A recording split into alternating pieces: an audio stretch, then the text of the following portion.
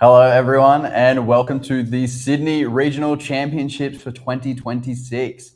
My name is Henry Rich, and I am joined here by Paul Amity. Paul, it's been a long time since we've been here. It's been a long time since we've been here, indeed, Henry. The last time we did this together was back in, would have been 2023. Yeah, it's been a long time. As we closed the show there, so we felt it was the most fitting to come together once again to reopen the show. So, Henry, let's run through and get a little bit of information out to everyone watching at home of everything that's going to go down this weekend. Yeah, absolutely. We know you've been waiting for the stream for a little while, and we'd love to jump right into it. But first, we're going to go over some things, some of the past results that we've had, and kind of how our regional structure and world's qualification system works here. Yes, that's right. So looking into it first, I believe we're going to go straight into what looks like the World Championship qualifications there. On the left, you're going to see the championship point payout for each placement. Of course, placement respective to a kicker. So if you win the entire tournament, not only do you get 350 championship points, you get that guaranteed Worlds invite that a lot of our trainers today are chasing, alongside some very solid championship points for other top placements as well. Yeah, coming in second, coming in that top 4 placement, definitely not something to be upset about. Gets you those crucial championship points, not just for the World Championships, but also you're looking at travel awards. Getting to travel around the world playing this game is one of the incredible opportunities that we have. Going to those big major events all across Europe, Latin America, and North America is a really big opportunity for players to go to. And you've also got to think as well how many people we get to see at the World Championships. Those auto qualifications from those first places at regionals get you in, and they don't take away from the number of each region's qualifiers. It actually increases it, and that's something that everyone strives for. Yeah. We see the North America and Europeans, they get that 80 players, and then down to Latin America to 60, Oceania at 20, and then Southeast Asia down to 5. Yeah, down to 5 there. We did see a lot of numbers rise from the previous year, last year. For Oceania, we're still at 20. We're not quite as large as every other region there, and we would love to look at sending over as many of our trainers as possible.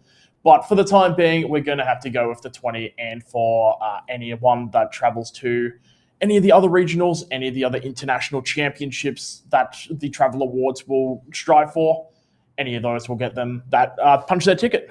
Yeah, we've seen a lot of players just from Oceania region alone traveling to those international tournaments. We've seen the big Latin American international championships. A few of our local Australians there, Nick Khan, Yoav Rubin, Kieran Singh, all doing really well, getting those really high placements, but not quite reaching that top 4 mark that gets you that auto qualification. But Yoav last week doing so well at Auckland, getting one of those qualification spots, and everyone else striving so hard to make sure they're in that top 20 by the time the season comes to an end. Yeah, absolutely. And a lot of them looking forward to it as well.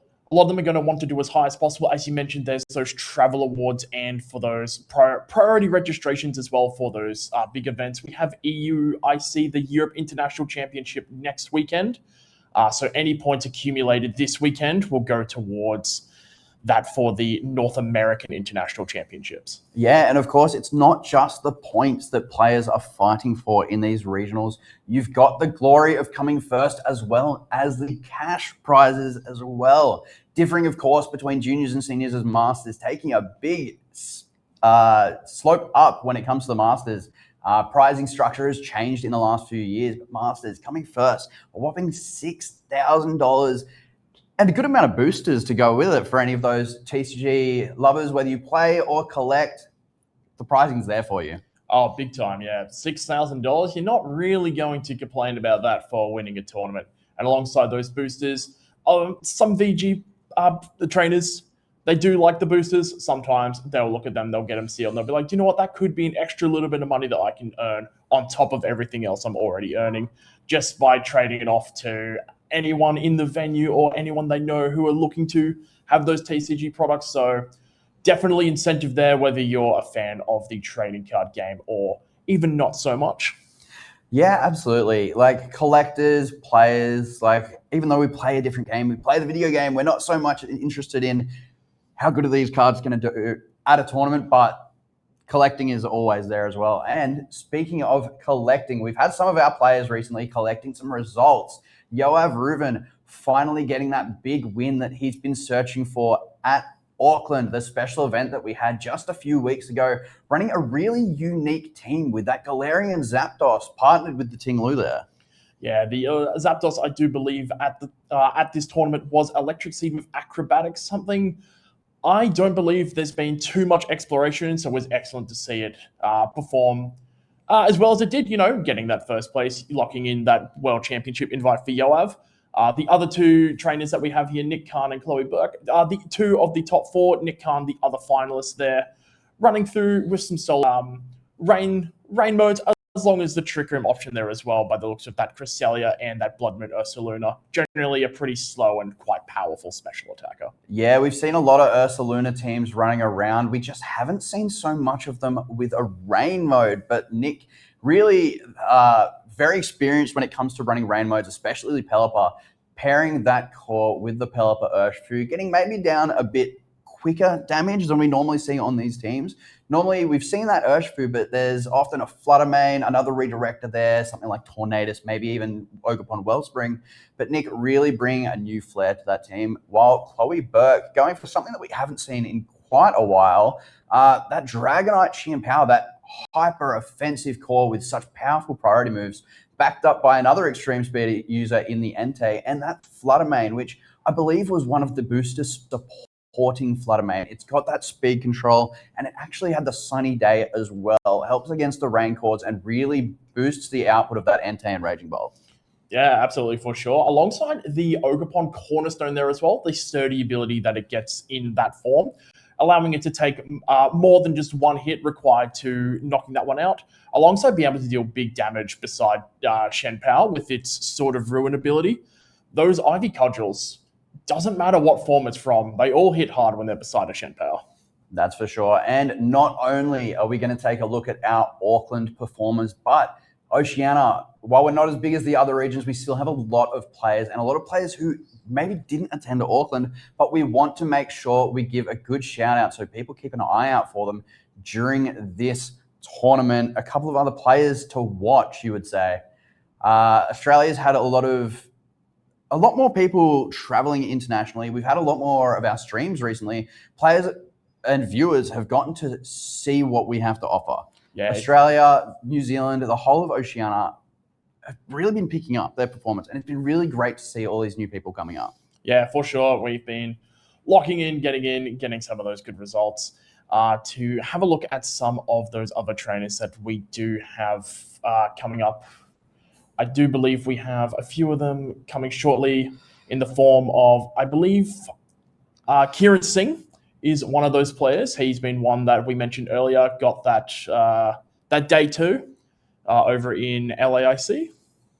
Yeah, Kieran Singh, Dimitri Koziaris, and Lewis Tan all have such strong performances in the past and are looking to plant another one on their resume this weekend. Dimitri Koziaris, a lot of people would know him as the man who popularized the Killer Wattrel Ursaluna team back in Regulation H, coming second at Perth Regionals with it. It didn't take off too much in that first iteration of Regulation H, but as we saw it in the last few months, Killer Wattrel, the Ursaluna team, it went absolutely insane. It was winning events left and right. It was making finals, top cut, so many amazingly high places, so many strong players using it. It really solidified itself as one of, if not the top team by the end of the format. It was the core that did win Brisbane after all as well, the previous event that we had here running in Australia. We do see player photos there. Just one of the results that we have. So Kieran's got that first in Melbourne 2024, winning that event. Lewis 10 as well with that second in the seniors division. So Lewis is still relatively on the younger side, but he's had a few years in Masters now, and he has been very promising. Yeah, Lewis has been having those consistent top cuts at Australian events, and Kieran as well. Kieran winning the Melbourne Regionals back in 2025 as well, and really piloting that Roaring Balance team, which he's known so well for. Such perfection He put in so much work for that over such a long time, and he really likes to make sure that whatever team he uses, whatever team he brings to a major, he fleshes it out. He makes sure he knows his matchups. He knows every little team can do and what his opponent's options are into it. And I'm really excited to see what he brings to the tournament this weekend because it's going to put in work. Yeah, absolutely. One of those players, just like many other of the top players, they know what they're going to bring. They know what they need to do to beat other teams. And when played at that very level, like Kieran, like Dimitri, like all the other trainers, that we've seen appear on this as well, they just know it. All about it, man. They just know all about it. So what we have in front of us now, we have some usage stats. I believe that's from Birmingham. Yeah, so unfortunately, we weren't able to get the stats from Auckland just in time, but we do have Birmingham here for you. It was an interesting tournament, a lot different to what we in Australia regularly.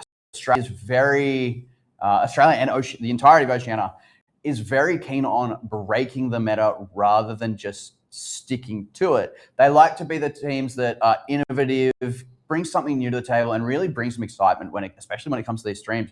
But in Birmingham, we saw such a flood of these Raging Bolt balance teams that when it comes to Regulation F, it's what everyone talks about. Carmine, Raging Bolt, Boost Lane, Urshifu, and the Ogerpons, putting in all that work. And of course, you can't leave out Incineroar. Every single that's around, it's there. It's clicking the fake out. It's parting, shotting out. It's coming back in and intimidating you again. Yeah. One of those, not quite got that legendary status that a lot of them that we see highly on that Pokemon usage, but it's got those key supporting twos to really allow them to thrive. As you mentioned, that fake out, that parting shot, that intimidate, even the knockoff, getting rid of items, very, very key. Items are very strong. You got something like the Assault Vest normally on that Rillaboom. You've got something like, I don't know, say like a Covert Cloak on the Tornadus for a lot of those bulkier Tornaduses that don't really run Focus Sash.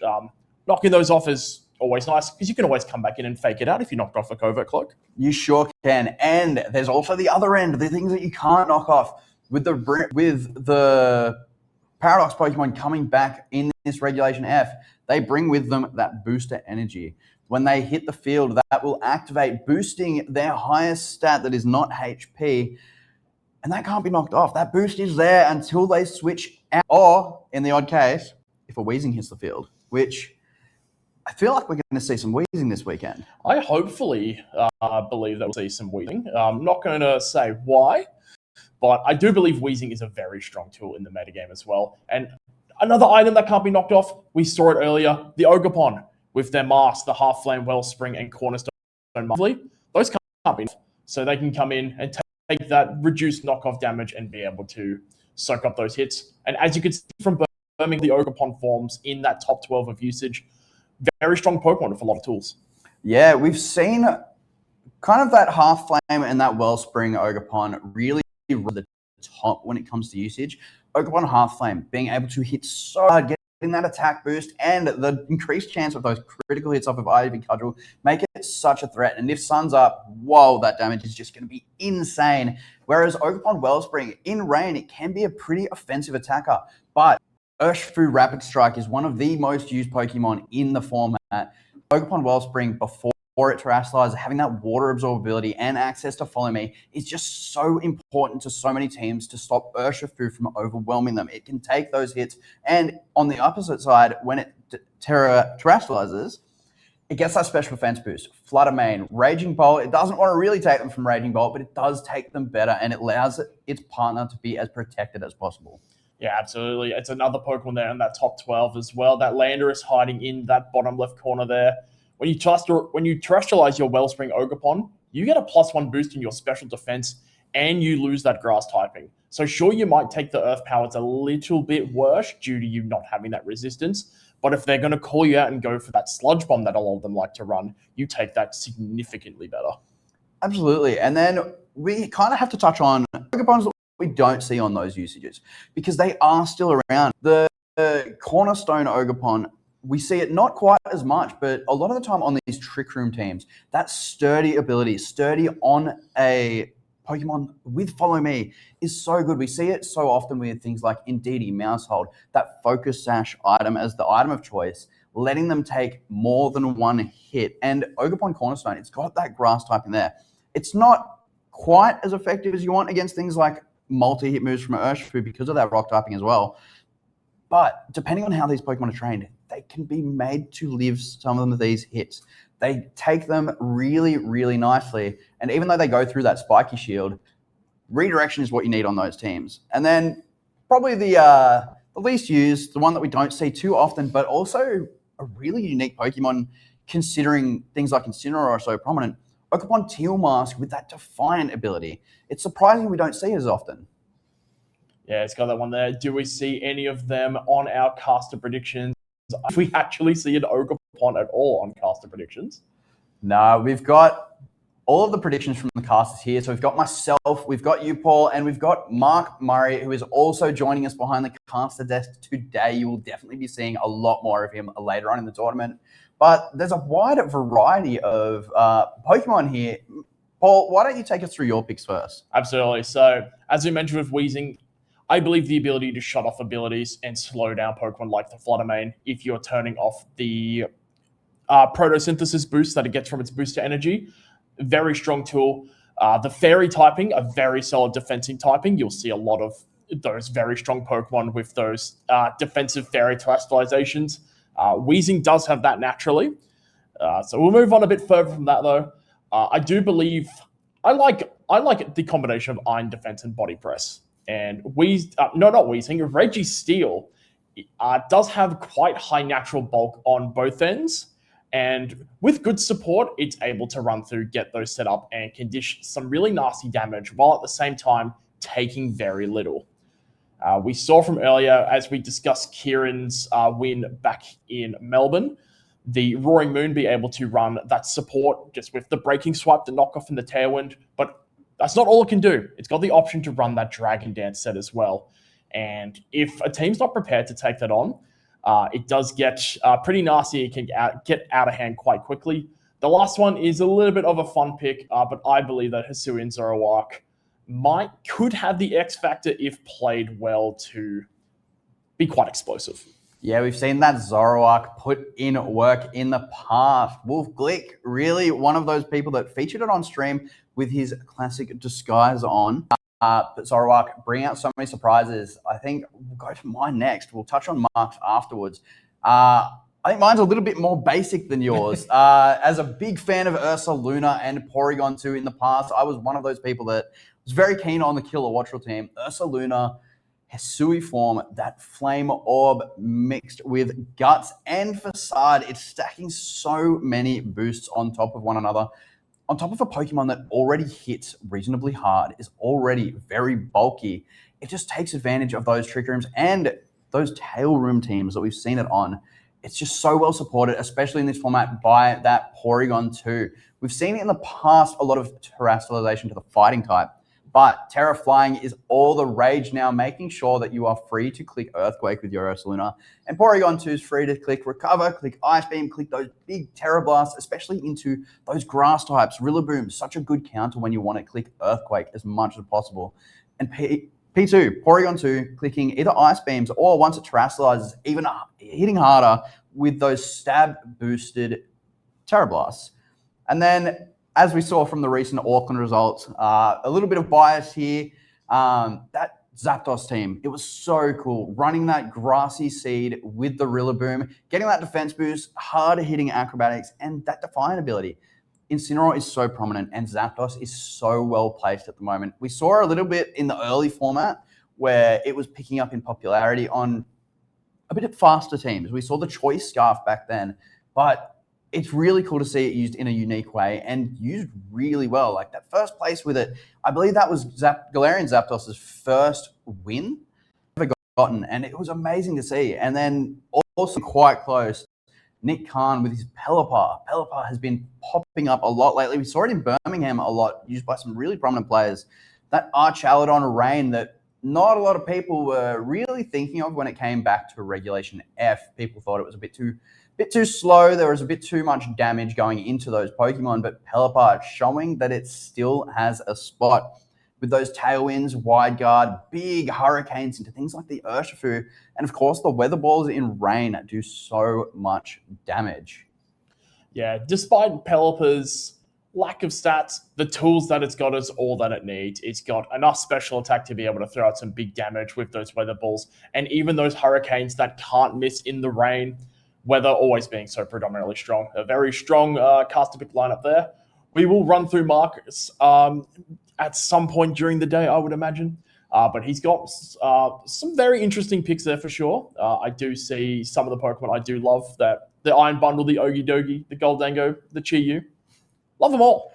Yeah, there's some very good Pokemon there. We've seen them putting in a lot of work recently. Goldango, Okidogi, getting some really nice high placements. Even Chi-Yu, it's dropped off the usage more than I think a lot of people expected. But there's still those big hyper-offensive Chi-Yu teams that are just so hard to deal with, because if you can't tank a hit or try to get some speed control and get a hit off first, those heat waves, those overheats, especially on the choice specs variants, are going to be hitting so hard, and you're going to be playing from the back foot pretty much from turn one. Yeah, those choice specs backed by a potential fire terrestrialization. That's not something that even resisted Pokemon want to switch into. It's just absolutely devastating damage, especially backed by its Beads of Ruin ability, dropping that special defense of everything else on the field. Just slightly, but it's enough. Yeah, and on the other hand, you've also got to take into consideration, while boosting your damage is amazing, making sure you get off a move in the first place, it's even better. A lot of those Chi-Yu also going for that ghost terrestrialization, making sure that those prominent Pokemon, those Rillabooms, those Incineroars, aren't clicking fake out, aren't stopping you from getting the damage out early that you really need.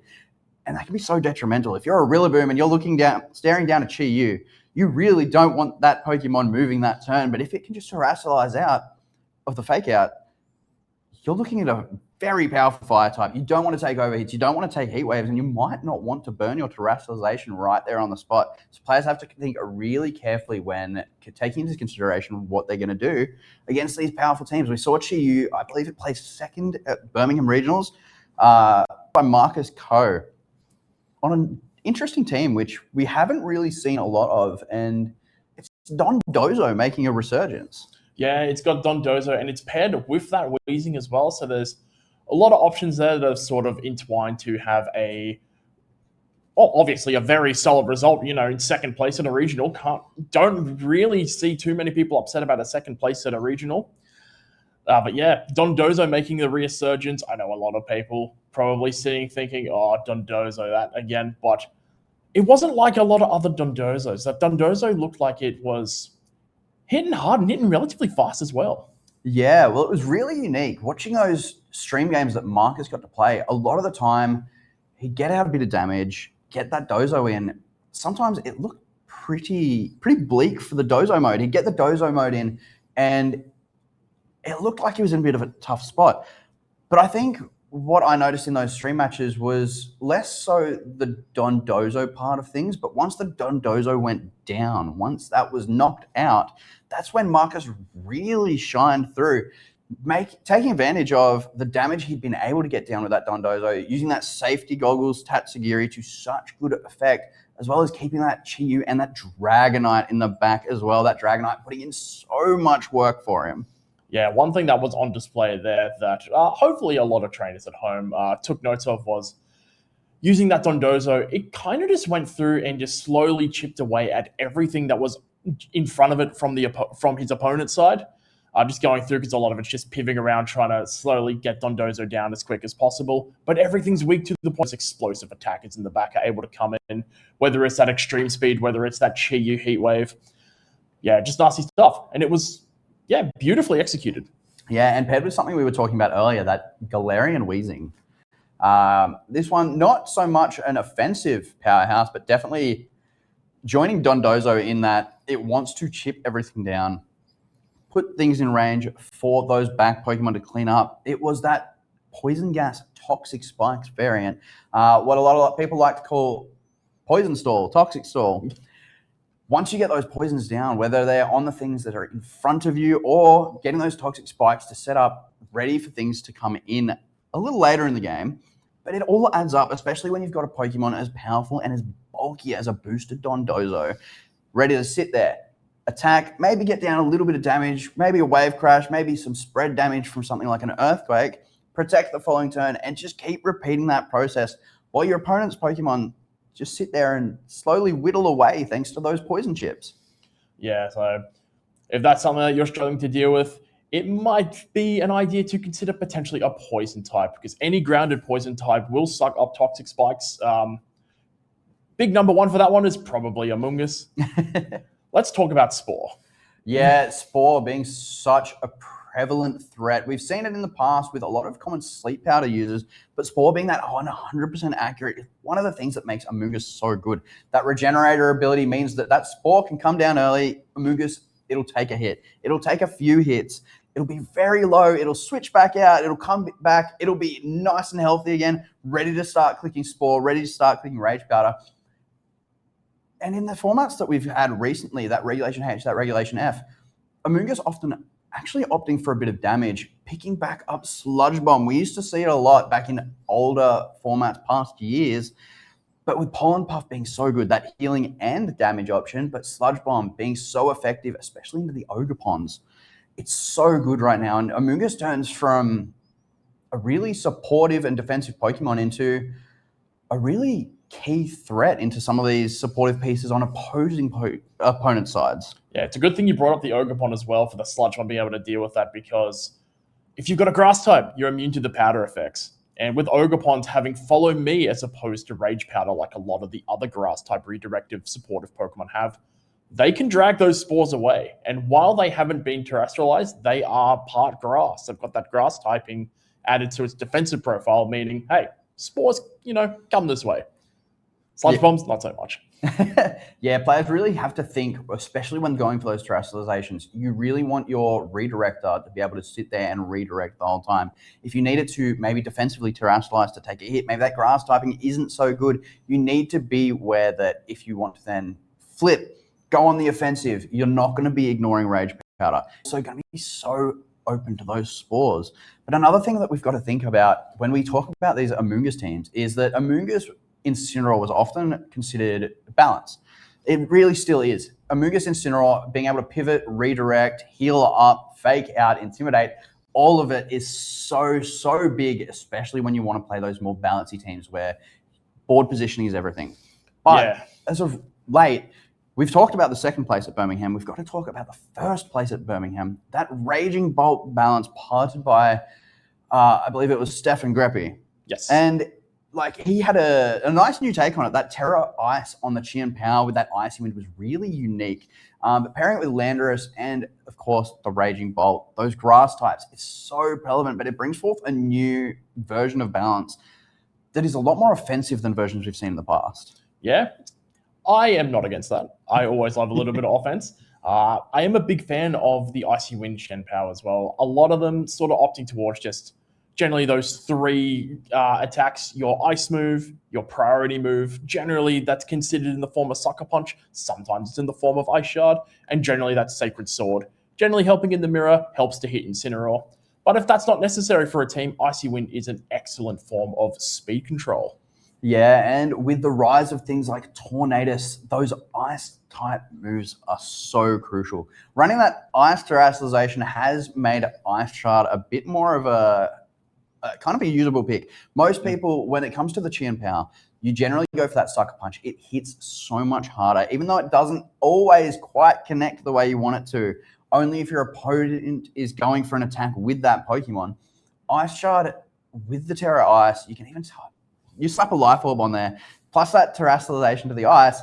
If there's a Tornadus in front of you, there's a good chance that it's not getting a Tailwind off that turn. That Prankster ability is great, but if in before quicker Pokemon, speed Pokemon, you really want to be able to take those hits. So we've also seen Tornadus, another really popular Pokemon, sometimes on the balance teams, but a lot of the time on these more offensive teams, setting up Rain Dance, setting up Tailwind for that Urshifu. You want it sticking around. It's been picking up Protect. It's been getting a lot more bulky.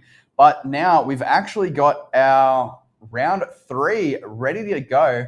It is going to be between Chloe Burke running that Entei, that Raging Bolt, that Chien Power that we were talking about before. No Dragonite now, but up against Nicholas Khan running another variant of the Raging Bolt balance, very similar to what came first at that Birmingham Regionals. Yeah, this is an absolute titan of a game. We saw two of these names here for two of our top four from Auckland. Chloe looking like they are running, I believe it's almost an identical 6. There's no Dragonite there. That one has been swapped out. And Nicholas Khan, on the other hand, not running Rain, running, as you said, more of the stuff that was doing well at Birmingham. Yeah, so Nick dropping that Trick Room, dropping that Ursaluna. There's no more Pelipper either, which he's known so well for. Instead, going for that consistent balance core. Auckland was a bit of a smaller event. A lot of players there willing to take risks with their team, knowing the field, knowing kind of a lot more of the players they're more likely to see. It's a lot easier to bring teams that you know are going to be good into things that your opponents like to run. But Sydney Regionals is a whole different monster. There's more players, there's more variants, and you want to have the consistency as high as you can. And balance at the moment, it really doesn't get more consistent than that. And as you can see, both of these trainers who did so well at Auckland, piloting their teams as well as they can and to really good effect. They're both here in round 3. They're starting the day off 2-0, but they're not clashing in top 4. They're clashing here in round 3. So only one of them can come out on top here. But whoever does come out not quite on top is still going to be in this tournament. They're still fighting to get to that day 2, fighting to get to that top cut and eventually the win. Yeah, so it'll be a big game between these two. None of them are out for that phase 2, as you mentioned. So we'll be seeing how it goes. We could probably have a quick look down and have a quick look and a little analysis of what we believe each trainer might look at bringing, potential leads that might come out as well. So we'll probably start here from Chloe. It's interesting. I could see a Flutter Mane lead, to be honest. Yeah, so one of the big things that you see between these two teams, you've got to think of speed control. It's one of the most important things in any matchup. Flutter Mane on Chloe's side, we've seen in the past that Auckland, it was that booster speed Flutter Mane running that Icy Wind and that Sunny Day to help boost the output on their team. On Nick's side, the only real speed control that you could see coming out from this team is from something like that Chien Power or the Rillaboom, Icy Winds, drum beating, which we don't see too commonly now. But that Flutter Mane is so well poised to make sure that Chloe's very hyper-offensive team, very hard-hitting team, is going to be moving first. And when that's happening, Nick's going to be on the back foot speed-wise, but balance is used to that. It's there to take those hits, make sure you reposition and hit back just as hard, if not harder.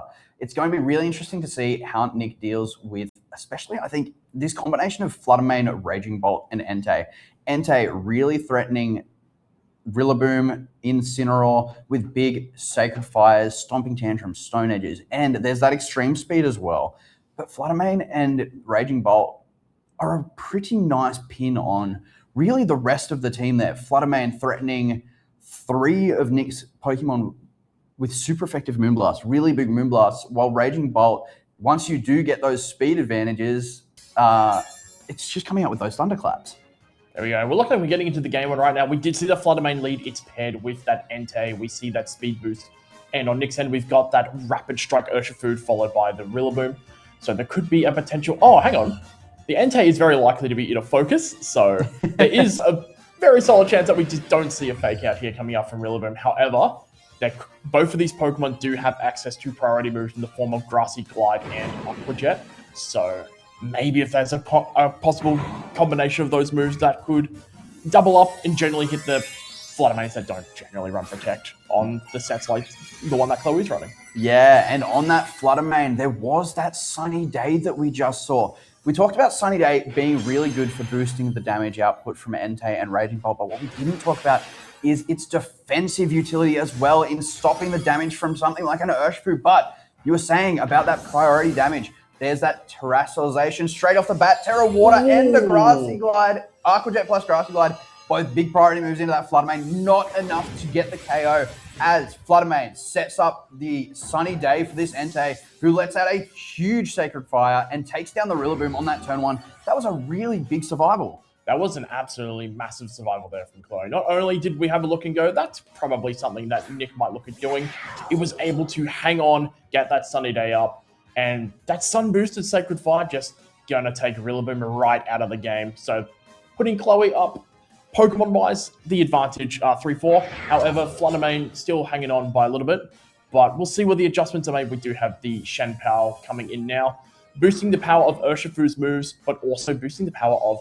Entei's attacks as well. Yeah, so Nick making sure while Chloe got that Sunny Day up, he's still going to boost his damage as much as he can. And this Fluttermane is so low, it is now more than enough, well in range to not go to, sorry. It's definitely in range of any of the priority attacks coming out from either of these Pokemon, and Urshifu, even in Sun, with that Terrestrialization to the Water typing, giving it that extra buff, and the Chien-Pao being onto the field, this Surging Strikes does so much damage. Entei recovering up as best it can with its Citrus Berry, just allowing it to hang on from that last critical hit Surging Strikes. All 3 hits, not quite enough, and another big Sacred Fire coming out in Sun and with that Chien-Pao as well. Not quite enough to do 50% to this Urshifu, but the burn, really something that Nick does not want to be seeing. But each turn that Nick's gone, he hasn't quite gotten the KO on one of Chloe's Pokemon, but each time they're always put really low, and with the amount of priority damage coming out on Nick's side of the field, we see Grassy Glide on Rillaboom, Aqua Jet on Urshifu, Ice Shard on this Chien-Pao. Bringing all these Pokemon so low really sets him up for the following turns.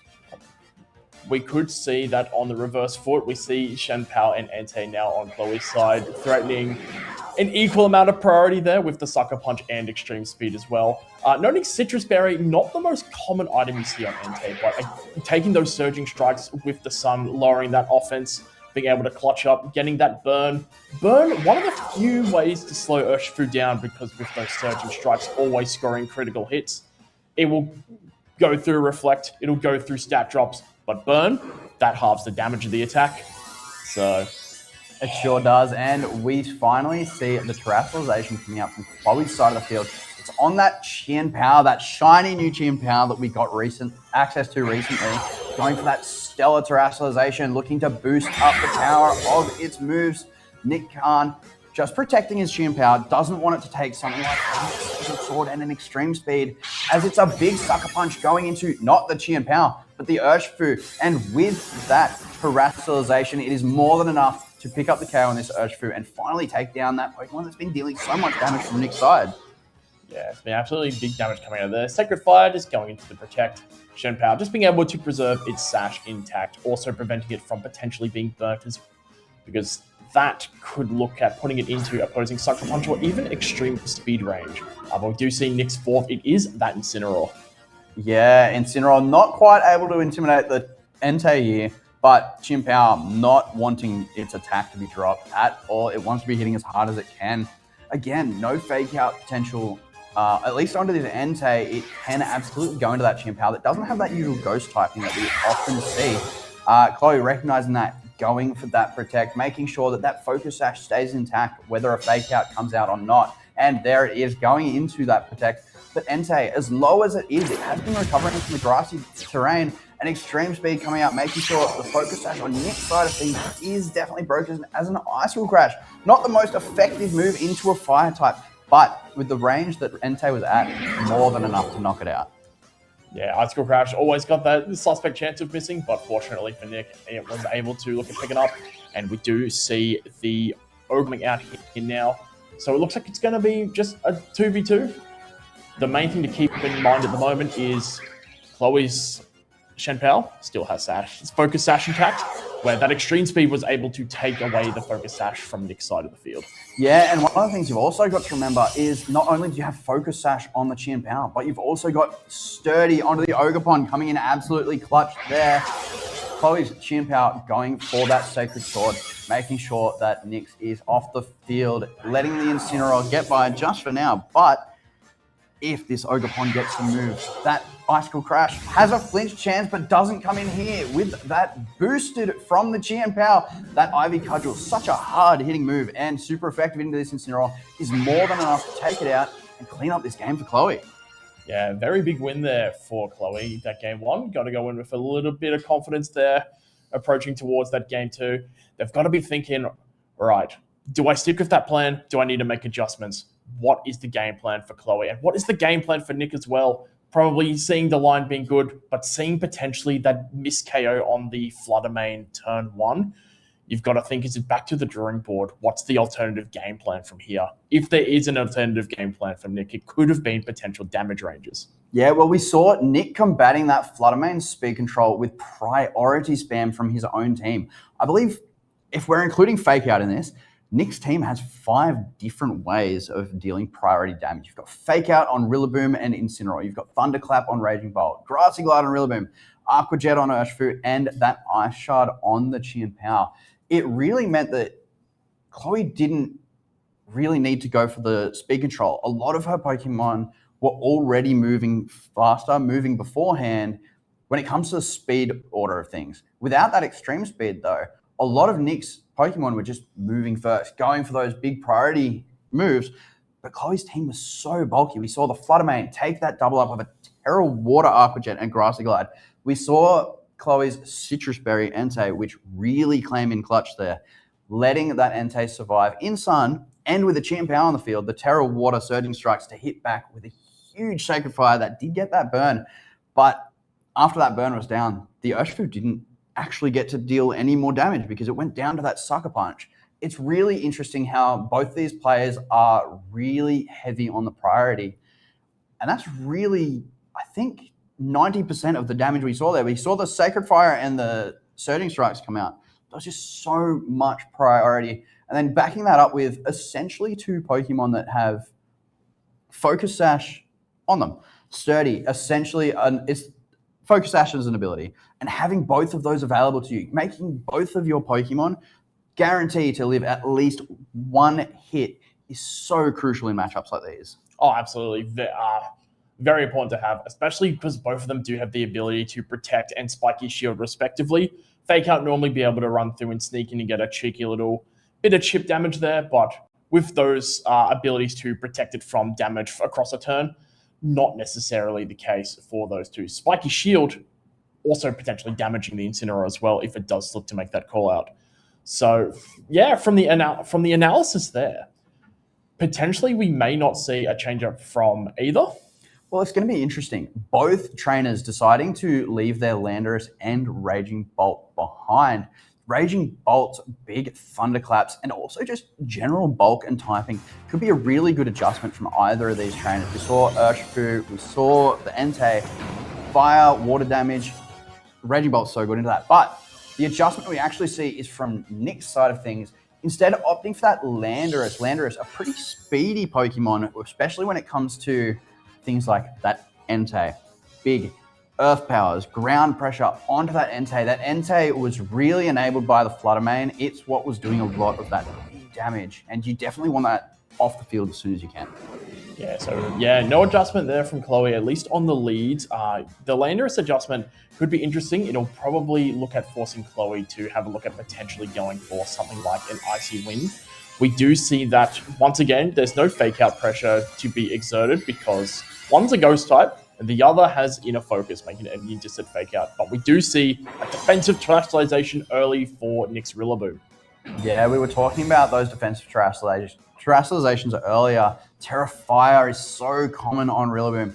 You take those big fire type moves, those big ice type moves, so much better. And here is, first off, an ice type move coming out. Rillaboom happy to take that. Grassy terrain, very likely to just put that back to full at the end of this turn. But Chloe actually not going for the Sacred Sword, calling that defensive terrestrialization, ignoring the Landorus completely, and going for the Stomping Tantrum as the Flutter Mane, not only taking that double up last turn, but taking a Wood Hammer this turn, surviving on just 1 HP. That was a huge hit. That's another big live there from that Flutter Mane. Rillaboom taking a lot of recoil there as well. You've got to potentially look it into perspective. Is that in range of an extreme speed from the Entei? Or do we need the Flutter Mane to potentially have a look at pivoting out and going in? But I did see what terrestrialization option that Entei had. Maybe we do see it there. But the Stomping Tantrum was a good call out there on that turn 1 as well. And just a good smart protect there from the Landorus, as Nick is going to continue to preserve it, knowing that the Ice Wind's going to be there, putting big damage on it. We see Incineroar coming out now from Nick's side of the field. Yeah, a really interesting turn of events on that turn 1. Chloe going all in on that Rillaboom turn 1. That Landorus there was threatening big Earth Power, threatening big damage into this Entei. But Chloe making that call, recognizing that this Landorus is under threat. Chloe knows that their Flutter Mane is bulky enough to take anything that Rillaboom is throwing at them. Icy Wind is threatening so much, and something like a Sacred Fire. Another Icy Wind coming out from this Flutter Mane.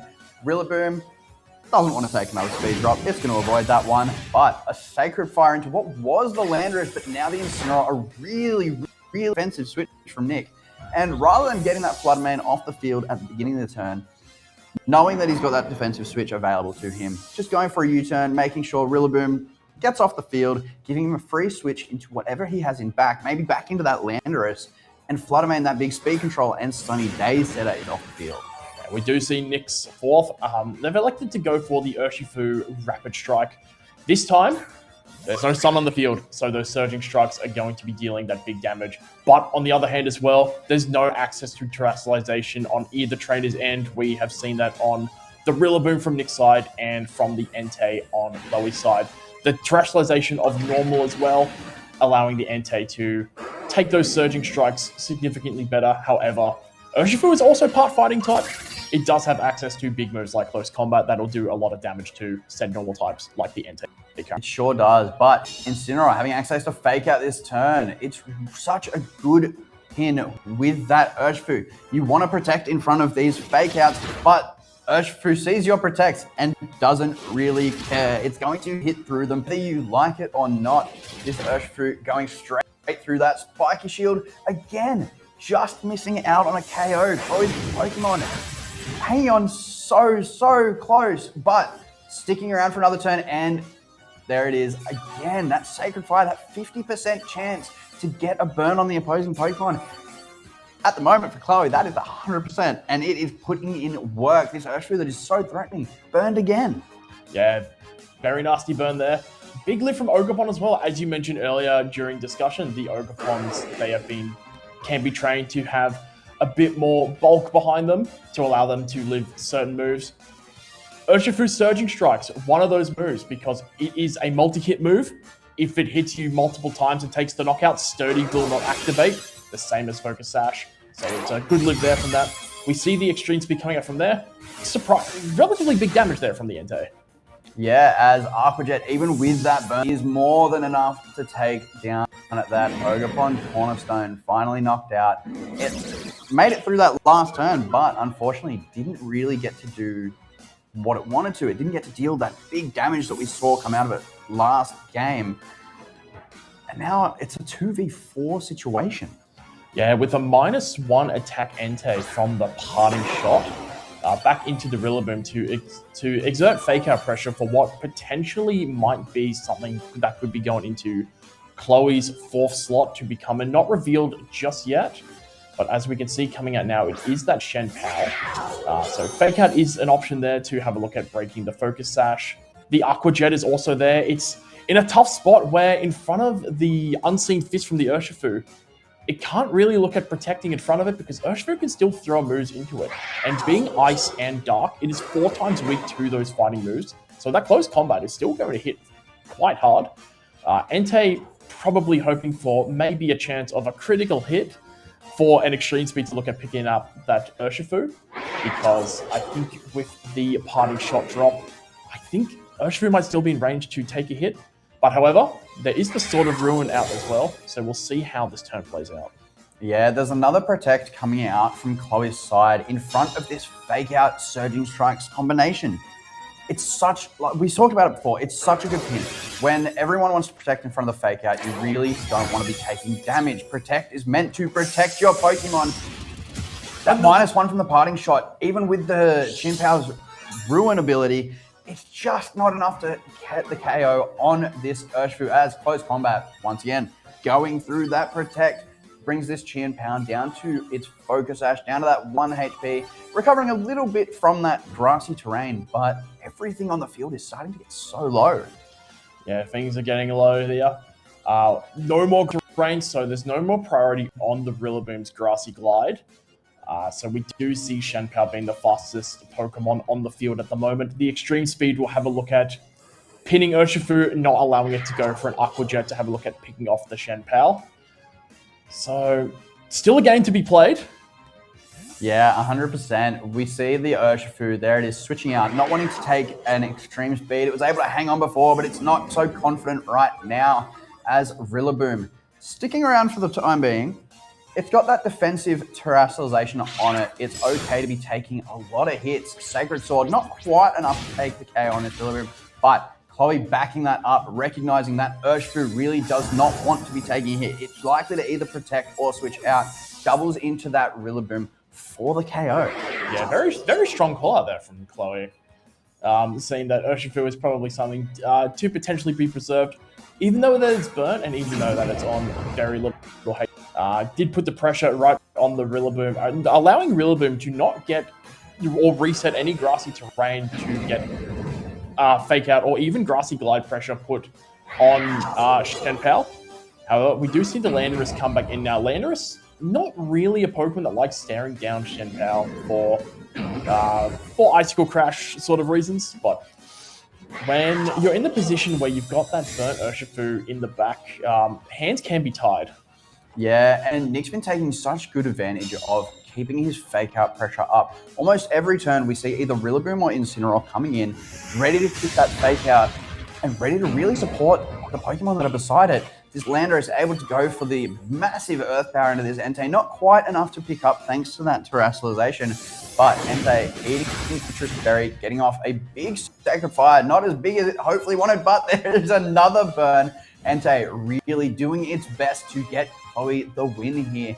That Fake Out likely would have been enough to pick up the KO on that Qian so a really good protect from Chloe there.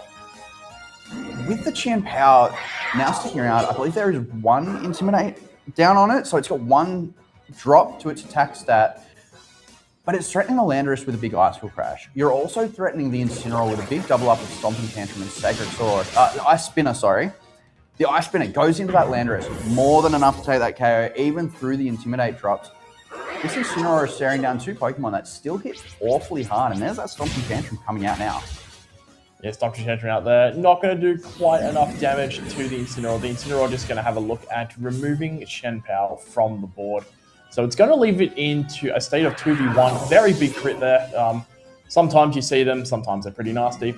That one, not so much. It's a Fire-type move into a very weakened Shenpao. However, what we're in now is a 2v1 position where we have a very weakened Urshifu and a fairly weak Incineroar against still above 50% normal terrestrialized Entei. So Chloe's going to be having a look at it going, what is my target to remove? What do I take the hit from the best? And they've elected to Urshifu, despite it being knocked out to burn at the end, to have a look at living a hit from Incineroar, maybe seeing if they can lift that Flare Blitz. It's coming out now. It does on 17. Oh, the burn! And another burn. So Chloe's Entei that's been getting all these really big burns for Chloe. Unfortunately, with that terrestrialization, takes one itself. But this Incineroar is so low. Taking out that Urshifu was the correct play. Not wanting to take a close combat. And even with that burn, Entei hanging on till the very end and able to get that KO with the Stomping Tantrum on the Incineroar. Nick had adjusted so well in that set. He changed his game plan. He made it a lot more defensive. We saw game 1, both players going for those big offensive attacks. Terrestrialization off the get-go. Big sunny day Sacred Fires. And it was just back and forth, trading KO for KO until Chloe's slightly more bulky Pokemon and slightly faster Pokemon came out on top. Game 2, Nick switched it up. Let's go that terrestrialization to fire turn 1. Let's protect. Let's switch out the Incineroar. Really kept up the pressure, especially with that Urshifu and Fake Out combination. It's so dangerous. But Chloe's Pokemon were able to hold on to the very end, making some really crucial calls, especially when it came to defensive switches from Nick's side and doubling into the other Pokemon, making sure you secure that KO. And it was able to bring Chloe out on top here. Yeah, big moves made from both of these trainers. That's why two of them top four at Auckland. It's that showcase right there. Like that is just the kind of play you would see from both of these two. Very strong set between the two. Chloe getting the edge out during this set with some really great plays, some really good doubling on those switches, as you mentioned as well. Sort of double targeting slots that weren't protecting, knowing that Nick has pieces to be preserved when going for those switch, capitalizing on them. Good aggressive play from Chloe in that regard, slowly allowing that momentum just to maintain in their favor to come through and get the set win. Yeah, and it absolutely comes from experience with the team as well. We saw Nick change teams between Auckland. It shows that he maybe wasn't confident in that team, or maybe found this team that he was a lot more confident in, wanted to use this, thought this is the team that's going to take me all the way. But Chloe, this is the same core that Chloe used at Auckland. There's no Dragonite anymore, but it is still 5 of the same 6 Pokemon. And Chloe's been using this for a while. I had the privilege of playing Chloe, I think it was a couple of weeks ago in the online at Grand Challenge. And the Sunny Day Flutter Mane immediately caught me off guard off of turn 1. But they've been using it for so long now. And we see in this set how experienced they are with it. To be able to make those calls, a lot of them locking in really fast when you'd expect it to kind of take those decisions, take your time, really think it out. Chloe was able to make those really quickly, and it paid off massively here. Yeah, absolutely big time. So congratulations to Chloe. Moving on 3-0. Nicholas Khan still in it at 2-1. You do need to have a record of, I do believe for us, it is 6-2 or greater to move on to phase 2 of the tournament this weekend in Sydney.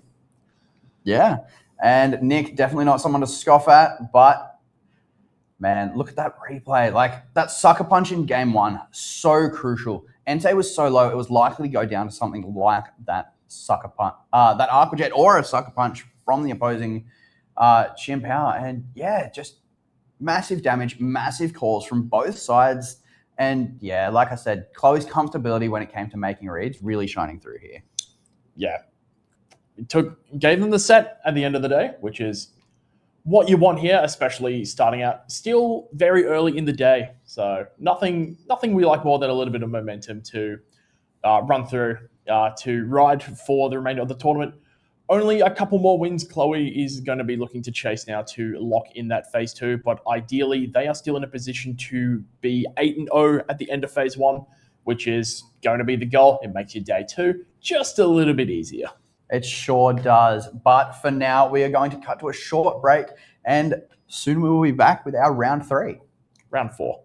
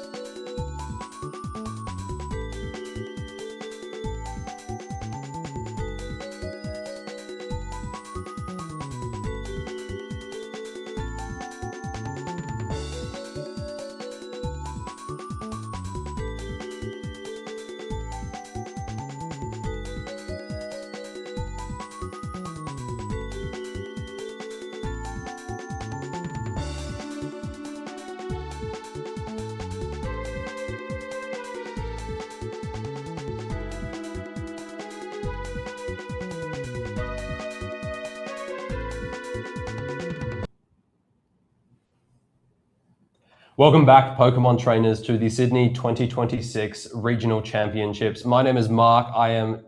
It's my pleasure joining Paul here on the desk, as well as Henry, and I will be here along with these two guys to be bringing you all the action here at the Sydney Regional Championships. Paul, we just had round 3 on stream. How are you feeling after that match? Absolutely hyped up. That was an incredible game that we had between Chloe and Nick.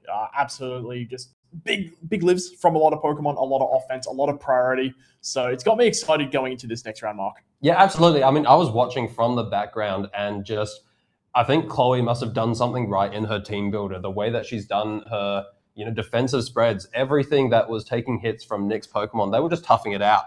Everything was sticking around, and she was able to use that absolutely to her advantage. That was an awesome game to watch.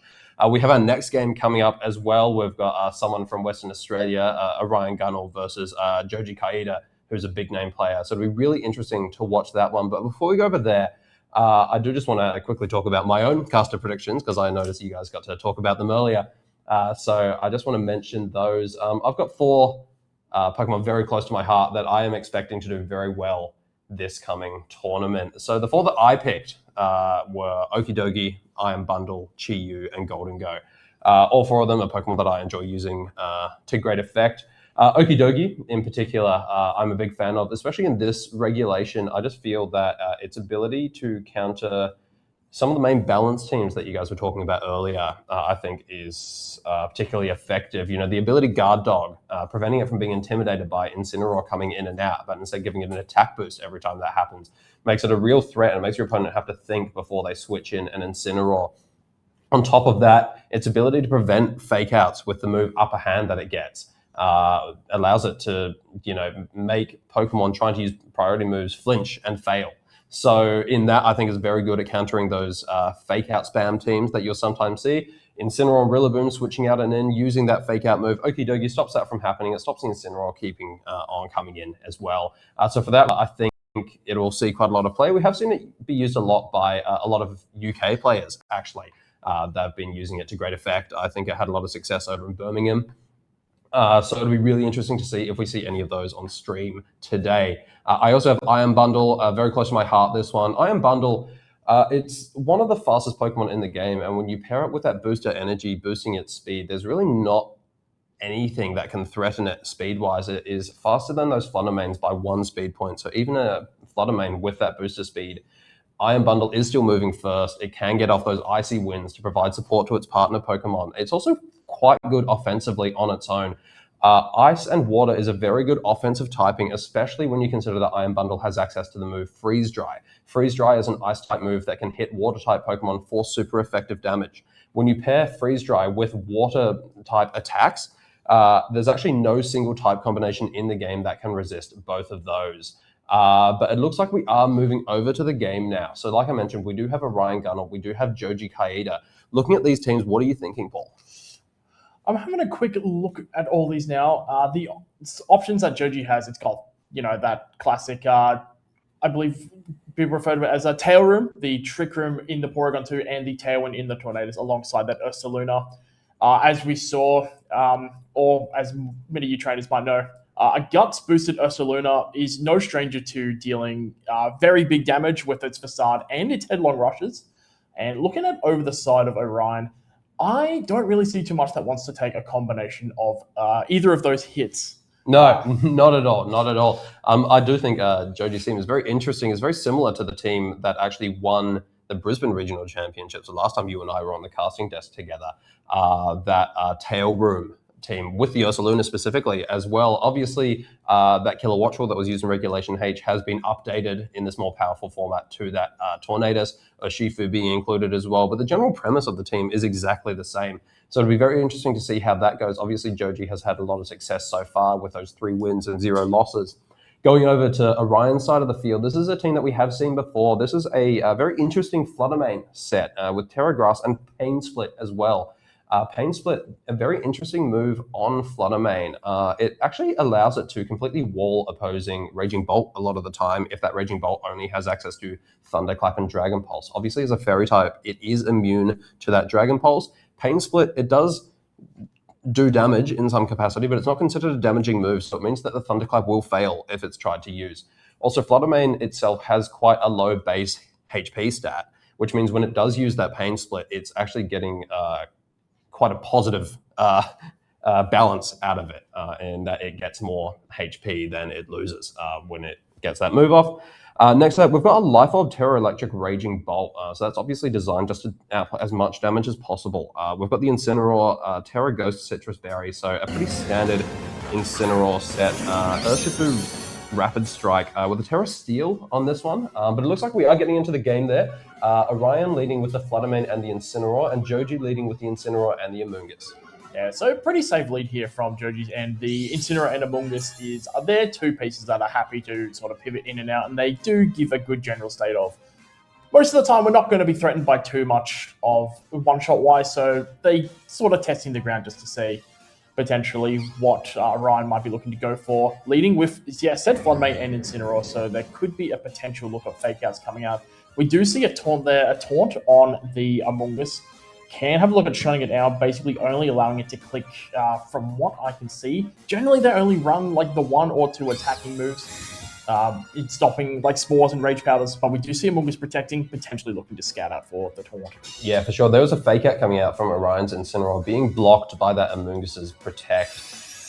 Fluttermane going for a Moonblast into that Incineroar. That's going to deal respectable damage, although obviously without the choice specs, Fluttermane isn't doing as much damage as it sometimes does. U-turn coming out from Joji's Incineroar just to get a good reposition in there. Yeah, so have a look to see what Joji wants to bring in here. Depending on what's coming in, we do see it now, and it is the Urshifu Rapid Strike there. Going into there, Urshifu's got to have a little eye on that Moonblast, potentially having a look to see if it can take it out or not. Fluttermane does have the Grass Chastalization at its disposal as well, in case it wants to run through to see and bypass a Rage Powder. Being a Grass type, you're immune to those Powder moves' effects. Rage Powder is one of those. So if that does happen, and can have a look at running through, getting a big damage, potentially even a knockout on the Urshifu, depending on how that's trained from Joji's end. The Incineroar, I don't know if it wants to stare down something that can click Surging Strikes into it, so potentially a pivoting option comes out here. But we're going to have a look to see the Fluttermane switch out here, Mark. Yeah, that was a very interesting one to see. Fluttermane seemed like it was pretty well positioned, but obviously Orion is just trying to put himself into a position he feels more favorable. Rillaboom coming out here, setting that grassy terrain and allowing the Rillaboom to be getting that fake out in next turn. Looks like we're seeing a Terrestrialization come out from what appears to be Joji's side of the field, going for that Terra Steel on that Urshifu, clearly looking to resist a potential Moonblast coming out from that Fluttermane. Terrestrialization also Orion's side of the field, which will presumably be into the Incineroar, clearly worried about the Surging Strikes coming out from Joji's side. Yeah, so a lot of 2 defensive Terrestrializations there. Basically, it's a chain effect from the Fluttermane that decided to leave the field there. But we do see the Surging Strikes come out, having that Ghost Terrestrialization there on the Incineroar will allow it to significantly take those hits better, just with a bit more comfort there. We do see the Incineroar having a little nibble on the Citrus Berry as well, getting itself back to above 50% HP. We do believe I see the Incineroar take it there. There's the Life Orb there from the Urshifu as well. We see the knockoff coming out there on the Incineroar onto the Amoonguss, knocking off said Citrus Berry, just preventing it from getting some health, and being able to resist the Sludge Bomb there thanks to the defensive Ghost Terrestrialization typing. So pretty solid Terrestrialization from Orion there into both of those attacks thrown out there by Joji. Yeah, for sure. I mean, so quite a passive turn there overall. Obviously, Joji dealing decent damage to that Incineroar, even with that Ghost Terrestrialization, getting at least through that Citrus Berry, whereas Orion going for a much more passive reposition, and not a lot of damage on that knockoff. There's the fake out going into the Urshifu, making sure it isn't going to be moving this turn with that flinch. Incineroar using Parting Shot into the Amoonguss, clearly predicting a switch there. And that is going to lower the attack and special attack of the Amoonguss as Orion is going to switch out his Incineroar to be able to bring in a Pokemon from the back. And eyeing off the options there, is it going to be the Urshifu? Is it going to be the Fluttermane? It does look like Orion has elected to have that be the Fluttermane, and it's going to be a target that's going to be put to sleep by Spore. Spore, just one of those very powerful moves, 100% accurate sleeping move. Sleeping is a very strong status position because it can last up to 1 to 3 turns, a little bit inconsistent, but when you hit those 3-turn sleeps, it's a bad feeling when you're put to sleep. It's a good feeling when you're the one putting things to sleep. Yeah, absolutely. I know many players in the VGC community have a love-hate relationship with that spore. You know, you can use it to great effect, but when it happens to you, it's a bad time. Yeah, so just there, the Fluttermane is going to burn. There's a guaranteed turn of sleep there to be taken there. Trux is going to come out. Ooh. That is potentially looking like big damage there.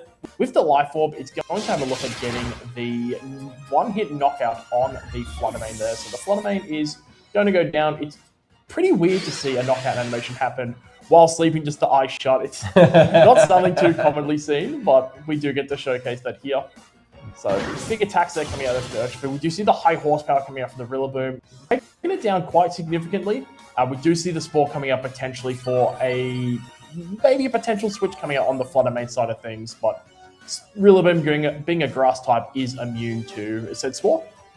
Yes, yeah, exactly. So fortunate on Orion's side to keep that Rillaboom in, but he is now down to 3 Pokemon versus 2, so it'll be interesting to see if he is able to bring that back. Incineroar coming back in, it is set up to go for a fake out here if it so wishes, which would allow the Rillaboom to move with some amount of impunity, but we'll have to see what Joji does in response to that. That Urshifu is still threatening to output massive damage, and the Amoonguss is still threatening a Spore as well, but the Amoonguss is going to switch out there. Joji clearly just trying to preserve it for the end game, and instead is going to send out his own Incineroar, so that's going to drop the attack of both Orion's Rillaboom and his Incineroar, and position him to get a fake out off in the following turn if he needs it. Protect there, or rather detect, coming out from the Urshifu to keep it safe from any moves there, and it works to great effect, keeping it safe from the high horsepower. Yeah, very solid defensive turn there from Joji. Joji being aware that big moves can come out from the Incineroar and the Rillaboom as well. Fake out was live from Orion's end as well. So being able to pivot Amoonguss out, not only to get Incineroar in, that deals relatively well into both of the Rillaboom and the Incineroar when intimidated, but also getting some health back on the Amoonguss. The Amoonguss with that regenerator ability, going to be healing back. It will be fairly close to full HP coming back in, so Amoonguss maybe we might see linger around for a little bit longer, but we are going to reveal the fourth here on Orion's side. It's going to be their own Urshifu Rapid Strike coming in to take a Rapid Strike from Urshifu.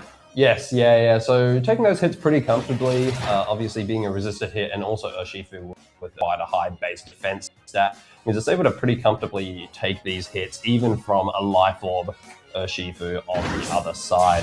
High horsepower coming out from Orion's Rillaboom. That is going to pick up the knockout, so that is going to take it to a 3 versus 3.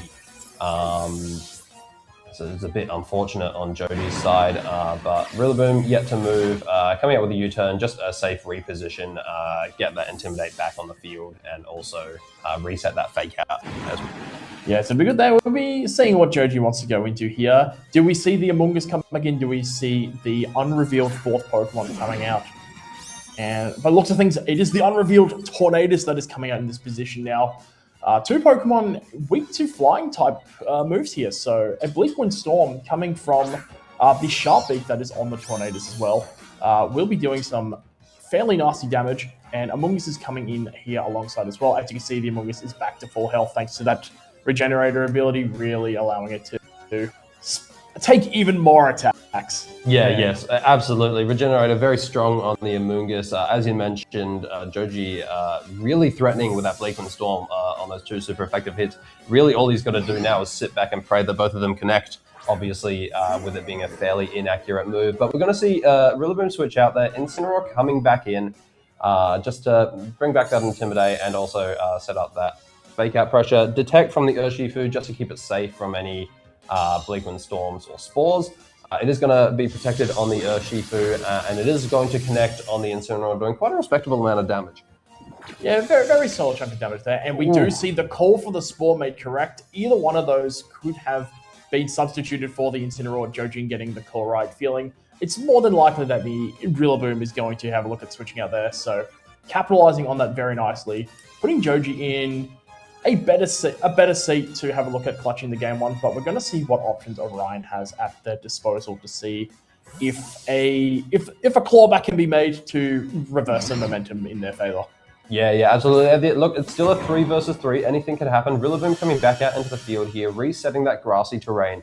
which will actually allow Incineroar to regain a little bit of health over the next few turns. Bleakwind Storm here coming back out. He's going to miss the Rillaboom, which I think is pretty crucial for Orion here, being able to keep the Rillaboom on full health and not take that super effective Sharp Beak boosted Bleakwind Storm. Very fortunate. It is going to take out the Incineroar on Orion's side there. Spore coming out is obviously not going to work into the Rillaboom because it is itself a grass type. And now we're seeing back into the position we had earlier, the two Pokemon weak to Bleakwind Storm in front of Bleakwind Storm. We do believe that there is an option here to potentially have a look at protecting the Tornadus, but it's always rough to do so when you're staring down an Urshifu as well. But there is that Rage Powder at Amungus's disposal to help at redirecting those moves. There's also the other option here, which is to swap in the Incineroar to keep Tornadus protected over that turn to get the Intimidate on both of the Rillaboom and the Urshifu, and, you know, get Fake Out for the following turn coming up. Yeah, absolutely. So Fake Out coming out into the Amoonguss, just preventing any Rage Powders or Spore. Surging Strike's coming out into that Incineroar. That is going to pick up the knockout here. But I think Joji probably realized that when he sent it in. I think he knew that Incineroar was not long for this world, and it simply just allowed him to keep Tornadus safe, tucked in the back, to come back out, now free from the threat of Fake Out. Yeah. Joji knowing, I'm believing that the win condition is going to be Tornadus staring down these two here. In my assessment, I would say that is probably a strong call there from Joji, but it will always come down to something as simple as Bleakwind Storm. It's not a perfect accuracy move. There is the chance to miss. It looks like there is going to be a miss there. Miss onto the Urshifu, so it is going to hit that Rillaboom, but because the Rillaboom avoided it earlier, it is going to stick around there. Surging Strike's coming out and probably not doing quite enough damage as much as Orion would like. It looks like Tornadus is going to be able to tough these ones out and will probably be able to stick around for another Bleakwind Storm next turn. Although Woodhammer also coming out from the Rillaboom, and that is going to pick up the knockout on the Tornadus, which means it is just down to Amoonguss versus the world. Yeah, there's no redirection there from the Amoonguss that turn, just going for the Sludge Bomb into the Rillaboom. Is going to look at knocking it out. However, with that gone, Amoonguss still at full HP, being both resistant to fighting-type moves and water-type moves. You've got to think, Amoonguss could have a look at potentially running away with this 1v1 against the Urshifu here. Yeah, absolutely. I mean, Urshifu, it's not known for having the highest special defense stat, and Amoonguss, it is running that Sludge Bomb. So, we'll have to see with enough Spores and Sludge Bombs, it might be that Amoonguss is actually able to 1 versus 1 against the Titan of Regulation F, that is Urshifu. Surging Strike's coming out, and it's really not doing a lot here. Just slowly chipping away at the Amoonguss, but there are still a couple of turns of grassy terrain left for Amoonguss to heal some of that back up. So it's going to be interesting if those Surging Strikes are going to be enough to take out the Amoonguss before Amoonguss is able to chip down the Urshifu using those Sludge Bombs. Bearing in mind, Amoonguss also has that Spore, which means that Urshifu is going to be asleep for at least the next turn, if not the next 3.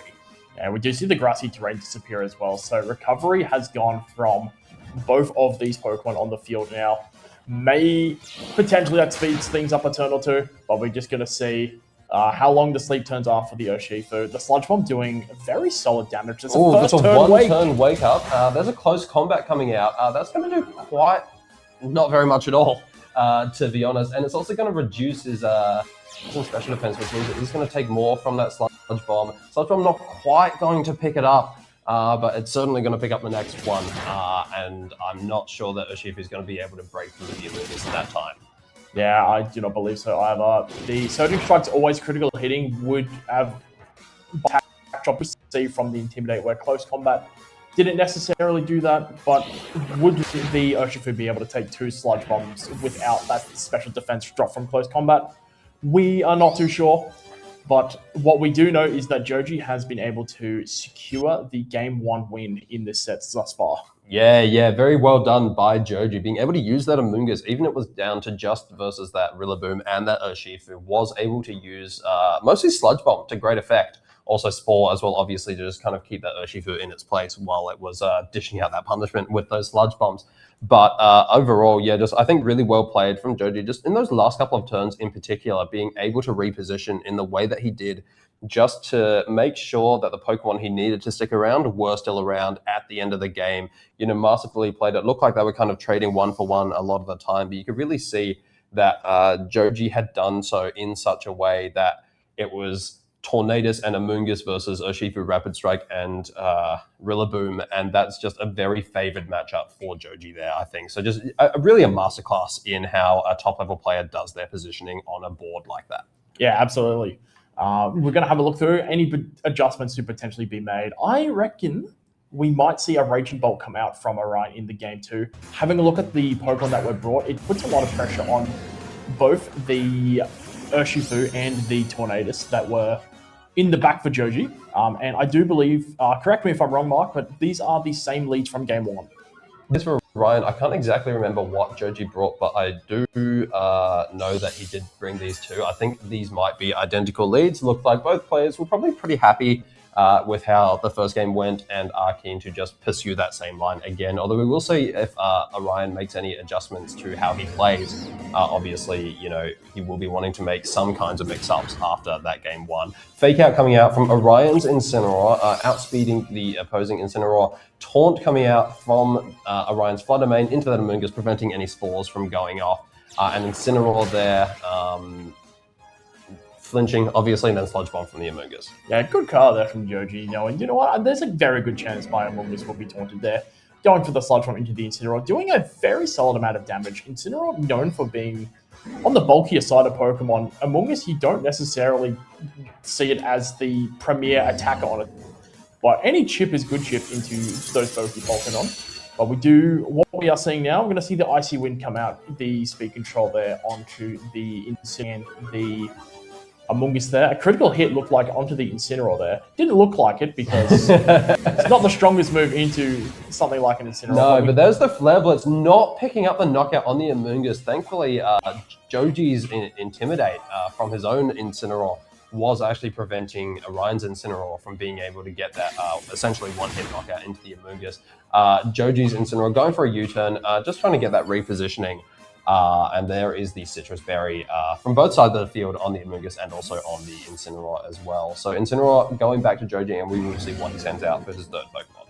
Yeah, we do know that the Amoonguss is taunted and it will be clicking Sludge Bomb. It'll be interesting to see what option is going to be there. It's going to be the Ursaluna coming in as well, which is a really nice pivot there into the Ursaluna, because instead of waiting that extra turn you normally need for that Flame Bulb to activate, because it's on the field during the battle phase at the end of turn, it does get its burn immediately.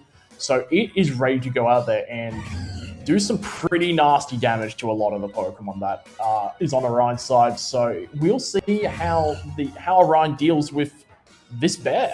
Yeah, absolutely. So like you said, not really much on Orion's side wants to be taking a hit from that Ursaluna. We are seeing a reposition there. Incineroar coming out and Rillaboom coming in, setting up that grassy terrain and potentially resisting a ground-type move if that is what's coming in from the Ursaluna. Joji's switching out his Amoonguss, which as we know was only able to click Sludge Bomb, and it is going to which we will see as soon as our screen catches up to us. Yeah, I see the switch in there is pretty smart, because if it is a Tornadus Fourth that does come out there will be an Earthquake that could potentially come out from the Ursaluna. We do see a Terrestrialization that looks like that is on the Ursaluna, the Ghost Terrestrialization that is there. So there is a possibility that an Earthquake is coming out. We do see that the Tornadus is the one that's out there. Yeah, it looks like a Tornadus is going to dodge that Icy Wind.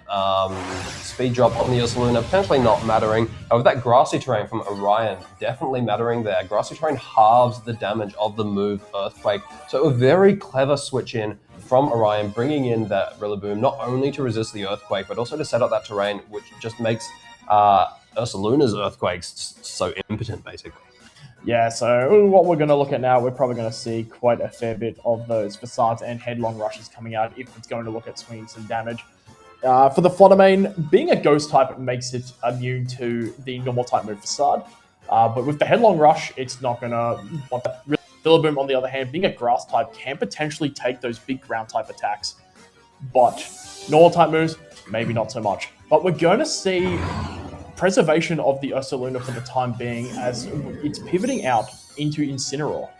Yeah, Incineroar coming in with that Intimidate, dropping the attack of the Rillaboom. Also dropping it off the Fluttermane, which is less relevant there. Another Icy Wind coming out from that Fluttermane. Orion, a big fan of that button, evidently, but just really maintaining the speed control because that Tornado isn't holding the Covert Cloak that a lot of them do. It is going to have that speed drop. Woodhammer coming out from the Rillaboom into the Incineroar, but with that -1 attack and with that resistant typing, it's not going to do a lot. Bleakwind Storm coming out there, doing a lot of damage to both of the Orions. Yeah, pretty big damage coming out of there. We do see the grassy terrain is keeping things alive for the time being. We do have the option, as we mentioned at the start of the game when going over the teams. Fluttermane does have access to Pain Split, and there is an Amoonguss, there is currently an Incineroar on the field, and there is an Ursaluna. All three of those are very large natural HP when you compare it to Fluttermane. Quite a lot of health. Yeah, absolutely. So yeah, Pain Split will do quite a lot in regenerating a lot of that Fluttermane's health. And there is a Pain Split going off into the Incineroar. Fluttermane back up to the green, whereas the Incineroar is going to lose a fair bit of its health. Bleakwind Storm coming out there. It looks like it is going to exactly what the aftermath of the Tornadus has wrought. Yeah, looking at the damage from what we saw earlier from the Fluttermane, it looks like it may potentially be able to tank that relatively well. Incineroar may be the same from what we saw in Game 1, uncertain of any critical hits that do happen. But we do see that there is no more Incineroar on the field from either side. Potentially there was a U-turn that's there. The Ursaluna is now on the field, looking to potentially take a little bit of grassy terrain healing and a little bit of burn as well. Yeah, exactly. We do apologize, trainers. Sometimes technology is our friend, sometimes it is our worst enemy. We are doing our best to try to get this stream to you as smoothly as possible. But in the meantime, we'll let you know what's going on based on the slideshow that we have in front of us.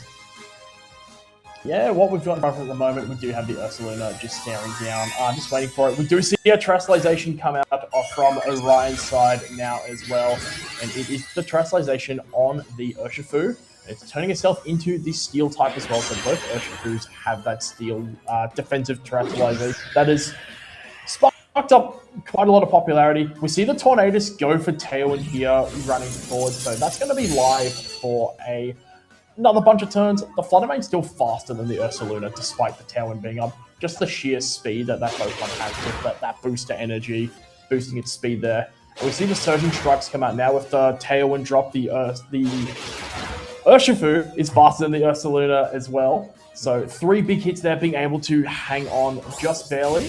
Yeah, not quite able to pick up the knockout. Headlong Rush coming out here. Joji not clicking that facade like I think Orion was expecting him to, and that is going to pick up the one-hit knockout on that Urshifu, especially with that super effective hit into that now Steel Urshifu there. Urshifu is going to get taken out.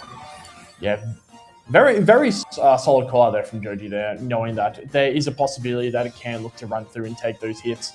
But being able to capitalize on it, knowing that it doesn't really want to take the Headlong Rush relatively well, it was happy to look at sending that one. Even if it didn't knock out the Urshifu without a Terrestrialization, it would still do enough damage for Joji to be content with what is in the back. There's still the Incineroar and the Amoonguss, and the Tornadus that can still throw out its Bleakwind Storms as well. Yeah, so we are going to see the Protect into the Tornadus, really just respecting the Fake Out from Orion's side of the field. Grassy Glide coming out into that Protect, potentially looking to get some chip damage on that or on one of the Pokemon switching in from the back. Yet another Icy Wind coming out from Orion's side of the field. We'll have to see if that will be enough to take out the Ursaluna. And it looks like it will. So fortunately, Orion's Pokemon will be safe now from the massive threat that is the Ursaluna on Joji's side of the field. That will take it down to a 3 versus 2. Yeah, the Ursaluna has done enough damage into this game already, being able to one-hit knock out the Rapid Strike Urshifu there. And now with the option to either have the support from the Amoonguss or the Fake Out Intimidate support from the Incineroar as well, both live. With the sport options are open. It does have to play around the taunt there. The Bleakwind Storms are still going to be quite strong. I do believe from what we saw from last game, I do believe that Rillaboom may potentially be in range from it. And from what I can see as well, it looks like we've ran out of grassy terrain turns, so there's going to be no more priority grassy glides. But however, Joji doing similar to what he did in the game 1, just sort of preserving things, getting Fake Out live again with the Incineroar, getting the Intimidate on the Rillaboom, just further dropping that attack to just allow him to take the moves as best as possible. But we do see an Icy Wind dodge there from the Amoonguss. Yes. Yeah, so Amoonguss manages to dodge that Icy Wind. Unfortunately, Icy Wind only 95% accurate. Hits most of the time, but not always. High horsepower coming out there into the Amoonguss, and it's really just not doing a lot. However, Sludge Bomb return from the Amoonguss is going to pick up the knockout on that Rillaboom with that super hit, which means it really is just down to that Flutter Mane in that 1 versus 3. This is Pain Split Flutter Mane though. Anything could happen. It is going to use it into that Amoonguss, and it is going to restore its health pretty generously. However, that is a Flare Blitz coming out from the Incineroar, which is going to pick up the knockout, taking that game to Joji. Yeah, Joji winning the set there 2-0. Much stronger plan with more Pokemon alive going into that game 2 there. The Ursaluna really showing the difference maker between the game 1 and the game 2. Just the big damage, calling out that terrestrialization on the Urshifu was really strong stuff from Joji there. I believe it took out the Incineroar as well. Just did the work it needed to do, and by the time it was taken out, it was already too late. The damage had been done. Yeah, absolutely. I mean, I think it was a really, really good adjustment from Joji. You know, same leads, but just something different in the back just to address Orion's team slightly differently. I was quite impressed with Orion's adjustment in that game too. You know, the way he was playing at the start of the game with that taunt onto the Amoonguss, and just kind of getting himself set up into a pretty comfortable position. But unfortunately, Joji's adjustment in the Pokemon that he brought just kind of allowed him to get around that really favorably. Yeah, the Ursaluna adjustment as well. I do believe we could touch on it just briefly because it might have been potentially for a Raging Bolt adjustment. Yeah, of course, for sure. I think that's a really good call. Actually, you know, like you said, Raging Bolt definitely one of the Pokemon that could have been brought to deal with the Pokemon on Joji's side of the field. Another one that I didn't get a chance to shout out is Orion also has that Ogerpon Half Flame, which is known for doing tons of damage. Just swinging with massive Ivy Cudgels. That also could have potentially been a prospect for Orion to bring that terrestrialization into the fire type, keeping it safe from Bleak Wind Storms. And the Ursaluna could potentially have been there to threaten knockouts on that fire type after the terrestrialization, or even just swing with those facades to pick up a knockout on Ogerpon. So yeah, definitely with either of the adjustments that Ursaluna answers both of them very, very well. Yeah, from Orion's point of view, they probably believe that the 4 they brought were the correct 4. It's just adjustment in gameplay and turn-by-turn decisions that needed to be made there. Unfortunately, that wasn't end up the case. Joji just being 1 or 2 steps ahead just in terms of the preparation between games and the execution as well. So Joji going in, carrying on a 4-0, continuing just to be very dominant throughout the tournament and looking to very close to punching their way into phase 2. Yeah, absolutely. I mean, with 4 rounds left, he's only got to win 2 of them in order to make it through to the second phase of this tournament happening tomorrow.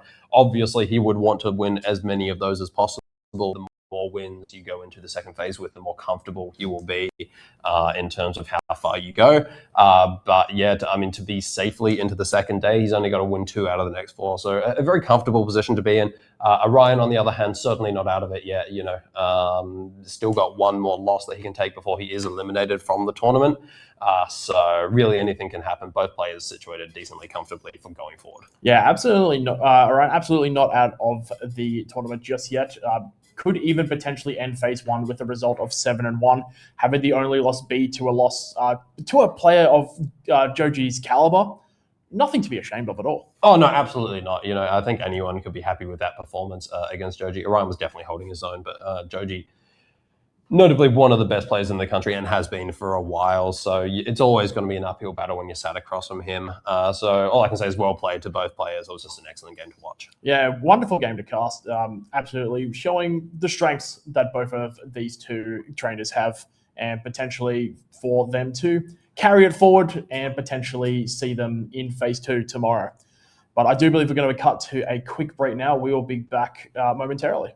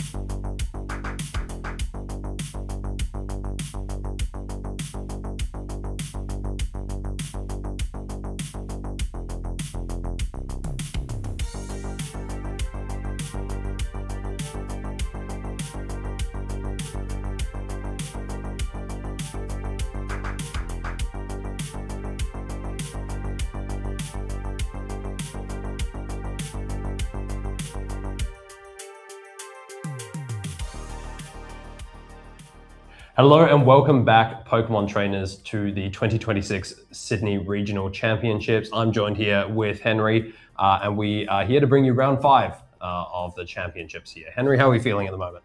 Feeling good. We've had some really cool sets on stream, some interesting teams, some standard teams, but some really standout play as well. Like our first stream set of the day between Chloe and Nick, like there are insane reads happening, really cool spread, every attack coming at them.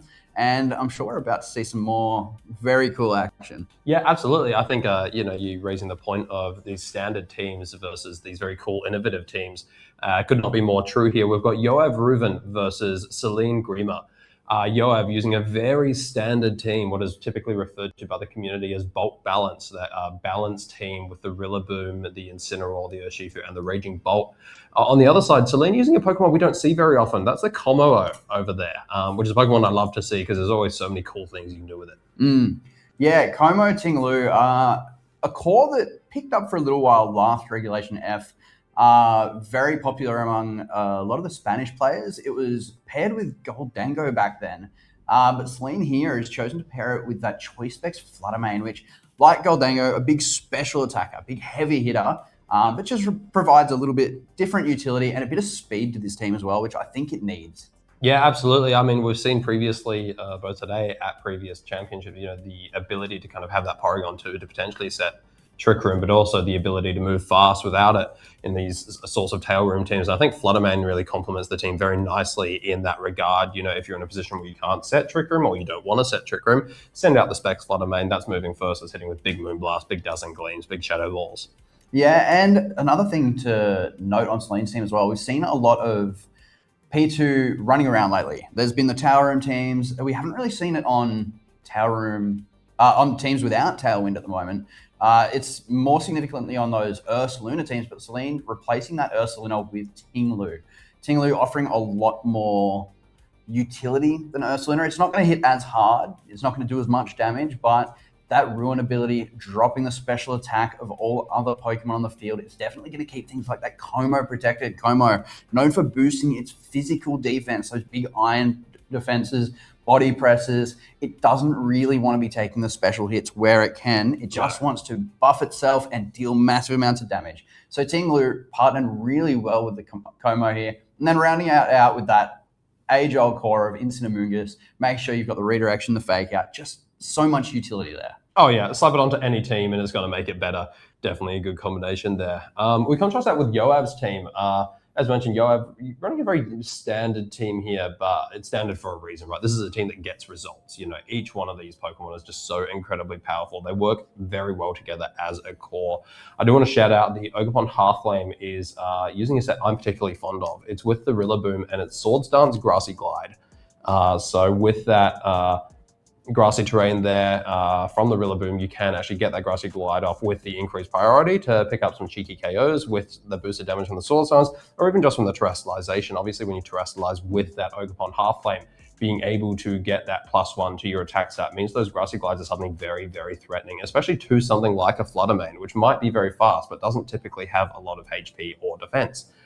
So that's something that's pretty good there. Also, something that can be quite relevant, obviously not in this matchup, but just something to keep in mind about the Pokemon, it has Mold Breaker. So that does allow you to get past things like Armatail from a Farigiraf. And so where they might be trying to keep their Pokemon safe from priority moves, Ogerpon might say, I don't care, I'm going first anyway. Looking at the rest of the team, as mentioned, we've got that Incineroar. Raging Bolt, this is a booster energy one. Sometimes on these teams you'll see leftovers for recovery alongside that grassy terrain to help it stay on the field for a long time. Clearly Yoav's opted for a bit more damage right out of the gate with that booster energy. It does still have the Calm Mind that is typical on teams like this, but even if he doesn't get a Calm Mind off, that damage is still boosted by the booster energy, boosting its special attack so that it can just start swinging with hard hits right away. Landorus, just Old Faithful, really, in Regulation F, just does incredible damage with the Life Orb and the sheer force that comes with its kit. Urshifu and Rillaboom, we've seen them plenty of times on stream already. If you've been watching, you know exactly what they do. Yeah, and it's interesting to see, like, having Follow Me on that Ogerpon, it takes away one of those big utility options that Bolt, Balance, or just really any balance team likes to have. They want to have their fake out pressure, they want to have their redirection. But going that Swords Dance kind of foregoes some of the pressure that you see in those balance mirrors a lot of the time. In the balance mirrors, you want to see Incineroar most often coming in, coming out, getting those intimidates down, getting those parting shots down. If you switch in Incineroar on an Ogerpon, hoping to take a hit a lot better, and they just go for the sword stance, you still then have to either parting shot off of it the next turn or get the Incineroar off the field and back in to intimidate it again. Yeah. Sword stance just makes it such an offensive threat that really ignores any kind of mitigation from the other end, whether it's screens, whether it's intimidate. That sword stance just outboosts it. And then when you add the critical hits on top, plus the Terra Fire, eventually resists aren't going to matter to you once it boosts up enough. And at the same time, you also have to worry about, you've got the Raging Bolt there with a boost range. You've got Urshifu there, so it's hard to protect in front of it as well. You've got double fake out. You've got Landorus putting on pressure with big poison moves, big ground moves. It just really comes together really well. And this is the kind of team that Yoav excels with as well. Yes, yeah. We saw at Auckland, he ran a bit of an off-meta team using that Galarian Zapdos, using the Clear Amulet Tinglu. This is back to where he really thrives. We've seen him time and time again, no matter what the format is, just go with these balanced cores. And here we are getting into game one where, again, on that balanced train, we see Incineroar Raging Bolt versus Incineroar Porygon 2. So both the fake out users here and both special attackers, but looks like Celine's possibly aiming to get up the Trick Room here, get that speed control in her favor. Incin and P2, there's not really two better Pokemon to get that job done. Absolutely not. We see the Porygon 2 getting that special attack boost from its download. That depends on the defenses of the Pokemon on the other side. It always likes to see a special attack boost that can often help it just a little bit more, as it tends to run special moves. So that'll be good for Celine to see over there. It'll be interesting to see what each player chooses to do with their fake out, but also what each player chooses to do with the Pokemon they've got sitting next to their Incineroar. I imagine Celine would probably like to go for a Trick Room, so it'd be interesting to see whether or not Yoav just tries to start swinging right away, or maybe goes for a Calm Mind to just boost that damage. But it looks like it's instead going to be a switch. Porygon 2 just getting itself to safety. Obviously, she's looking to preserve that for later in the game. Tinglu coming in, which will be able to hit, take any electric hits coming out from the Raging Bolt. Yeah, Celine getting that Porygon 2 out of there, recognizing the target of a fake out or a knockoff coming its way. As no fake out from Celine's side, Raging Bolt gets that Calm Mind up. It's already got a boosted special attack. It wants more. Incineroar trying its best to keep it in check, that parting shot. Dropping that Calm Mind special attack boost, leaving it only with the special boost as Incineroar pivots out, possibly going into Porygon 2 to try to get that Trick Room back up. Now there's no fake out pressure. But this Tinglu is sitting in a really nice spot. It's mitigating the output of this Raging Bolt and threatening a really big damage on the super effective side, going for things like Stomping Tantrum, but also threatening something like a Snarl.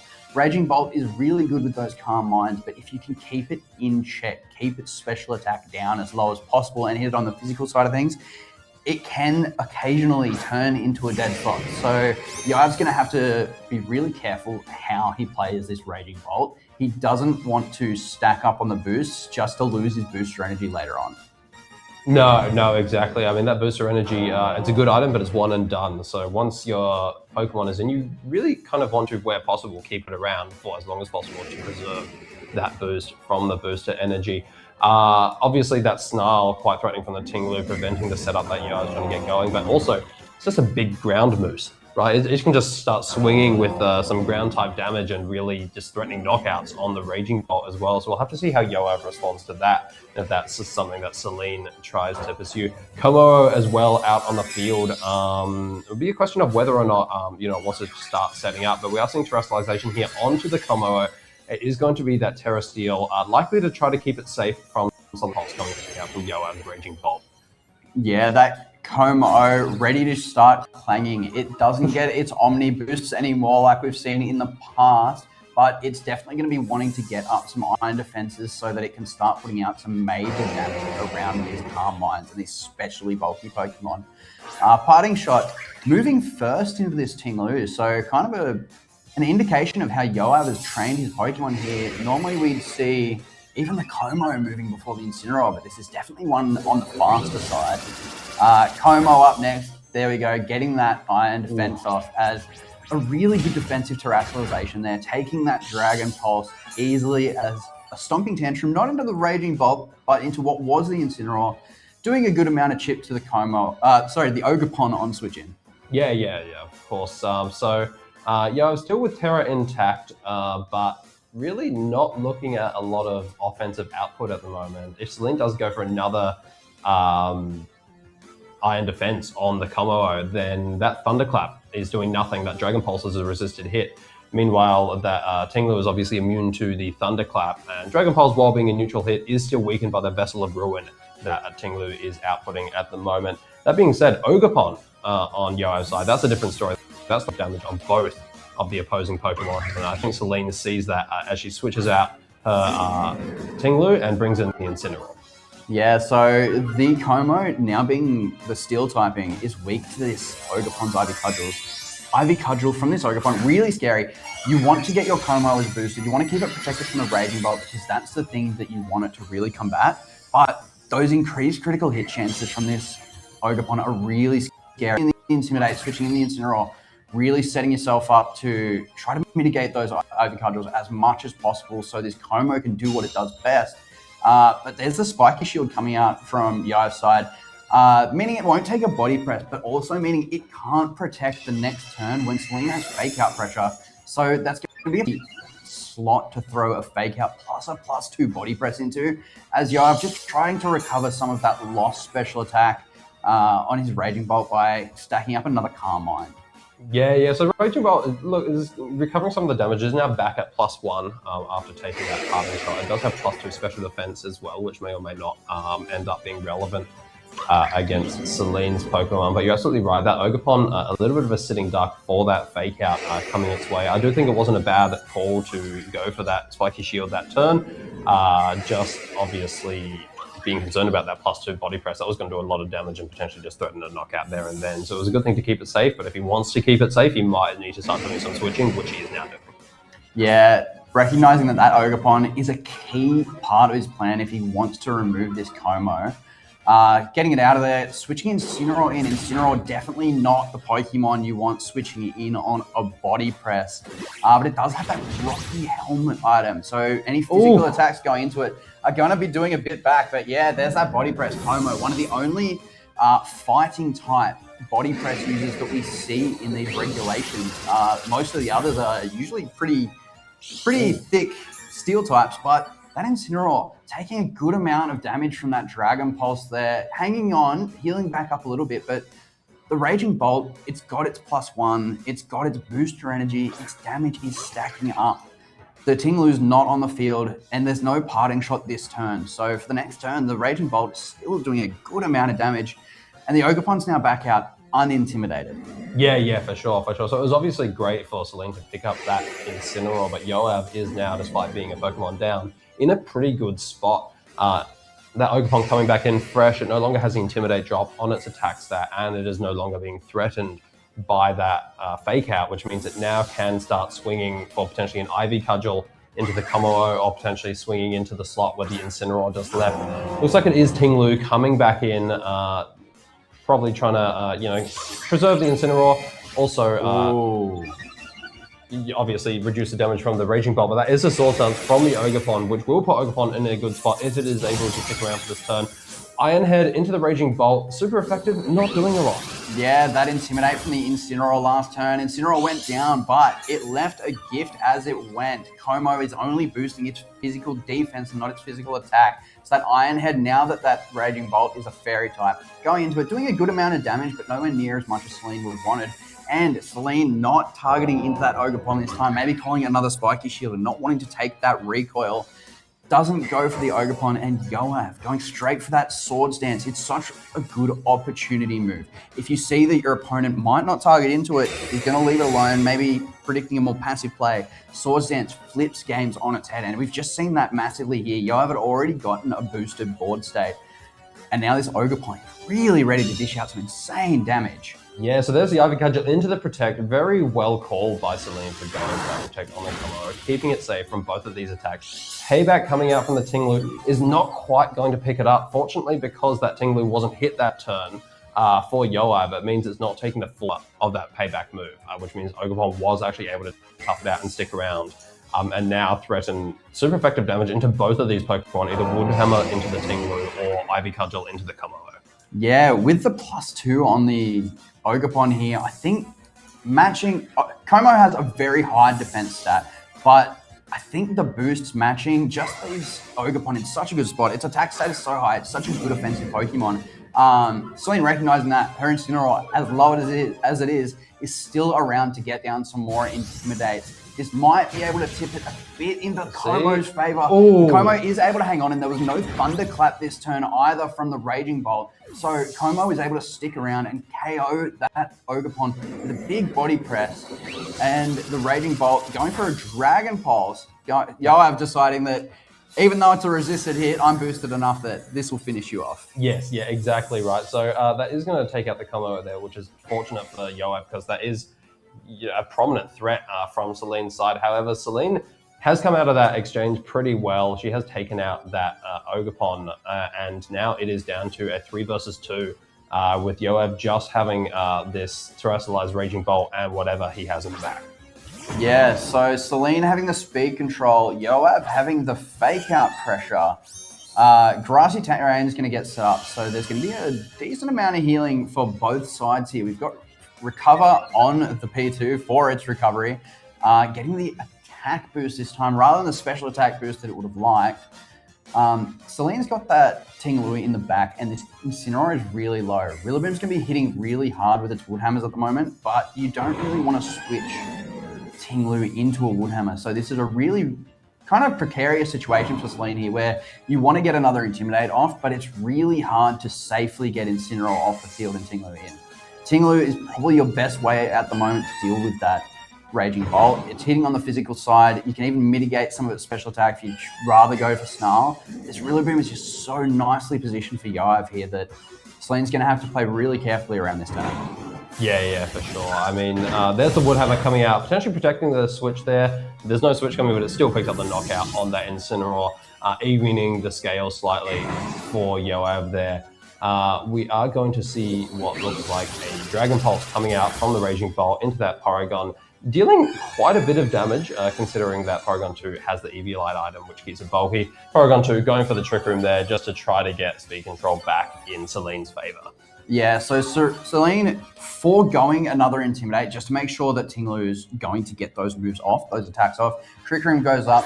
Tinglu very likely to be going first. Generally, it's trained to be a good amount slower than either of the Pokemon on Yoav's side of the field.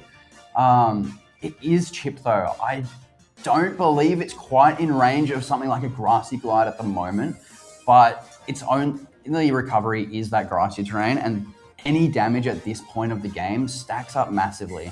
And the P2, it doesn't have a special attack boost. It's got an attack boost, and this is an Assault Vest Rillaboom. So Ice Beams aren't going to be doing that much. You definitely want to be getting more damage down. And because, unless there's something like a Grassy Glide into this Tinglu, Payback's not going to be doing its full damage if it's not attacked first.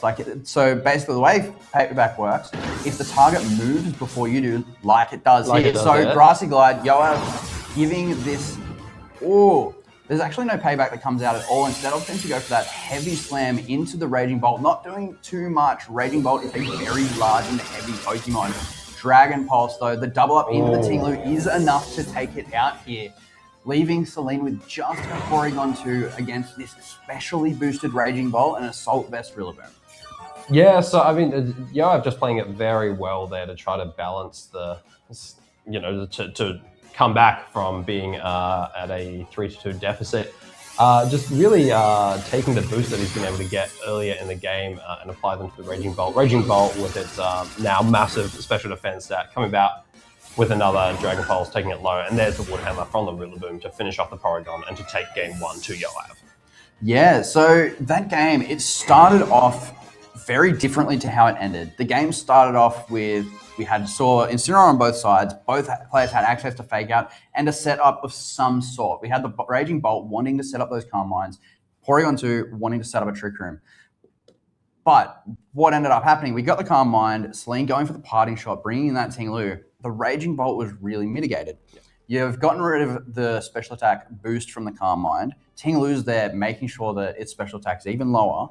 And then the Ting Lu was kind of forced to switch out after that, which isn't what you wanted if you're Celine there and you're trying to deal with the Raging Bolt. Deal with the Raging Bolt if you're not getting drops on its special attack. And as soon as the Ting Lu is forced out and all your resources are going into the Como, if something happens there like we saw with the Ogerpon where it got the Swords Dance up on a predicted protect, it can get really rough really quickly. Yeah. So looking at game 2, I think we need to see either a bit more fast damage, something like that Flutter Mane coming out from Celine's side, or kind of a more definitive answer to the Raging Bolt in that Amoonguss.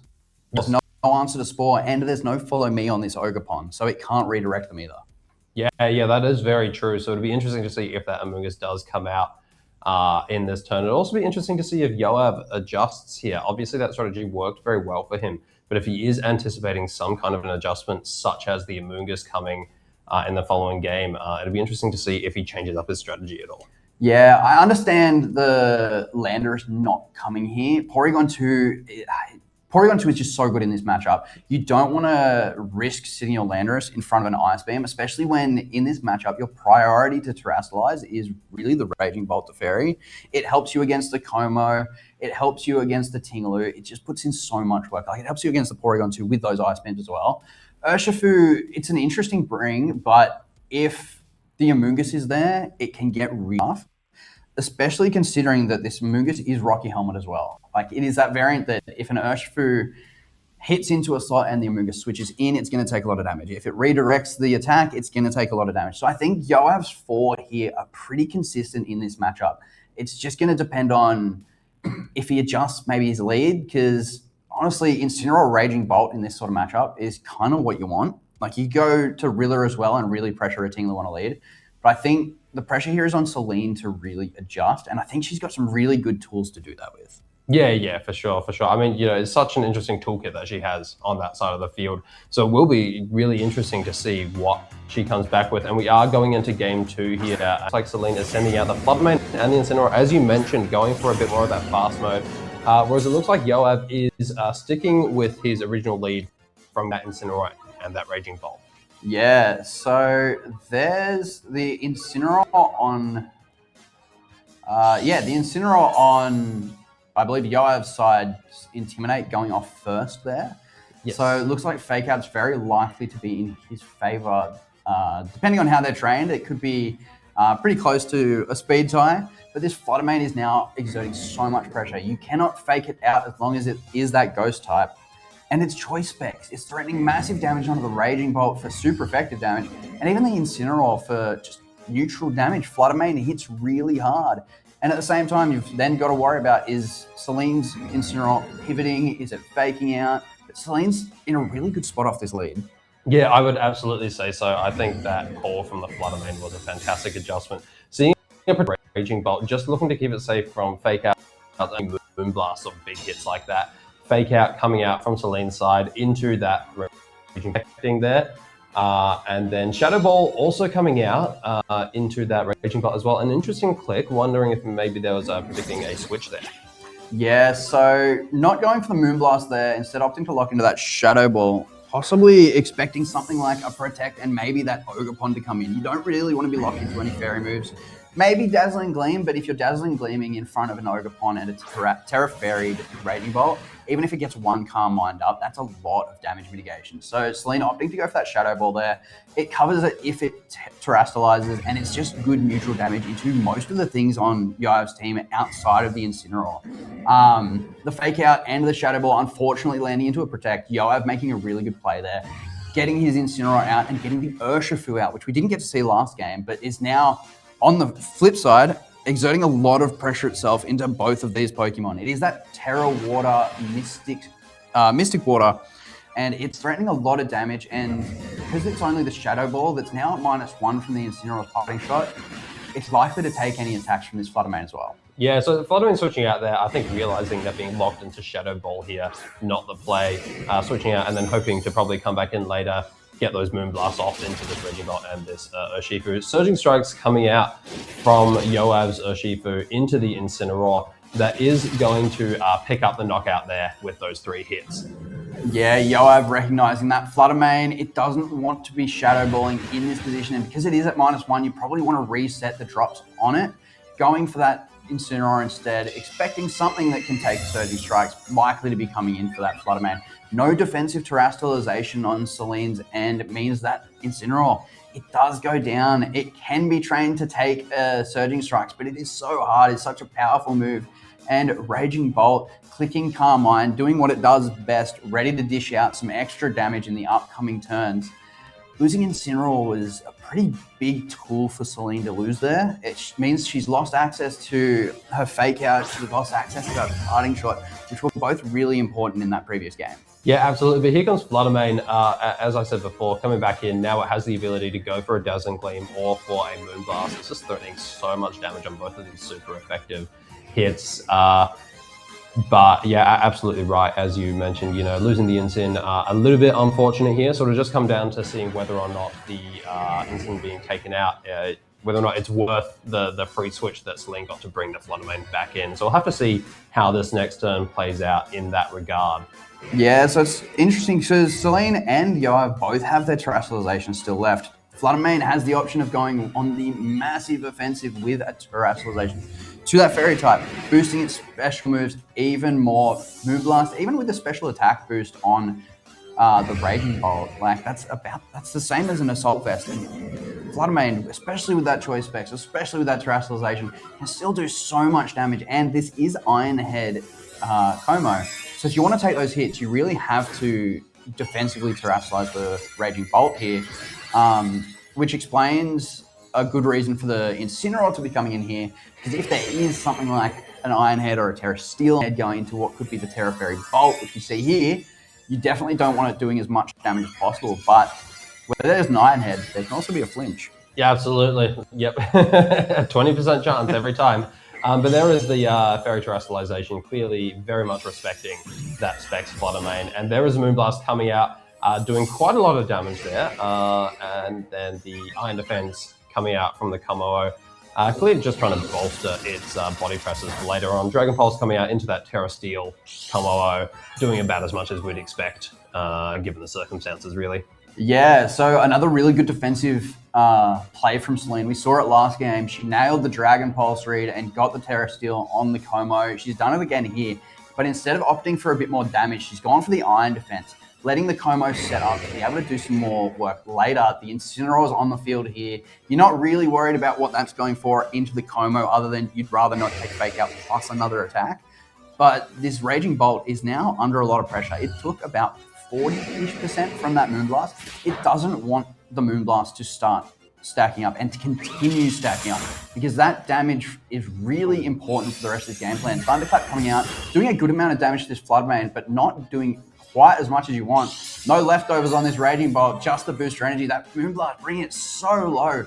And this offensive powerhouse that last game set up and sat around the entire game is really close to going down. Yeah, exactly. I mean, if I was Yoav, I'd be really considering whether or not I want to maintain those boosts or if I want to have this Raging Bolt for later in the game.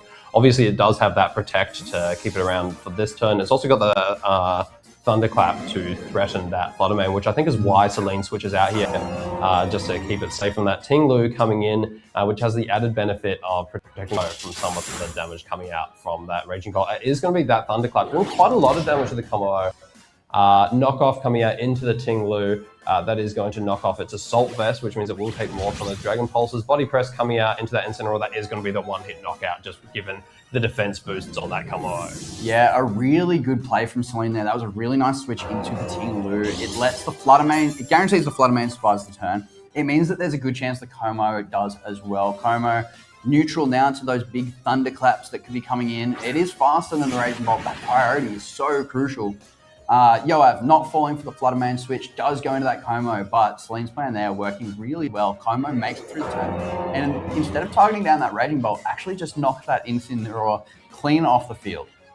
Yeah, for sure. Shifu coming in, it's gonna make Celine's Protect on the Como a lot less useful in front of that, and there's also effective damage on the Ting-Lu. Ting-Lu is a very bulky Pokemon, especially on the defensive side, but that is still a Mystic Water Urshifu clicking Surging Strikes, so you've got to be scared of that. Thunderclap coming out, that is going to pick up the knockout on that Kommo-o. A little bit devastating to Celine because that was really threatening a lot of damage output there. Without that, she's going to have to rely on the Flutter Mane next to the Ting-Lu, which is reducing her own special attack stat.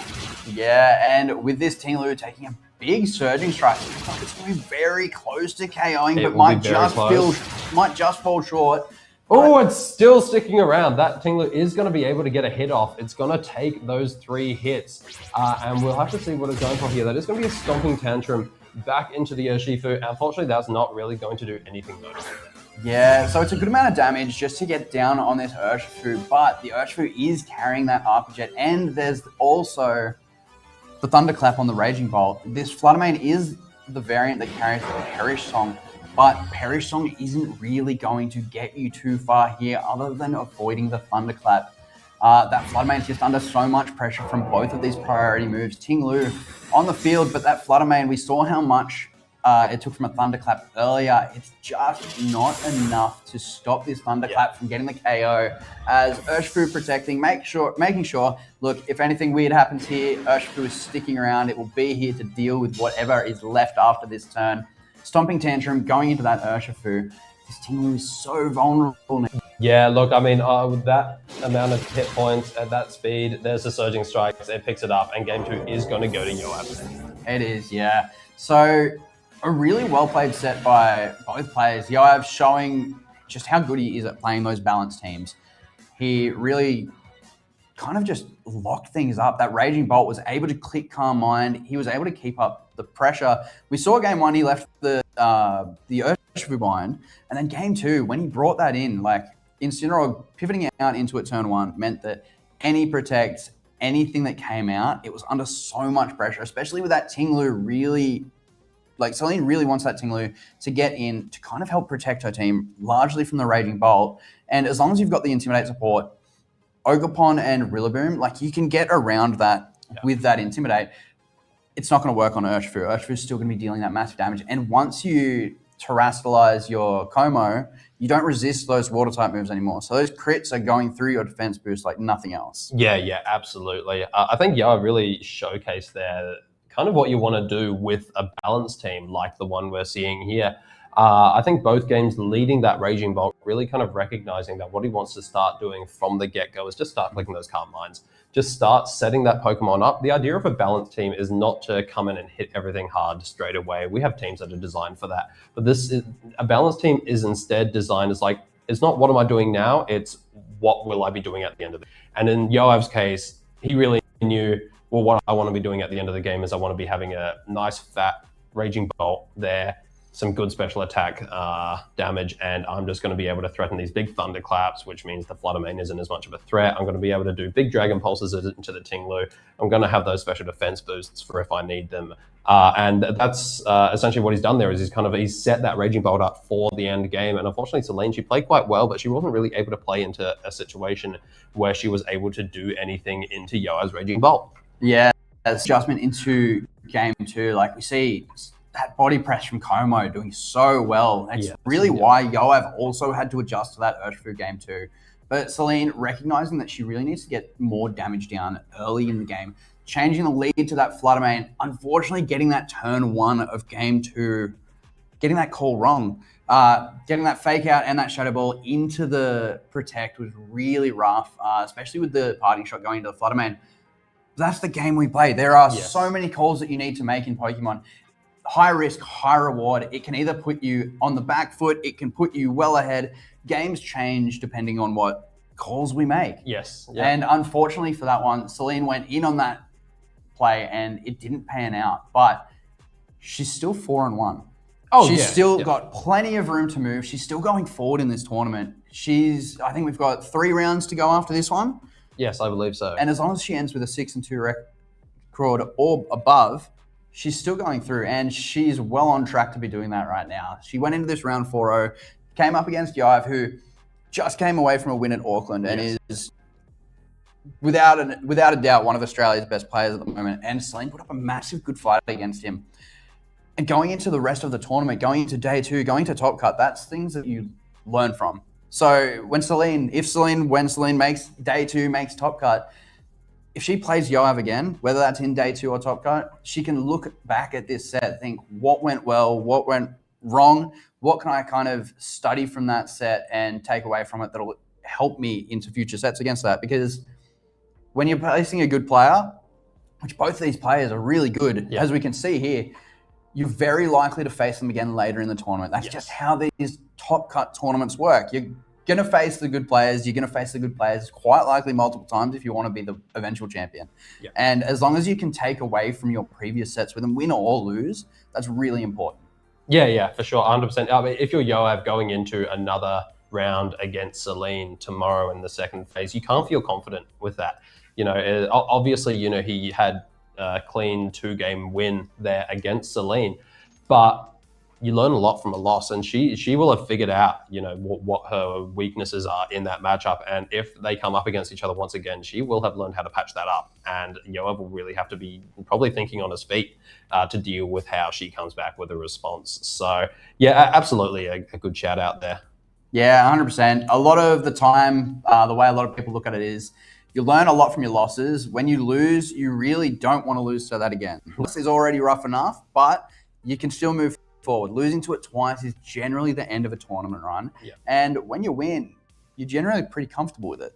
So generally, it's always a rough time to go up against someone that you beat later on in the tournament because they have 200% effort in just to make sure that you don't win again. You specifically don't beat them again. You know for sure if you come up against someone that you beat in day 1 that they went to bed thinking about that matchup and what they would do differently. Like that was in their head for hours before they got to sleep. So that person is going to be prepared for that matchup for sure. No, absolutely. But for now, we're going to cut to a short break, and fairly soon we'll be back with our next round.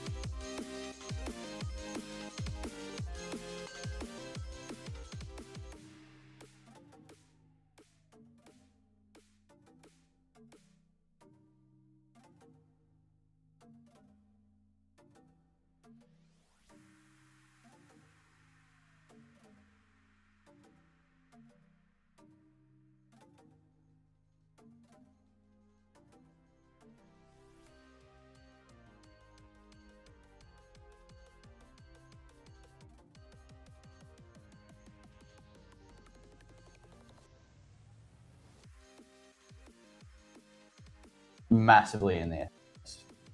And like it was really impressive to see just how well Yoav was able to pilot that and adjust for game 2, like recognizing how impactful the Urshifu was into the Como was just like, it's huge. Yeah, I was having a look at it just on the side as well. Off the camera there.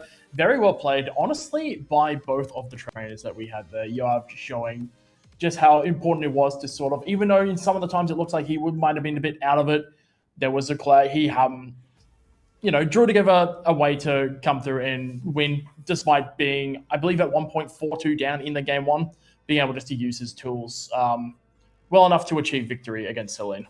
Yeah, and then Selena as well, like making a really good adjustment, bringing in that flutter main, unfortunately getting that turn 1 wrong, but like really cool team from Selene there, like largely based off an older team, but replacing like the Goldango for flutter main, updating it for the current meta, and like she's here at 4-1 and she's still going really strong, and I'm looking forward to seeing if we can feature her again tomorrow. Yeah, hopefully she continues to lock in, not let that loss, because sometimes if you take a loss, it can sometimes sort of spiral out. Hopefully she remains locked in to go as strong as possible going into the rest of the phase 1. But we should be coming live shortly with round 6. Yeah, and it's looking like we're going to have a couple of very good players, a couple of players that people might know. So we've got Sadi versus Jude Gerard Kong, running two very interesting teams. One team, it's very relevant at the moment. We see it a lot, that Torn, Urshifu, Porygon 2, Ursaluna team coming out from Christian. And a team we maybe haven't seen in quite a bit on Jude's side. Another player really well known for Roaring Moon Balance. But this one's a bit of an interesting take. We've seen it with Raging Bolt a lot, but this time we've got Helping Hand Incin and Iron Hand taking the stage. Yeah, so a lot of Jude's picks with the team that they've decided to run today are pretty common to what they've ran previously during the Regulation F format, as this is our second run through of it. So a lot of these who are familiar with Jude and what Jude likes to play will be pretty familiar with these 6 Pokemon that are together all in one. With Christian, similar for what we saw from, I believe, Joji earlier in the day, with some slight moveset and Pokemon changes, just differently trained.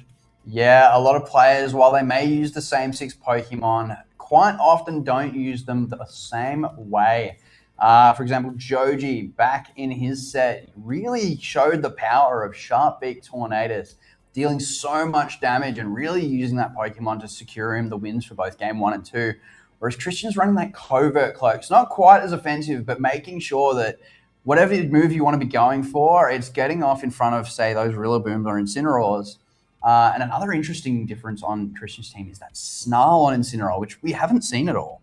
Yeah, so Snarl's yet another option that Incineroar has access to for its just in terms of just being a fantastic supporting Pokemon, being able to deal spread damage and dropping special attack. As we see here, going into the team preview here as well, we're going to cut quickly back. So the game's not quite ready yet, but they are looking in. They're getting focused for their game 1 to lock in, and I'm excited for it. It'll be interesting to see how each of these two lead, what their game plans are, and how they're executed.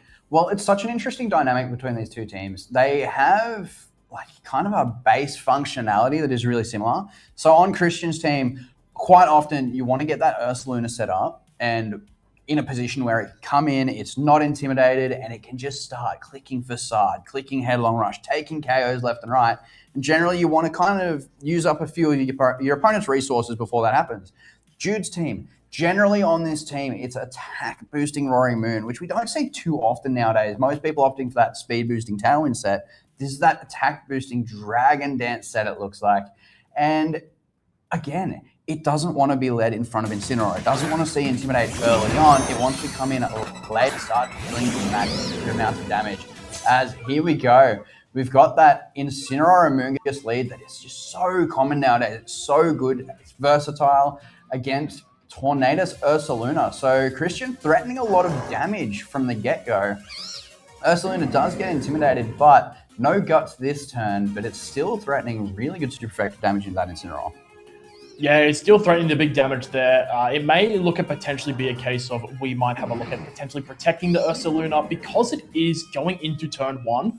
There's no status on the Ursaluna yet. It is still open to the likes of Spore from an Amoonguss that can come out. So looking to potentially play that one. There is the option for there to be a Protect. We do see a Protect come out from the Tornadus, as well as the Ursaluna, so just the double Protect there. Just playing a little bit of that turn 1 information game from Christensen, as we do see that Spore going into the Tornadus, not quite the Ursaluna, but still Tornadus protecting itself to not be put to sleep. Yeah, so Jude recognizing he doesn't really want to take a headlong rush, and with that Ursaluna already intimidated, he'd love to have that Incineroar off the field ready to get another one down if needed. That way, if the Flame Orb does get activated this turn, that's okay. It's still going to be fairly mitigated later on.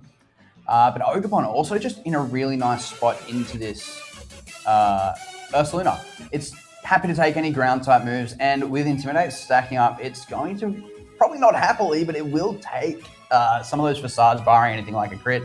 This Tornadus, though, it does have those big Bleak Winds that it can threaten into 2 grass types, as Jude, again, recognizing the threat that slot is under, gets the Ogerpon back out, Incineroar back onto the field, laying down another Intimidate on this Ursaluna, really trying to mitigate that damage as the Bleak Wind Storm comes out, double connects and deals massive damage to this Amoonguss. A big critical hit there on the Incineroar, actually. Amoonguss just not wanting to take those flying moves too well as it heals back up with its Citrus Berry. Yeah, very big hit there. Incineroar coming in, just doing like the smart pivoting, just trying to get that down. As you can see, that facade, Incineroar taking that relatively well. Despite being at -2 in its attack, like it's a guts boosted facade from Ursaluna. Like it's still going to hit hard, but just showing like the absolute bulk and support that the Incineroar can have. Taking the critical hit Bleak Wind Storm plus that the facade while still being on the field not KO'd is just a statement in itself to me, in my opinion. But we do see the Torn get hit by the Spore as well, so it's going to be sleeping for at least one turn, but we'll see if it's asleep for much longer as this match progresses. Yeah, so this Ursaluna, it's got its Flame Orb. It's at -2 attack, but it is still extremely healthy right now. This Incineroar is so low. Really impressive, taking a critical hit Bleak Wind into a facade from this Ursaluna. Amoonguss, actually the one opting to switch out here. That Tornadus isn't going to be dealing damage this turn, but Amoonguss wants to get a bit more healthy for later on. As there it is, that big, heavy-hitting Roaring Moon coming out onto the field. It's going to get its booster energy. It is that attack booster. So threatening mad damage. Incineroar making sure that Ursaluna doesn't get any cheeky earthquakes off here. Pick up a sneaky KO. Just going for that fake out. No Terra Ghost coming out on the Ursaluna here, which is an option for it. This Roaring Moon is going to really start dealing damage. It's got the speed advantage. Tornadus hasn't been able to go for Tailwind while it was awake. Who knows when it'll awake again. The speed advantage is definitely in this Roaring Moon, and Jude is threatening a lot of pressure. Yeah, Jude's threatening big pressure. The fake out and the switch into the Roaring Moon, getting that in safely without any threats to any sort of like attacks being thrown into that slot was nice, not only for the Roaring Moon getting in, but also for the Amoonguss popping out. As we've seen previously, the Regenerator ability, every time it switches out of battle, it's healing 33% of its health. So it's going to be coming back in at some later point in time, looking to throw out potential spores and whatnot into it. But you know what? We're here now, and we do see it was Ursaluna swapping out for the Incineroar, getting the Intimidate on the Roaring Moon. So now we're on the opposite end of the Incineroar pivot intimidates to slow down the physical attackers. But Jude's Terrestrialization of choice is out. It's the Terrestrialization flying on the Roaring Moon for those big boosted acrobatics because it's itemless due to the booster energy, but a turn 1 wake, and the Tornadus comes through with a big Bleak Wind Storm, taking out the Incineroar there, dealing a nice bit of damage to that Roaring Moon as well. Yeah, this Tornadus coming through, wakes up at the first opportunity, crits a Bleak Wind, connecting all its Bleak Winds this game. It's been so good, so well placed for Christian. But Christian going, look, you've been intimidating my Ursaluna. It's time for me to intimidate yet down your heavy hitter. Tornadus able to hang on thanks for that. Ogerpon Wellspring hitting the field now in place of that Incineroar on Jude's side. Ogerpon Wellspring really being the main deterrent to opposing Incineroar. So that's going to be a really important slot for Duke to really keep safe. But this Roaring Moon, it's now at -1 attack. It's got that attack boost, but the Tailwind, the Tornadus isn't snoozing anymore. It's got that option for Tailwind. Tailwind, it does as well. Big Flare Blitz moving before the Roaring Moon. More than enough to take it out, especially now it no longer has that Dragon typing.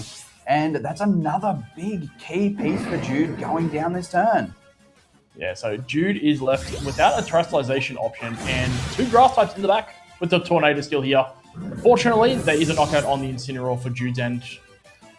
But with Tornado still around, with those double grasses, it's going to be tricky. There's still a healthy Ursaluna, and there's still a 4th Pokemon in the back. Still at full as well. It's going to be a battle, but we'll see what lines Jude has prepared for it. Whether it's running through to see if there's a line to run through and win, or if it's to wait a little bit of time out and start on a Game 2 plan. Not 100% sure. Yeah, if there's any 2 Pokemon that could pull this game back, it is Ogerpon and Amoonguss. And if there's any Pokemon that could maybe not land its attacks to win the game, it is Tornadus. But Jude not willing to play that game, looking at the board state and going, look, I think I'm a bit too far behind here. It's going to take too much to really claw my way back into this. I think I've got a game plan for Game 2, and I'm going to get stuck right into it. Yeah, preserving any sort of what plays I would like to make and going, do you know what, we're just going to forfeit, not need to worry about anything else. I'm not going to reveal much more information in regards to what my Ogerpon can do, what else my Amoonguss can do, in regards of how Jude has trained those respective Pokemon. So preserving that information just with a forfeit in saying go to Game 2, potentially a strong play on Jude's end from his experience. So we'll see how it turns out, and we'll see what adjustments are made. Well, it's going to be really interesting because Christian was able to just keep up the damage. Jude had the Intimidate from turn 1. He got another Intimidate down on that Ursaluna, but the damage just kept coming out. Those Bleak Wind Storms hitting the Amoonguss so hard, hitting the Incineroar so hard with that critical hit, and the Facade coming into there. It was really big that Jude's Incineroar survived, but it almost feels like it would have been better if it had gotten that second Intimidate down, gone down to the Ursaluna, and let Jude then bring in another Pokemon to just off the rip start going for some attacks. Because at that point, the Tornadus was asleep, and it's too hard to kind of maneuver around that. But here we go. No adjustments from Jude here. An adjustment from Christian, actually, not opting to go with the Ursaluna off the lead. Instead, leading with his own Incineroar. Both these trainers intimidating the other side. But Tornadus having the Covert Cloak here looks to be in a really good spot. It can start laying out some big Bleak Winds. It doesn't really need to set the Tailwind just yet. And the only threat to it at the moment is a potential sleep from that Amoonguss, but Christian also has the Fake Out Pressure. Yeah, it's a Fake Out Pressure there. There was the small pressure's always there. Bleak Wind just still doing very big damage into that. There's a speed drop on the opposing Incineroar, which may potentially come into play depending on the option that Jude has selected to go for with their Incineroar. The Amoonguss has flinched, and there is a slow pivot out, slower than the Amoonguss due to the speed drop and the dynamic speed function that we have here. So Jude getting as safe a switch as possible from that one into something in his back line. It could potentially be that Roaring Moon. Yeah, Roaring Moon in prime position to hit the field. You really don't want it coming into an Intimidate, but instead of the Roaring Moon, it is that Ogerpon Wellspring coming in to heavily threaten the Incineroar. As much as you want to get Roaring Moon in unintimidated, getting a KO on the Incineroar is going to be even better if you can get that accomplished. Wellspring also pressuring with a Terra. It can go really hard into that Tornado, hitting it with massive Ivy coverage and potentially getting a KO on this Incineroar. Yeah, you basically just called it exactly as it happened. The Terrestrialization coming out there from the Ogerpon Wellspring, allowing its water moves just to hit a little bit harder, alongside taking those Bleak Wind Storms a little bit better, alongside not being as weak to any Flare Blitzes or U-turns that can come out from the Incineroar on Christian's end. But we do see the Tornadus Click Protect not going for like the Tailwind or anything of the sort for a fast pivot, and that Ivy Cudgel is just going to one-hit tap the Incineroar, just a clean knockout there. As the Amoonguss does go for the spawn, but the Taunt is protected, so it does protect that from sleeping for the time being. Yeah, no defensive terrestrialization on Christian's end at all there, which means that Incineroar, which was pretty big for those Intimidates in that previous game, is now off the field really early. Urshifu coming out instead. Urshifu in kind of an interesting position here. It doesn't really want to be attacking into this Amoonguss, but if it is slower than the Tornadus, if it has been trained that way, Tornadus could potentially go for something like a Bleak Wind, get the KO on this Amoonguss here, but it's going to be close because I believe the parting shot went off into that Tornadus earlier, and I'm not sure a Bleak Wind in a close combat would be enough to get the KO on his Ogerpon Wellspring, especially considering that Incineroar is coming in here to make sure that Urshifu is intimidated. Yeah, doing very good damage control here coming out from Jude. We do see the Terrestrialization coming out from Christian. I do believe it's going to be the Urshifu with the Steel Terrestrialization coming out here, probably looking to not take too much damage from any of the grass moves that can come out from the Ogerpon into here. We are going to see the Ivy Cudgel come out though, and it's going to be thrown into the Tornadus. Tornadus being able to take it being a Pokemon that can be fairly bulky, and what a call out from Christian here, going for the Surging Strike in what was formerly an Amoonguss, seeing, do you know what, that could potentially switch out, and full sending, taking out an Incineroar. Very good call there. Very good call out there. A massive play there from Christian. We were talking about earlier that you could go for Bleak Winds, you could go for close combats, that Urshifu doesn't really want to be clicking water-type moves in this situation. Christian goes, nah, look, I know what I'm doing. He goes straight for that Surging Strike into the resisted Amoonguss, catches the Incineroar on the switch in, and Tornadus, considering the buff that Ogerpon gets from that Terra, it took that water move really nicely and was able to hit back into Bleak Wind, doing a little bit of chip damage, not the most, not getting any speed drops. But the big thing is the Tornadus is still around. If there's something like that Ursaluna lurking in back, the Incineroar is no longer there. So once it gets in, if Tails its Flame Orb, it's going to start wreaking havoc again. Yeah, we do. There was a KP as well. The Ogerpon last turn was the fastest thing on the map. So if there is a move going to be thrown into the Tornadus, like an Ivy Cudgel again, and if the Tornadus elects not go for Tailwind or a Protect or a Pivot, there won't be a Tailwind. But we do see it now coming out as we're speaking, and it's going to be a close combat. Even though it's at -1 from the Intimidate, it's still doing quite a lot of damage into the Wellspring Ogerpon there. Yeah, Life Orb really paying off on Urshifu. We've seen a lot of Mystic Water around. We've seen a lot of Choice Scarf Urshifu. Life Orb being able to boost that close combat as well has always been really crucial in these last 2 weeks. But an Ivy Cudgel, while it's not enough to get the KO on the Tornadus, it is more than enough to get the KO on the -1 defense Urshifu as Amoonguss.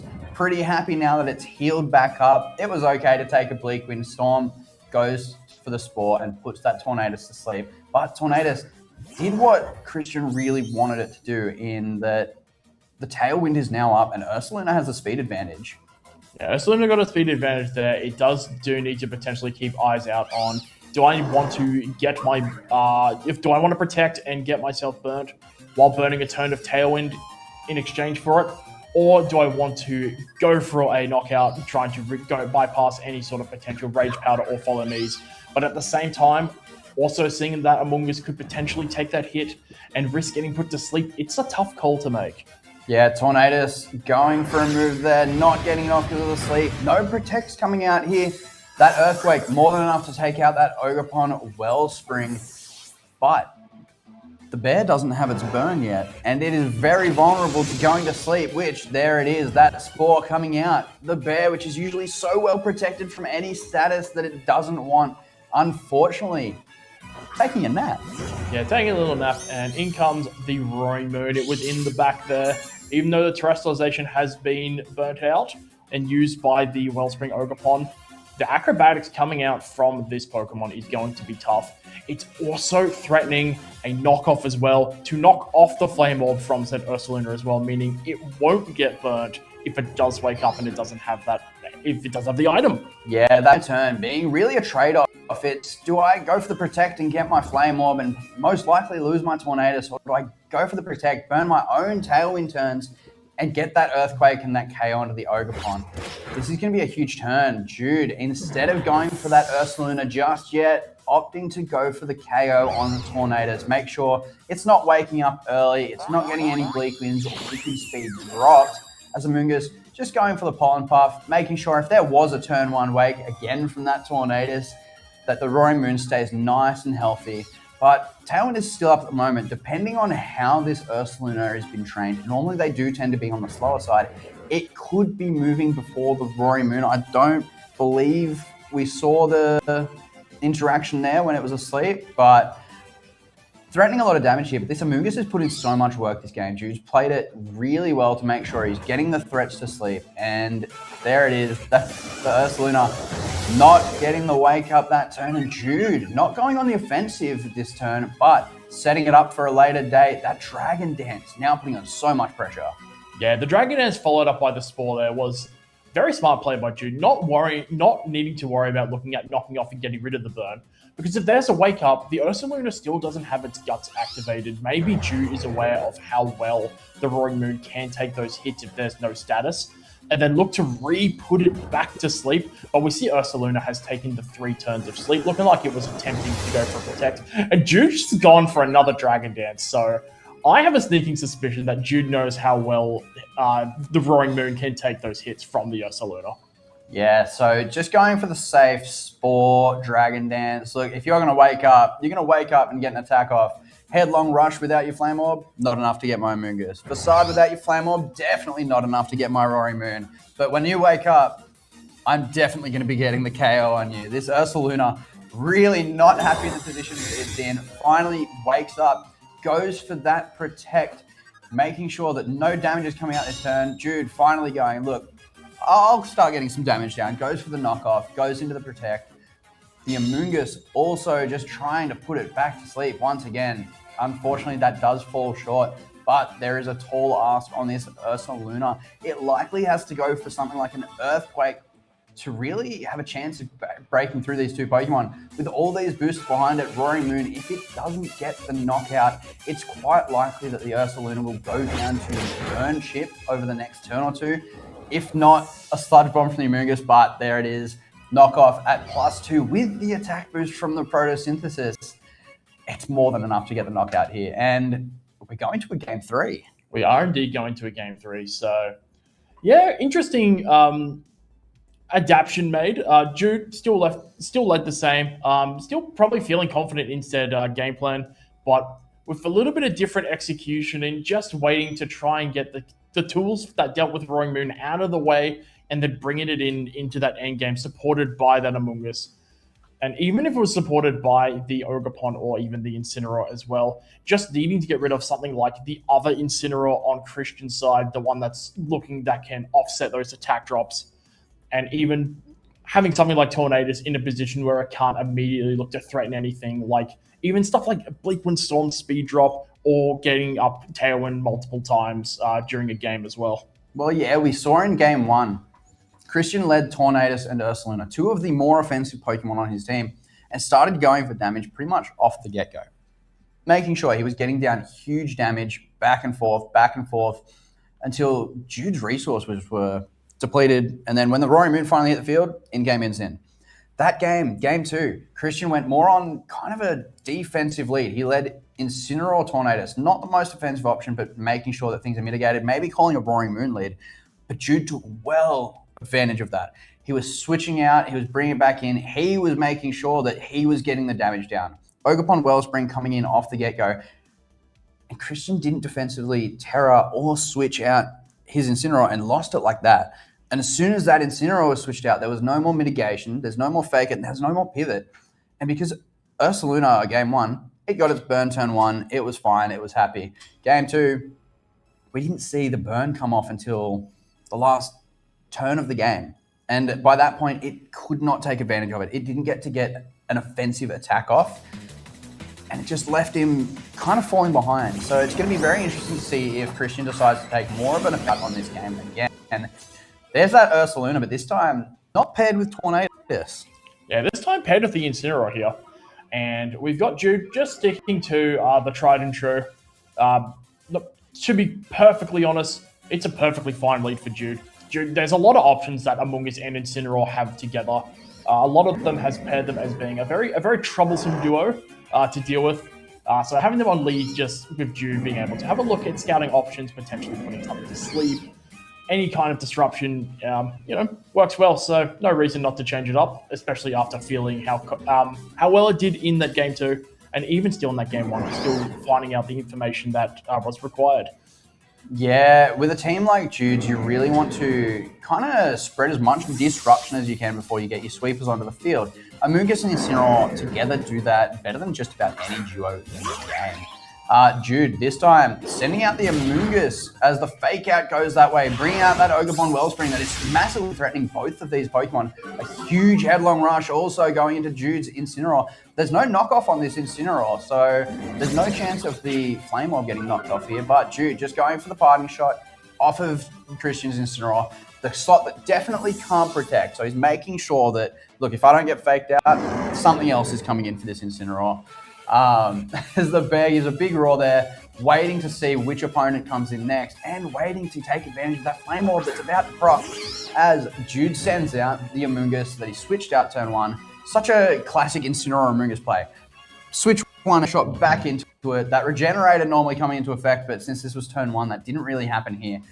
But we've got a boosted Ursaluna now, an unintimidated Ogerpon on the opposing side. There's going to be a lot of damage threatened from both sides here. There's going to be some big damage here. We do see a Terastallization, and it's just going to be, it is from Christian, probably learning from that game too. Do you know what? If we're going to look to pivot out Incineroar to take a hit from the Ogerpon Wellspring, we're going to need to lose that fire typing. So the Terastallize into the grass typing, which is also nice to be in front of the Amoonguss as well. The Ivory Cudgel instead looking to gun down the Ursaluna there into the Protect. As the U-turn comes out, that's going to deal some relatively strong damage despite being at minus from the Intimidate and the Parting Shot. Yeah, the Ogerpon, though, not opting to hit into the Incineroar, also not opting to go for a Terastallization this turn. So Incineroar getting out, Amoonguss coming in, taking that Spore. We finally get to see Christian's Amoonguss, so both players now working with their Incineroar Amoonguss. But we can assume that Jude has that Roaring Moon in the back, and Incineroar, which is so good into Roaring Moon, it's now Grass Terastallization, which means it's a much harder switch in, and especially since Jude still does have access to his Terastallization, it's going to be very hard to switch in. Incineroar for Christian right now, really good switch in at the moment. As long as there's an Ogerpon, as long as there's an Amoonguss on the other side of the field, Incineroar's happy to switch in and out all day, but once that Roaring Moon hits the field, it's going to cause a lot more trouble, as there's the Incin coming in, laying down an Intimidate on this Ogerpon, and while Christian's Amoonguss isn't threatening to put anything to sleep, Sludge Bomb's going to go a long way in these situations. Yeah, it's going to go a long way for sure, because the Ogerpon hasn't Terastallized. With the Amoonguss, also, Sludge Bombs from both ends, actually, into both of the respective grass types. The Poison coming out there, always a little bit nasty. Sludge Bomb does have that chance to deliver the Poison. But Christian going for the Spore, potentially expecting a pivot out from one of those Pokemon, or even potentially attempting to call the Terastallization. Alas, no, this did happen. We do know that Amoonguss was the Game 3 adjustment that Christian has made going into this. Yeah, Incineroar looking at the Water Grass type in front of it and the Grass Poison going, look, I'm a Grass type now. I can switch in on any Ivy Cudgels that you throw my way. The Ivy Cudgel plus the Sludge Bomb plus the Poison goes a long way towards dealing with Christian's Incineroar. And on top of that, it wasn't a Sludge Bomb coming out from Christian. It was that Spore, which just fell short. Sludge Bomb, we saw the Woodhammer recoil. We've seen this Ogerpon take a bit of damage. Sludge Bomb goes a long way. And as we saw from Jude's end, you've always got that chance to poison. But instead, that was just a really kind of a neutral turn from Christian where, if anything, he lost resources rather than gained them. And Jude had a really, really good turn there. Yeah, we see the Spiky Shield coming out from the Ogerpon, a really big Flare Blitz coming in there from the Incineroar, taken all the way down to 7 hit points. The Amoonguss still has the Citrus Berry, so it's going to heal back a little bit. The Incineroar will be taken out by Poison, but not before the Sludge Bomb comes out to take out the Incineroar here. So that has been knocked out for Christian there, so it's just playing with the Ursaluna and the back there as well. We're going to see what the Amoonguss going for that Spore again. Still looking to call that switch out. I believe that one was thrown into the Amoonguss, maybe potentially expecting Amoonguss to pivot out, but it hasn't happened just yet. But we do see the Tornadus come in, and it's another case of the Tornadus staring down 2 grass types. Yeah, we're back in that position that we saw last game. This time, unfortunately, though, Christian's Terastallization has been burned. But the Incineroar's gone and it's early game and we haven't seen the Roaring Moon hit the field yet, it doesn't have to worry about any Intimidates now, and it doesn't even have to worry about Terra. Do I have to hit it with this move? Do I hit it with that move? I'm just going to hit it with the hardest move possible that I have. And that's before you get through the 3 Pokemon we have seen. Incineroar is still in the back. Amoonguss and Ogerpon Wellspring are sitting here. Ogerpon's still got a good amount of health, and Amoonguss, as we know, it doesn't matter what health Amoonguss is on. By the end of the game, it could be back to full. Yeah, it'll find a way. Absolutely, but like you said, Bleakwind here is massively threatening both these Pokemon. Looks like that's Incineroar coming back out again. It might be in range of a Bleakwind Storm here, but we also know that Ogerpon can move first. It goes for a second Spiky Shield, not quite getting it as Bleakwind Storm comes out from Christian for a double KO. That second Spiky Shield not paying off for Jude. It's not guaranteed, and as we saw there, it definitely did not. But yeah, that was a really huge flip in kind of the momentum of this game for Christian. Jude was really front running as soon as he got that KO on the Incineroar, but yeah, big Bleakwinds do big things. Yeah, the nature of the game just dictates that sometimes. We do see the Amoonguss come back in. It is a little bit healthier now, just thanks to the regenerator, of course. And the Roaring Moon, as you expected, was in the back there. Getting that attack boost now. We're probably going to see some big work coming out of this duo for Jude if Jude does look to run through to that. We have seen the Ursaluna. The Ursaluna is burnt in the back as well. So there may be a way for Christian to have a look at going, right, what is my best angle to have a look at getting Ursaluna in while having Tailwind up, while the dragon type Roaring Moon doesn't have enough Dragon Dances up to offset any Tailwind buffs for the Ursaluna. But it looks like we're going for a route of maybe Amoonguss looking to protect it, maybe throwing out a Spore or two, as the Ursaluna does come back in. One of the biggest things you've got to remember as well, like we see here, Jude still has access to that Terastallization. At the beginning of that turn, both players have their Flying type or potential Flying type, and their Amoonguss next to it. I feel like in this situation, Jude really has to go for that Terra Flying and the Acrobatics into this Amoonguss just to stop it from getting a Spore, because while Christian's Ursaluna cannot be put to sleep, if that Roaring Moon goes to sleep, it is really bad news for Jude. So Jude just making sure Amoonguss is gone off the field. There's no Protect on that Amoonguss that can stop that from happening. You have to switch in your Ursaluna, which you really don't want to do. But the thing is, with this Amoonguss on Jude's side, Earthquake's not hitting this Roaring Moon. You have to start going for Facades. And depending on what you're going into, damage is going to start stacking up here. But Ursaluna is so bulky, it might just be able to bulk its way through both of these Pokemon, especially considering there's no Rocky Helmet on the Amoonguss like we often see. Yeah, the Amoonguss is the citrus grade there. It has gone for the Rage Powder, looking to protect the Roaring Moon here. We do see Tornadus go for the Tailwind here, and I do believe we're going to have the Ursaluna run through and use Facade there. And that's going to come through, and it does knock out the Amoonguss there. So we do see that down, and we're going to see what damage this Roaring Moon is going to output. Neither is going to go for a Dragon Dance. Yeah, so we saw last game at +2 attack with the booster energy boost as well. Roaring Moon was able to get the one-hit knockout onto Christian's Ursaluna. Back then, it didn't have any burn chip. Right now, it does have a little bit, but this Dragon Dance, more importantly, I believe, will most likely make it faster than Christian's Ursaluna, even in Tailwind. Both Christian and Jude here going for a Protect with their heavy hitters. Jude likely trying to just make sure he gets a little bit more burn chip on that Ursaluna. Make sure it's as low as possible, giving himself the best chance of getting the knockout with a knockoff or an Acrobatics, because Tornadus, it only has Bleakwind Storm, and Roaring Moon's special defense is pretty good, and Bleakwind Storm is very much known to miss. I think that's the first miss we've seen all game. Yeah, we haven't seen too many misses for that one at all. The Acrobatics is enough to pick up the Ursaluna with the +1 boost and the booster energy from the Protosynthesis. Things are not looking amazing for Tornadus after missing that Storm there. The single target Bleakwind Storm damage can still do a lot, but as we see here, Jude is protecting out those last couple of turns of Tailwind, and looking like Jude's maybe potentially found his angle to win the set after going down in the game 1. Yeah, no. So after being down in a 2-3 deficit in this last game, in this end game, Jude really played his way through it, not having any intimidates on that Roaring Moon once again. Detrimental Roaring Moon. It took out the Earth Lunar. Tornadus was definitely not holding on to that hit. More than enough to take out the Tornadus. And after a really intense 3-game set, more than enough to put Jude through to that 6-0, making Jude our first player that is guaranteed to be making it onto Phase 2. Jude has punched his ticket into Phase 2. Jude, congratulations and best of luck throughout the rest of the tournament. Christian, still just got to face that one more win, but still 2 rounds to do so. We're going to run the... I would like to discuss a little more of that end game because... missing the Bleakwind Storm, there might be people that will say, oh, the damage may not have been the end of the world to miss out on. But Bleakwind Storm does have that secondary effect of dropping speed. If there's a speed drop after Roaring Moon's Dragon Dance, the Ursaluna re-jumps it in speed and is able to get that knockout with the Facade.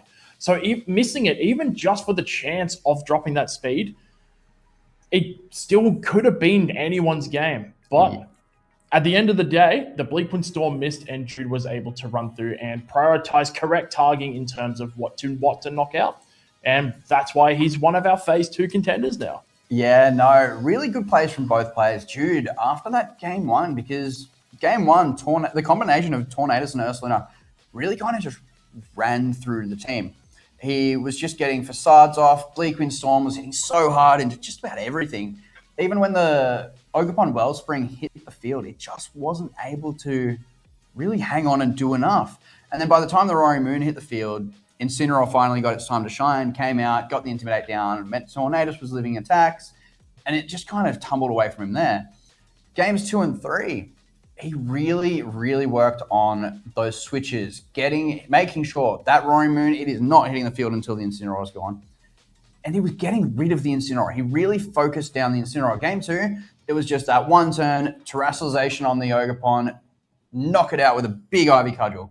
Game 3, looking at that going, look, there's a good chance that Christian's not going to let me just do that again. Predicting that Terrassalization doubling into the Ursaluna that turn, when Incineroar came back in, making sure, look, if Incineroar's coming in to take an Ivy Cudgel, I'm hitting it with a Sludge Bomb too. That poison for extra effect, absolutely perfect for Jude there.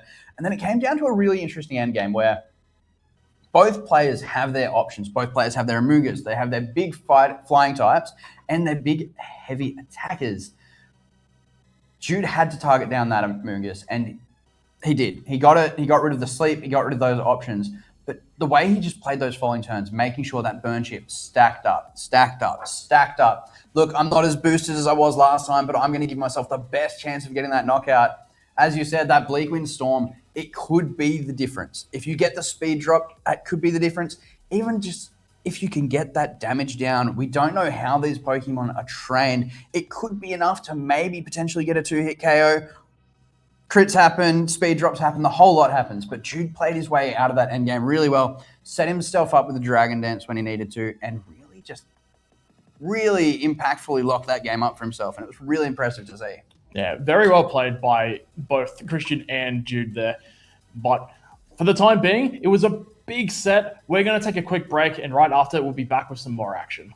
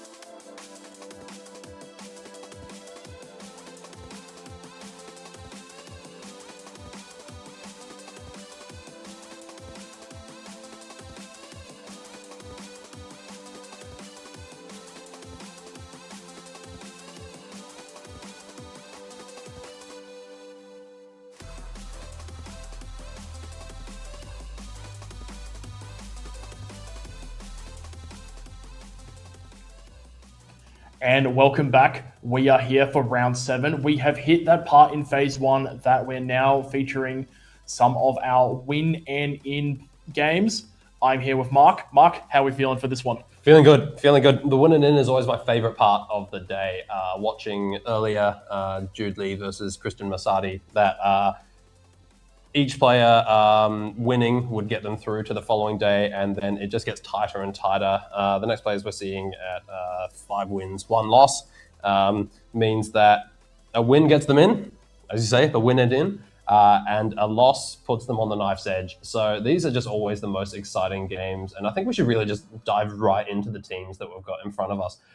So we've got 2 top-level players in Australia. These are just 2 giants of the Australian VGC community. We've got Toby Kongman and we've got Dimitri Koziaris. Yeah, so having a look at Toby's team here.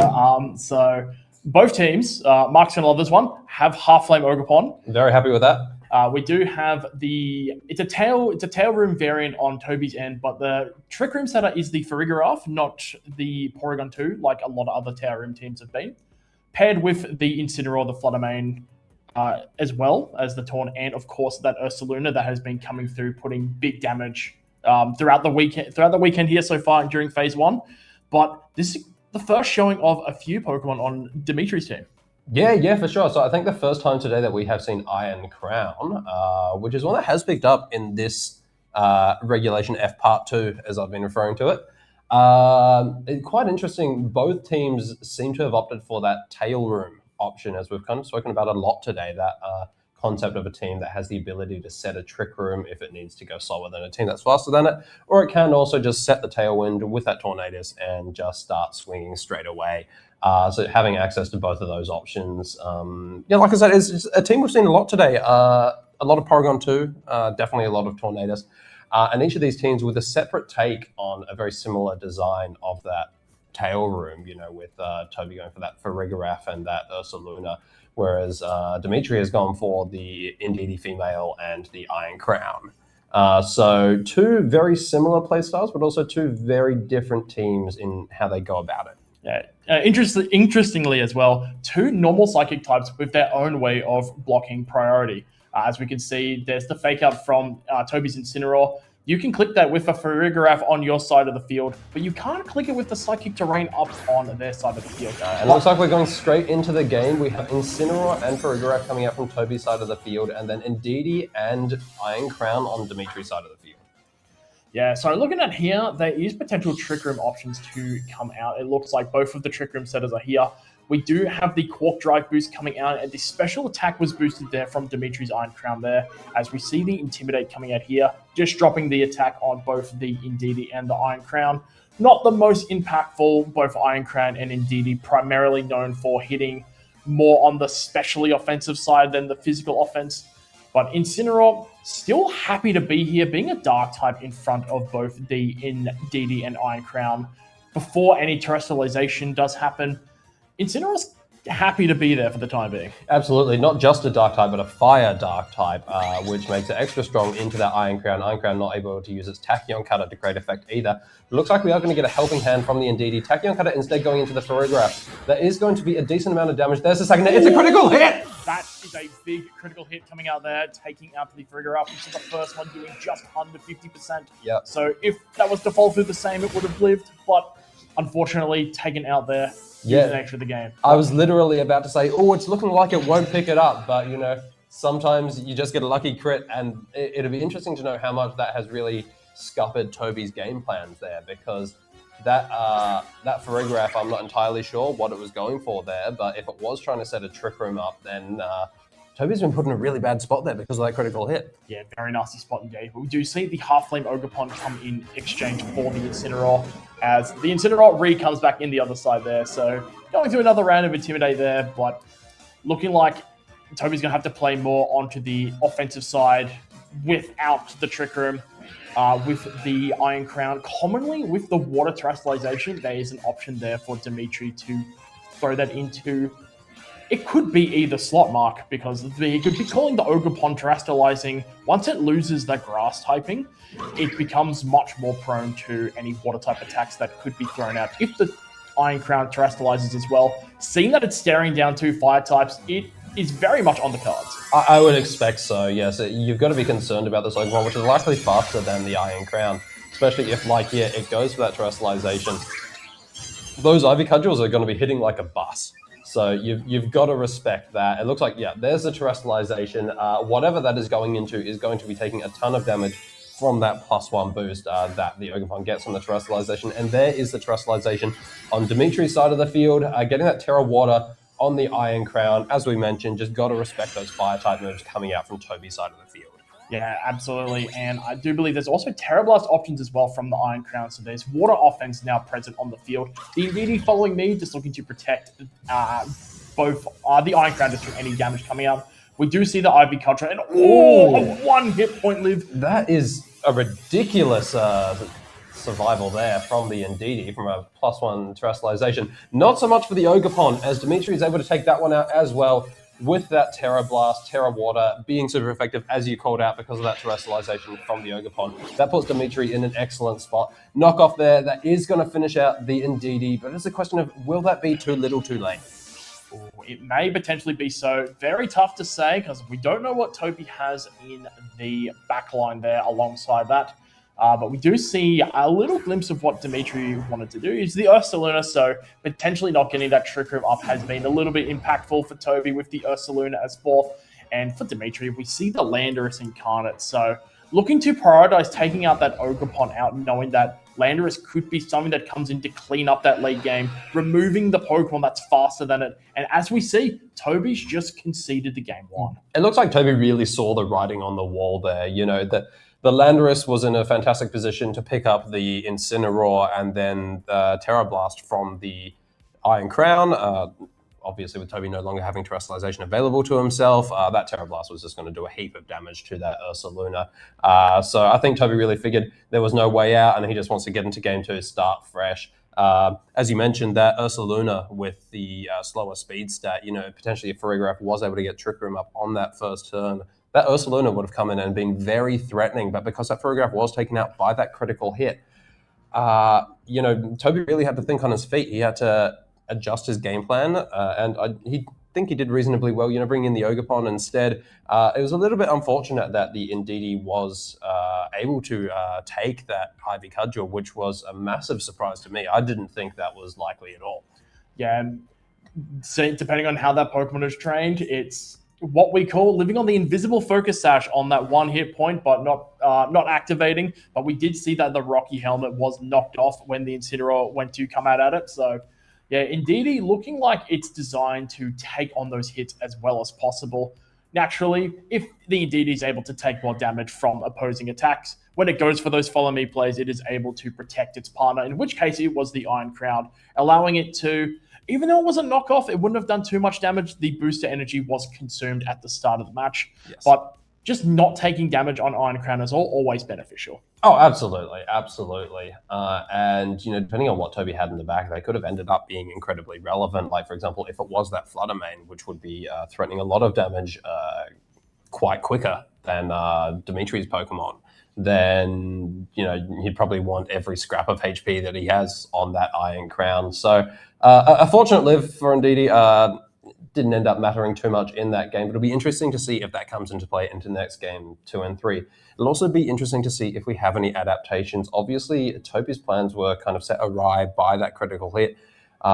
It makes me wonder if Toby will try the exact same game plan in turn 2 and then just hope not to get crit on that Farigiraf, so that it can set the Trick Room, get that Ursaluna in, and that Ursaluna can just start, wreaking havoc on Dimitri's team.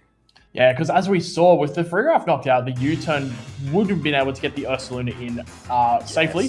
But that's game 1. We're here with game 2. We've seen a big change up from Toby's end. Yes, that big adjustment from both sides, actually. We've got the Fluttermane and the Tornadus on Toby's side, and the Tornadus and the Urshifu on Dimitri's side. At the moment, it looks like Urshifu will not be faster because it does not have a choice scarf, and instead it has a choice band. So it is immediately threatened by that Fluttermane if Toby does decide to go for that Tailwind on the Tornadus. Yeah, both Tailwind options are looking quite strong there. Dimitri may potentially have a backline pivot.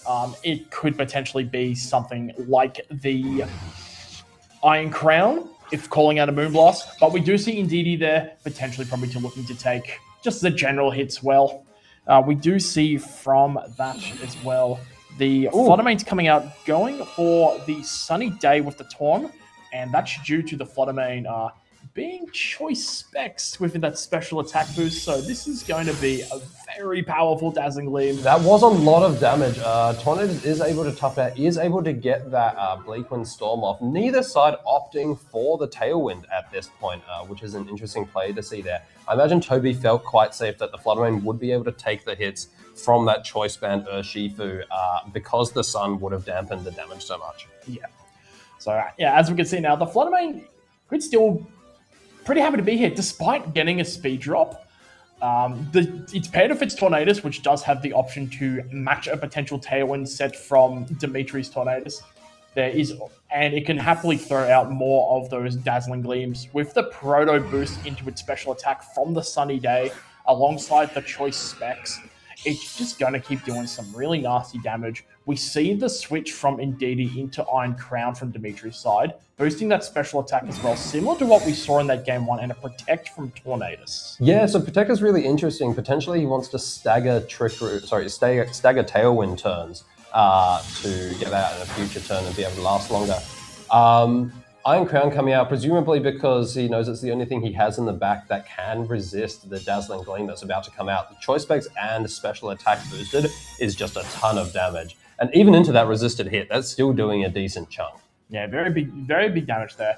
What we are going to see here as well, which can be pretty interesting, the Fluttermane with the speed drop, there may be a possibility that the Iron Crown now has the upper hand in terms of speed going against it. As we see the Fluttermane switching out, Toby very likely understanding that, going, we need to preserve this. This is an important piece. But who else to bring in front of Iron Crown other than good old Incineroar? Absolutely. I mean, Incineroar, he's everyone's friend. Or not, depending on what side of the table you're on. But yeah, look, like we've called out already, Incineroar is just incredibly strong in the face of the attacks coming out from that Iron Crown. So it's a very safe choice from Toby. There we see it, the Expanding Force into the Protect on the Tornadus, and obviously not affecting the Incineroar at all because of his Dark typing. Yeah, so we're going to have there's options here now on the table for both Dimitri and for Toby here. Toby has Fake Out Pressure, despite Psychic Terrain being up, Tornadus being a flying type on the opposing end.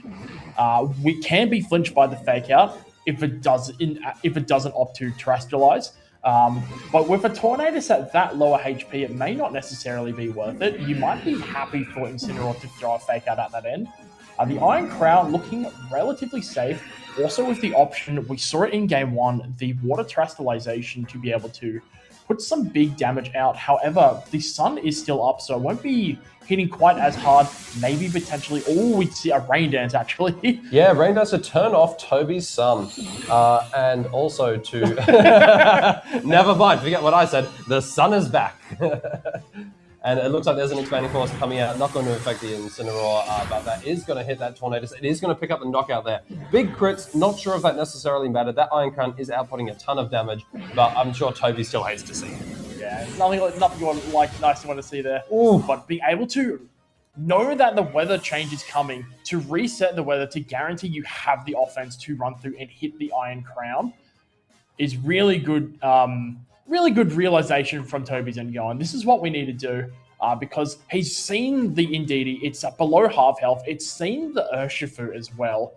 So knowing that Fluttermane can come in with those choice specs and still fire off some really nasty Dazzling Gleams, all that Toby is really looking to do at the moment is ideally potentially looking to take out the Tornadus, while at the same time attempting to stagnate that Tailwind to get Fluttermane under those conditions without Tailwind up on Dimitri's end. Yes, yeah, absolutely. That's the big thing you've got to consider at the moment, is staggering those Tailwind turns to make sure that your Fluttermane is able to come in when it's faster than the Urshifu. If it comes in while the Urshifu still has access to that Tailwind, and Dimitri is able to get that Sun up with his Tornadus, which is still around, then that Urshifu is just going to clean that Fluttermane up. Yeah, so we did see there is 2 turns left of the Tailwind there, and there is 1 turn of the Psychic Terrain left. So Indeedee can come through and reset that one if it is not brought in, but maybe potentially we've also seen the Aqua Jet on the Urshifu as well. So maybe we don't want to do that, but we are going to see a rain dance here. So the rain is here to say there's going to be no more sun boosted hits. Ooh, what a mighty powerful surging strike there. Those are some big hits, boosted by the rain, boosted by the choice band, even though it's not super effective. Surging strikes hits 3 times, Dimitri only needs 2. Yeah, we do see the knockoff coming out there as well, getting rid of the choice band here. The potential option for an Incineroar as well was to potentially do the pivot and come back in with the Psychic Terrain going down, just to threaten some fake out pressure and kind of force the Indeedee in the following turn. But as we see it here, there's still 1 turn of Tailwind. Urshifu is going to not allow anything to protect. There's going to be some hits there. There's going to be some big follow-up. There's going to be a speed drop on Incineroar because, Why not? Why not? With the perfect guaranteed accuracy in the rain as well for the Bleakwood Storm, so there's no way to miss that there. No, absolutely. Fluttermane, like I said, is taken down by that Urshifu.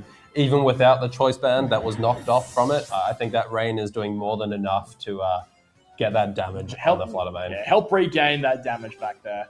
So we see the Tailwind has petered out now. It may potentially be too little too late with the Indeedee coming in here now.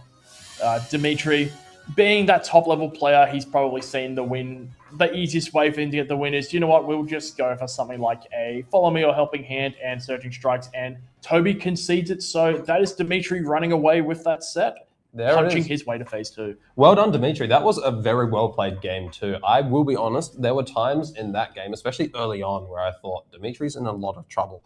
When he switched that Urshifu out into the Indeedee, that Dazzling Gleam went off from that Fluttermane choice spec, sun boosted.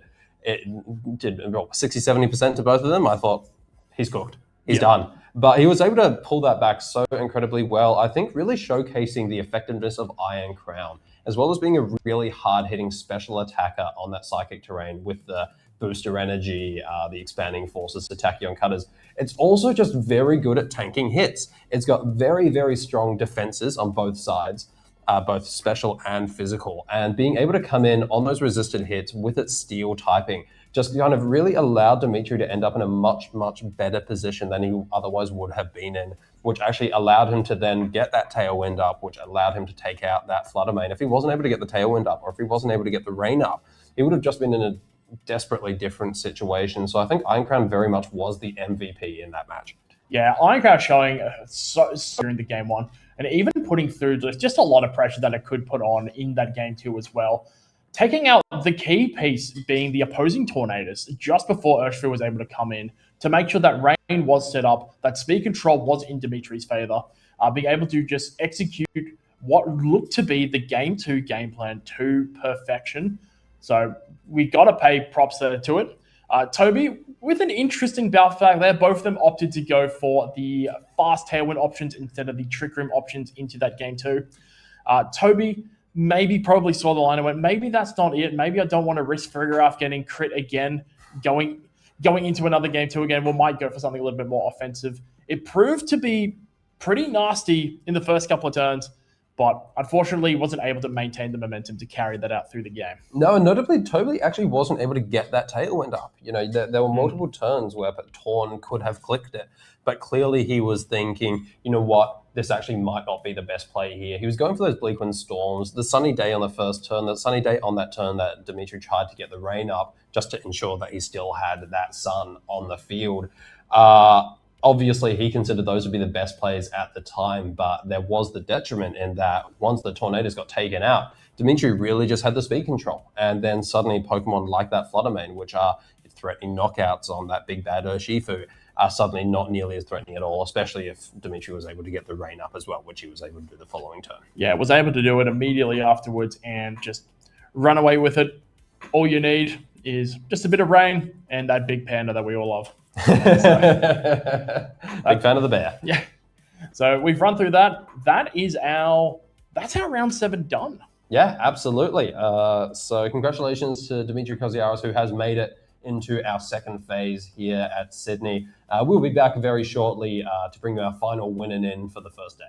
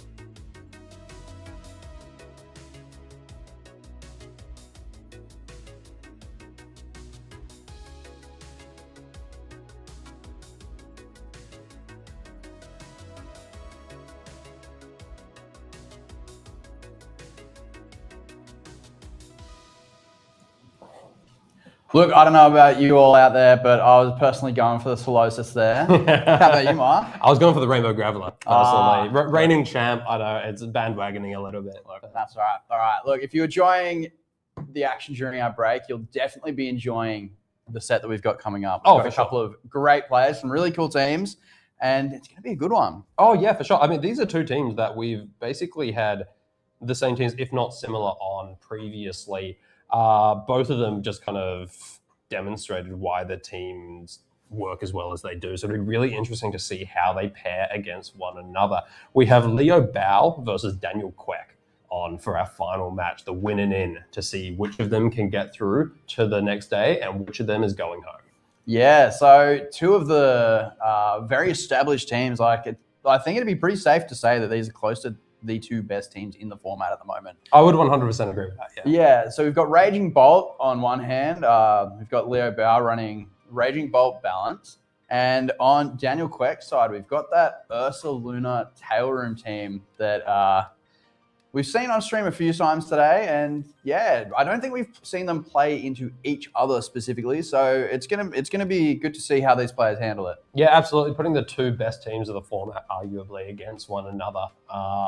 It would just be really interesting to see, how each player deals with the various challenges. That Tail Room team with that Porygon 2, it's what we've started referring to as all reliable, considering how consistent it is and how well it is able to do what it does. But then over on the other side, we've got that Raging Bolt Balance. We've already had it on stream a couple of times, and viewers have been able to see just, how oppressive and strong it can be. Yeah, and like you said, all reliable. It's been so consistent, not just in Regulation F, but across multiple formats. Like multiple formats, you see the Ursaluna, Incineroar, P2, Amoonguss, and then kind of let's slap a fast mode on there. What are the two most broken cores that we can find? Yep. Urshifu, like if you look at the different variants of this team, you've got Urshifu Tornadus, you've got Fluttermane Urshifu. Yeah. Urshifu for some reason just keeps popping up there, but like it's good. It's a good Pokemon. Yeah, and then on the other side, just this Raging Bolt Balance that there's so many different variants of, but we have seen this one before. It was popularized in Birmingham by Marcus Haman. It's that Swords Dance, Ogerpon, and Pain Split Fluttermane that has just been popping up, and it's such an interesting adaptation. You're dropping Follow Me, but you're gaining so much more output. Yeah, for sure. That Pain Split Fluttermane in particular, I think we actually noticed earlier on today, up against that Ursaluna, the Amoonguss, the Porygon 2, the Incineroar. These are all Pokemon with massive HP stats, and that means Fluttermane's able to get a lot of value out of those Pain Splits. For those who aren't aware how Pain Split works, it essentially averages out the HP between the two Pokemon. And so if you're a Pokemon with Fluttermane, you've already taken some damage and you're on low health with a low base health total, up against something like an Ursaluna, which has a very high health total, a large percentage of Ursaluna's health is going to decrease due to the differences in their total health points. Yeah, and it helps a lot in those mirrors as well. Less so mirrors, but more end games. Yes. You were mentioning earlier on in the stream how it's really nice into those Raging Bolt Balance teams, because if you come down to the 1v1 between Fluttermane and Raging Bolt, generally because of Thunderclap, Raging Bolt is coming out on top of that. But once you Pain Split the Raging Bolt, you average out the HP. And because Fluttermane's HP is lower, your percentage for HP is higher, which usually is enough to win you that game at the end.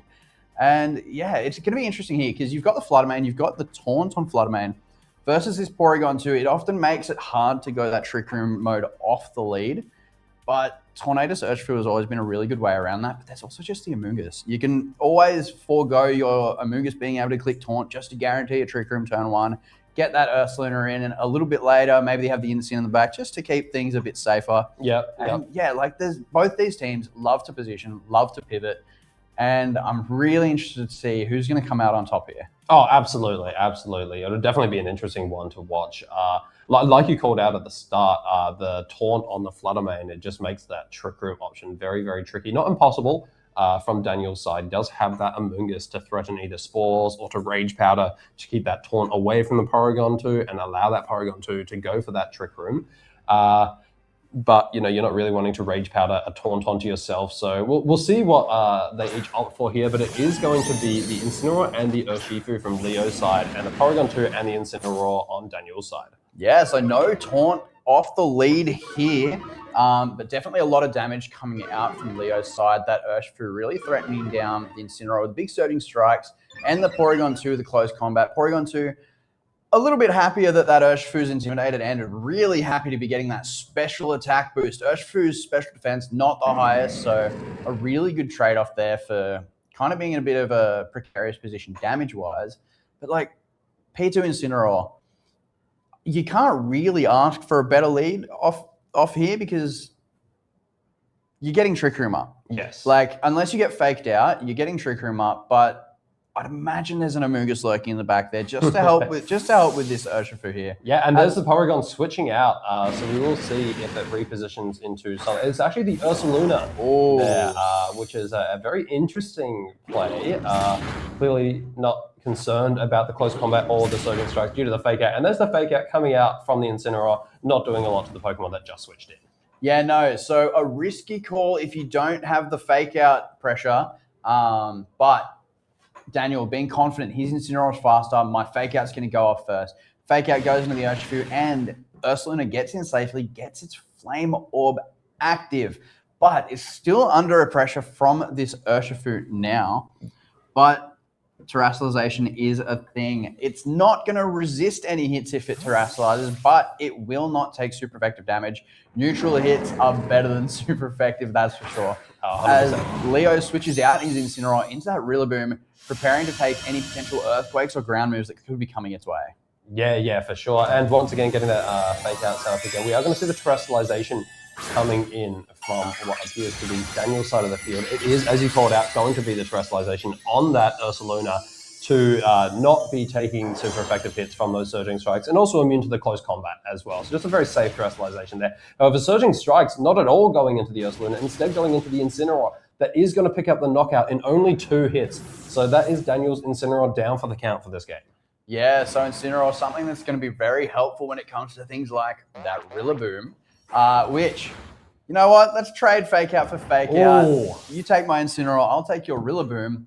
Honestly, that's pretty nice in favor of Daniel there, I think. Like, you want to get those big fake out users, you want to get those big grassy terrain setters off the field while you can. It just means that there are so many less switch-ins for your Ursaluna's attacks. Yeah, absolutely. Ursaluna there, I think, really displaying why so many people like it, running it. You know, it's slow.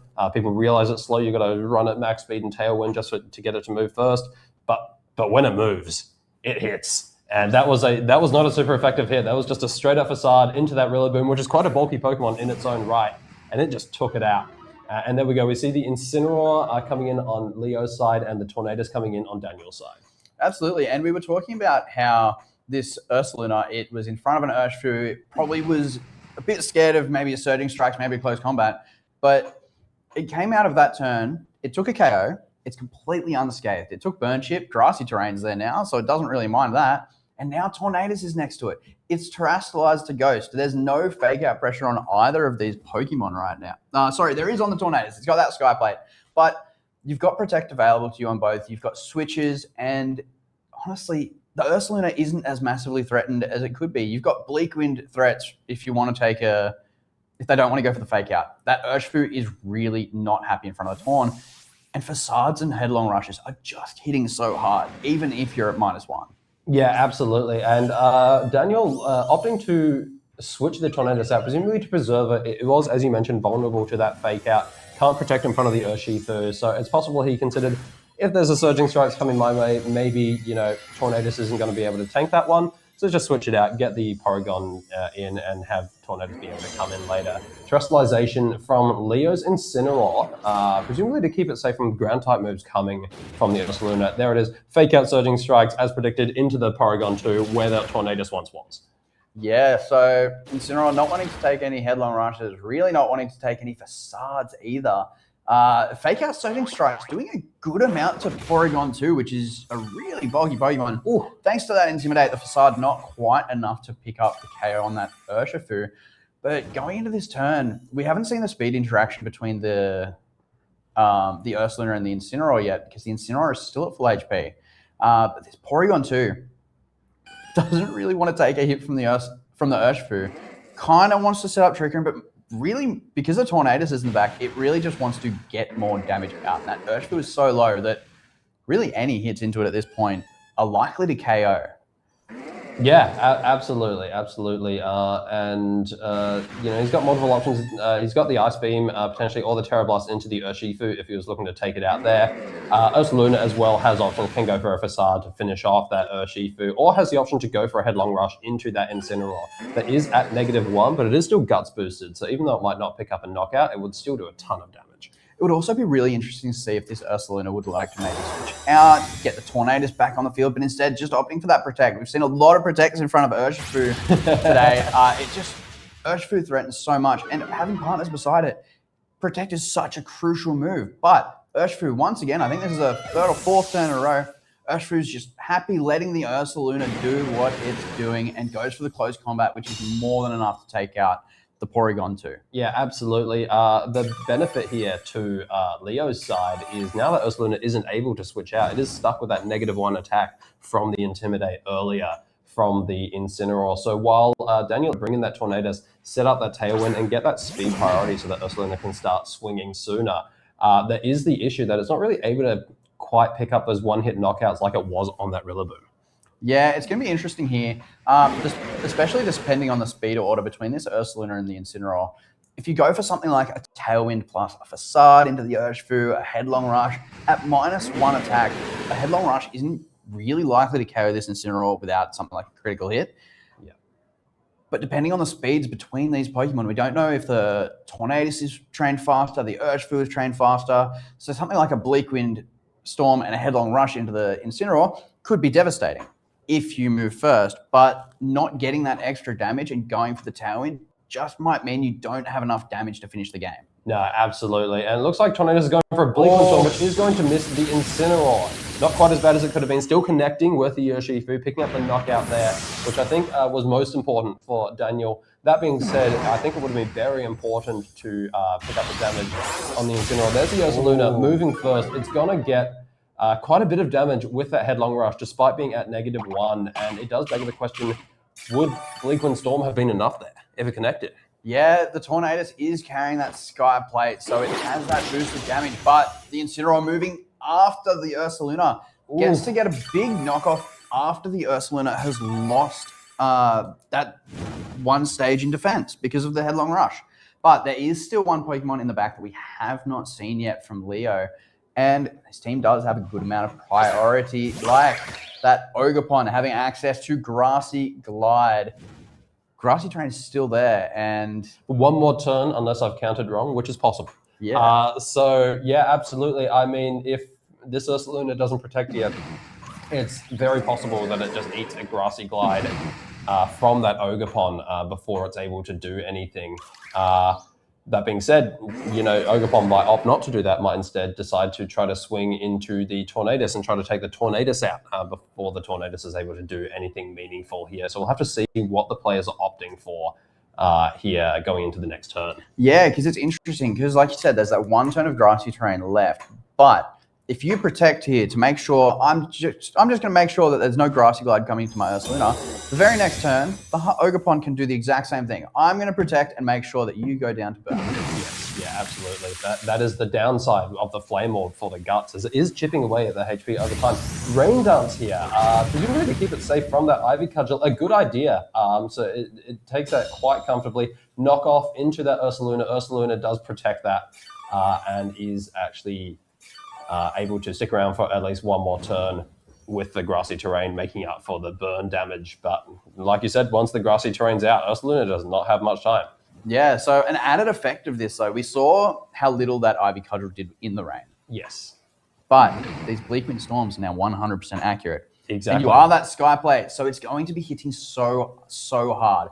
Judging from the damage before that the Ursaluna was able to do the Incineroar, I'm not sure if a Tailwind, a Headlong Rush is enough to get the KO, but Ogerpon letting the Ursaluna go for a hit, goes for another attack into this Tornadus, goes for the Ivy Cudgel, goes down in one hit KO to that a critical hit from the Bleak Wind Storm. It'd be interesting to know if that mattered. It would be. The Ogerpon appears to be faster than the Tornadus, so it could be a less bulky, faster variant, but we won't find that out until a later game. And There we go. That damage is more than enough to let the Headlong Rush pick up that Incineroar. But yeah, such a close game and such interesting calls from both sides. Like that Rain Dance coming at the end, really, really crucial. Like without that Rain Dance, you're taking so much more from an Ivy Cudgel. Yeah. Even if you Rain Dance a turn later, you're not likely to survive an Ivy Cudgel out of rain into an Ivy Cudgel in rain. But yeah, like really well played endgame from Daniel there. Absolutely. I personally, I was expecting the Tailwind to come out there. I was looking for Tornadus to set that Tailwind, get that Ursaluna moving first. But obviously Daniel had a different plan in mind, kind of thinking somewhat outside the box. It's like, what if I set Rain instead? What does that do for me? Well, it keeps me safer from those Ivy Cudgels. It also means that my Bleak Wind Storm is definitely going to connect, where without the Rain, if you're clicking Bleak Wind Storm, you really got to cross your fingers whenever you click that move, because you've got a decent chance of missing, as we saw on the Incineroar earlier, which could have ended up being relevant. Yeah. Fortunately, it was able to connect with the Ogerpon. Critical hit there, so it's not entirely sure whether or not that would have been a one-hit knockout without the critical hit, but it was a super effective hit. It was, as you said, boosted by the Skyplate. And as you also called out, that Ogerpon is quite fast, which means it might not necessarily be built overly defensively. But it's very much something that we might find out in a later game 2 or 3. So we'll have to go and see that. Yeah, well, it's going to be interesting to see how these players adapt, because we saw in that game no Raging Bolt. We also didn't see Flutter Mane. We saw the double grass duo, which is usually really good because it gives you that priority spam, especially if grass moves. You pressure the Ursaluna to Terra. And then as we saw then, the Incineroar is just free to go for knockoff after knockoff into that slot just because it's super effective. Yeah. And as long as you can keep it intimidated, then its damage is limited. Like we saw, it wasn't able to get the KO on the Incineroar after it terrestrialized. Yes. It wasn't able to get the KO with a Facade onto the Urshifu. But it'd be interesting to see something like maybe that Raging Bolt come out as well. Just because it gives you those variants, but at the same time, like there's just so much damage that you need to get down.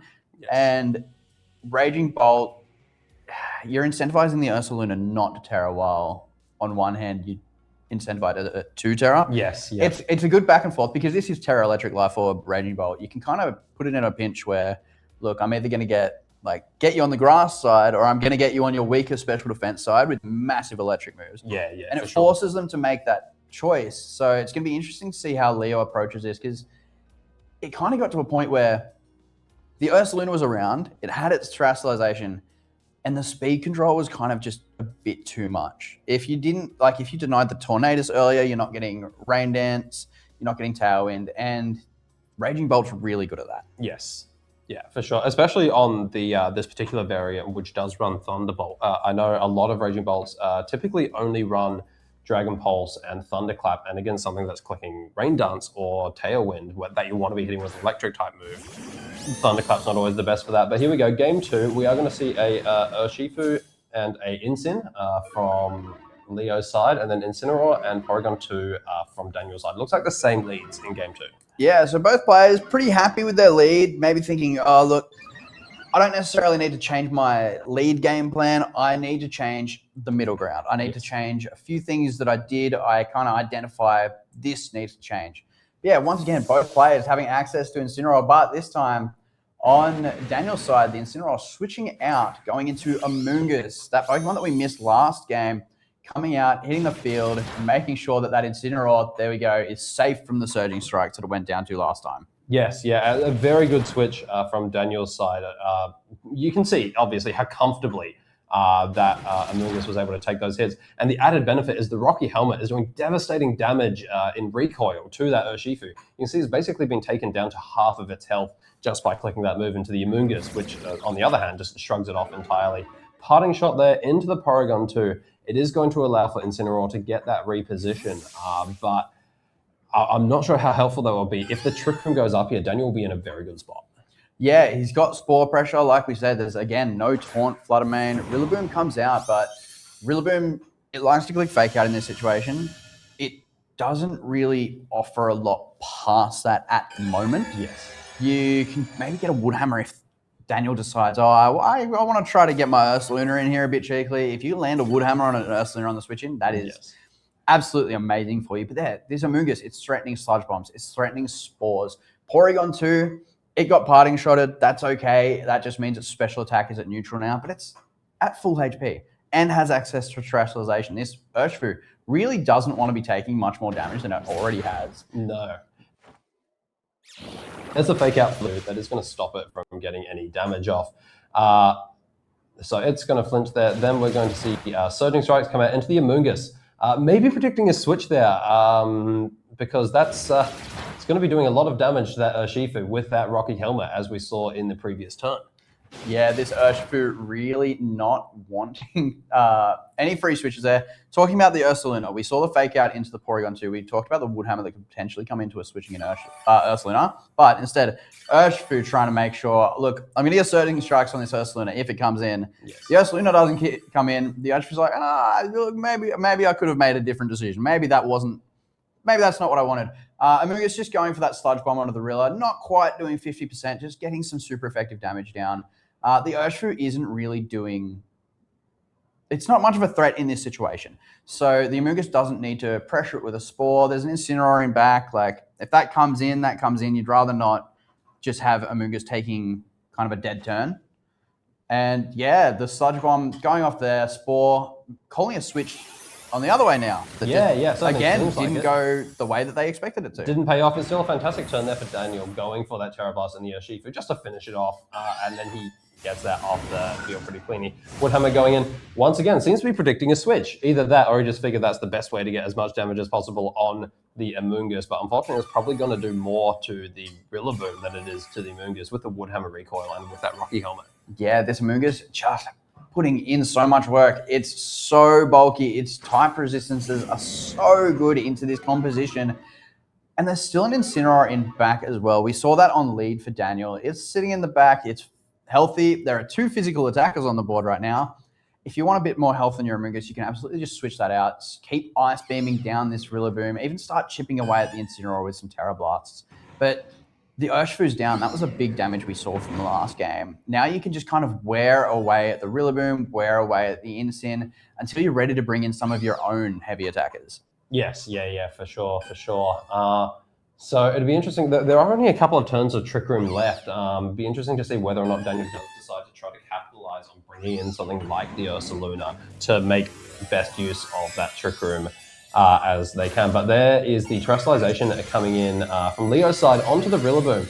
That is the Fire Terrestrialization. It keeps it safe from Sludge Bombs and also keeps it safer from Ice Beams. It does, however, leave it susceptible to something like a Spore. Spore going out there, this time into the Incineroar. Incineroar not going for a fake out there. So that is going to be a clean Spore from Daniel's side. And there is the Ice Beam, which that Rillaboom now resists and takes very, very handily. Yeah, Ice Beam not doing much at all to that Rillaboom. That Fire Terrestrialization coming in so handy.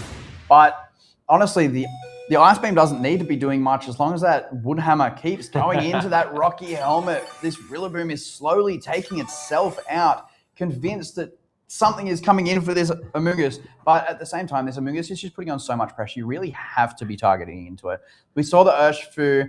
I think the Urshifu hit it with 2 Surging Strikes. Rillaboom has hit it with 2 big Woodhammers. And the Amoonguss is still it's still relatively healthy. Yeah, and absolutely. It's still, at any point, has the option to just switch into the Incineroar. It's switching out now, getting that Regenerator, and just coming back in again later and putting in even more work. There's the Incineroar, getting an Intimidate down on these 2 Pokemon. Rillaboom not really threatening it too much, and Porygon 2 still just sitting there being Porygon 2. It's going to click as many moves as it can, and it's just going to sit there and recover at the end of it all. Oh, yeah. So there's a Terra Blast picking up the Rillaboom. Rillaboom, I think, just going for a bit of a Grassy Glide. He thinks, yeah, I'm just going to get any amount of damage in that I can before I get taken out by this Terra Blast. And there it is. Incineroar is going to wake up. That's 1 turn of sleep. So quite lucky from Leo's side. Flare Blitz's coming in into what was previously the Amoonguss. But fortunately for Daniel, he kind of figured that out, switched out the Amoonguss, brought in the Incineroar, which was obviously able to take that Flare Blitz, no worries. Yeah, Daniel really timing that Amoonguss switch perfectly. Could have switched it out a little earlier, but no, waited till just the right moment, just when Incineroar was going to get that nice little wake up, go for that Flare Blitz, but unfortunately finds its mark on another Incineroar. But there is that Raging Bolt that we were talking about, that little adjustment that we were talking about between games. It's coming in, it's threatening a lot of damage. That Life Orb Terra Electric, especially since there's no Parting Shot, no Snarl to mitigate that. But at the same time, it's now a 2v4 situation, and there is no recovery on Leo's side of the field. So this is a very dangerous spot to be in. Fake out coming out into the Raging Bolt just to keep this Porygon 2 safe. Knockoff coming out that will possibly prove relevant later in the game. It's taking away the Eviolite, which means Porygon 2 isn't as tanky now as it has been, but there is the second Trick Room going out for the game. Yeah, putting the speed advantage right back into Daniel's favor. That Raging Bolt has the option to protect. It wants to try to make sure it does damage. Look, if you don't Trick Room, that's great here, but I'm going to try to go for as much damage as I can. I think so much to that Raging Bolt there. Flare once again into the Incineroar. Just not doing the amount of damage that you need it to. Amoonguss putting so much work earlier. Ooh, Incineroar going for that big knockoff, getting rid of the Life Orb, dropping so much of that damage potential. Actually saving the Raging Bolt on this turn, but Porygon 2 without that Life Orb, it's hanging on by a thread. That knockoff saved 2 Pokemon that turn. Saved the Raging Bolt from the Life Orb recoil, and it saved the Porygon 2 from the Life Orb damage. And that is going to be game for Daniel as Leo sees the writing on the wall and decides, you know what, that's it. I'm not fighting my way back from this. These are too many strong Pokemon in Trick Room that I can't handle.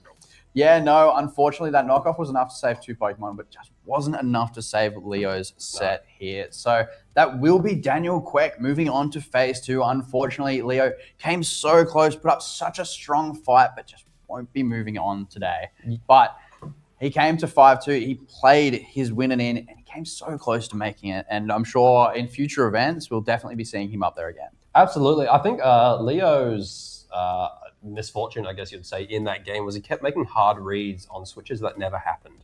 You know, we're looking at Surging Strikes into an Amoonguss, Flare Blitzes into Incineroars, just trying to pick something up like the Ursaluna or the Amoonguss or similar coming in from the back. But unfortunately, Daniel just stayed resolute, left his Pokemon exactly where they were, and Leo, you know, trying to be sneaky with the hard read on the switch in, was just never able to pick it up in a way that he would have liked to have done. We did see, like, if you watch the matches back, you can see from Daniel's perspective, he's considering switching in some of his Pokemon on those turns and then decides against it. So, you know, Leo was actually quite close to making some very, very favorable reads. It was just very unfortunate that none of them really paid off. Yeah, well, if you look here, you can see there's so much damage coming out. But I think one of the critical things that if we're looking between game 1 and 2 is this turn here. You see the Bleakweed come out onto the Ogerpon. Ogerpon hasn't really done anything else here, but it just faints in one hit to the Tornadus. Yes. And then, so it didn't really get to do much in game 1. No. And there also wasn't an Amoonguss brought on Daniel's side game 1. So game 2, the Ogerpon Half-Flame gets dropped. He decides not to bring it. There's better options that I've got, especially if the Amoonguss isn't coming. But Daniel, probably understanding that, goes, look, I think Amoonguss is the play for me this game. Yep. There's a good chance that Half-Flame doesn't come. And without that Ogerpon Half-Flame, it's so hard for Leo to deal good damage to that Amoonguss. Yes. We saw the Amoonguss, like, he wanted to get a Flare Blitz off it, but it was hard to position Incineroar on the field to get that Flare Blitz off. So in the end, Amoonguss took 2 Surging Strikes, 2 Wood Hammers, nearly took a Flare Blitz, but just got off the field in time. That was the one time he did make the switch. Yeah, and it just made it so hard, especially bringing the Raging Bolt over the Ogerpon Half-Flame, because you're not going to be able to really do much unless you are out of Trick Room or you're in a position where Raging Bolt can actively get off a big Life Orb Draco Meteor into that Amoonguss. It's just not really helping against that Amoonguss. And that Amoonguss was so perfectly timed in that game, switching in to take the Surging Strike, switching out to Incineroar when the Flare Blitz was coming in, and just putting so much work the whole time between that. And yeah, Daniel Queck really played that well, positioned himself well, and showed that balance, it can be broken. Oh, yeah. Oh, for sure. I mean, you know, he's really demonstrating why these Porygon 2 Ursaluna teams are so incredibly popular as they are. I think, you know, one of the benefits of Daniel's team was his Pokemon was so bulky that Leo really needed to be hitting them with hard, super effective moves. And just Leo wasn't able to position in such a way, like you called out, you know, trying to position the Incineroar to be able to Flare Blitz the Amoonguss. It's really the only way you can beat a team like that is you can hit them hard enough, because otherwise if you're just throwing Surging Strikes into an Amoonguss, it's like beating your head against a wall, basically. Yeah, well, like a lot of the time with these teams as well, we see the Incineroar carrying safety goggles, specifically for the reason you need to have switch-ins to Amoonguss, and you don't want all your switch-ins to Amoonguss to be grass types, because as we saw there, the Rillaboom was getting a Sludge Bomb, you've got Pollen Puff.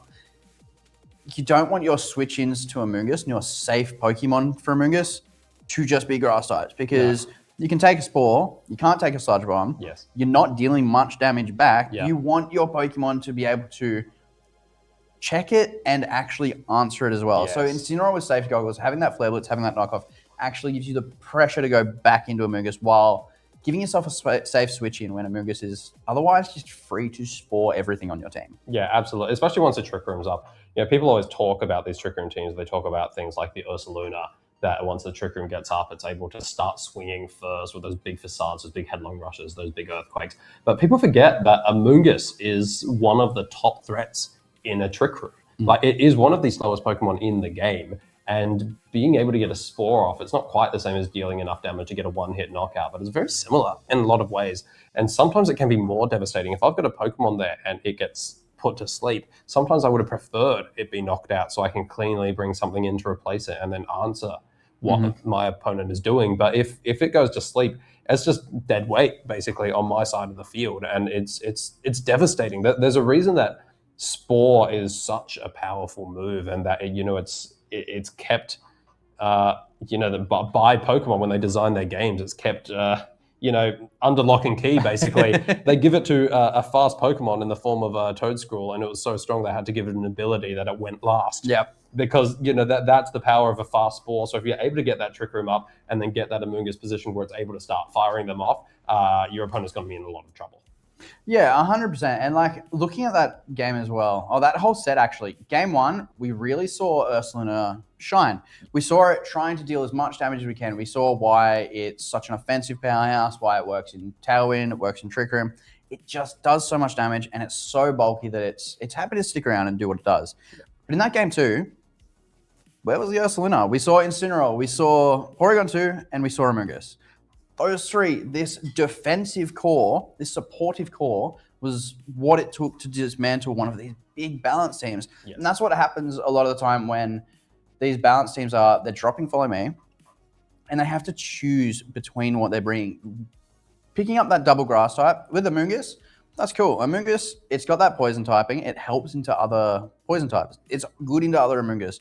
When your grass types are Rillaboom and Ogerpon, you've kind of got to just look at it and go, well, I need an answer to the Amoonguss, but I can't just force my two grass types here. No. But yeah, that's been our round 8 for day 1 of the 2026 Sydney Regionals. And honestly, it's been an amazing day. Oh, it's been so good. So good. Yeah, every game I've watched has just been incredible to watch. Yeah. But for now, we're going to cut to a short break, and we'll be very back soon to close out the regional.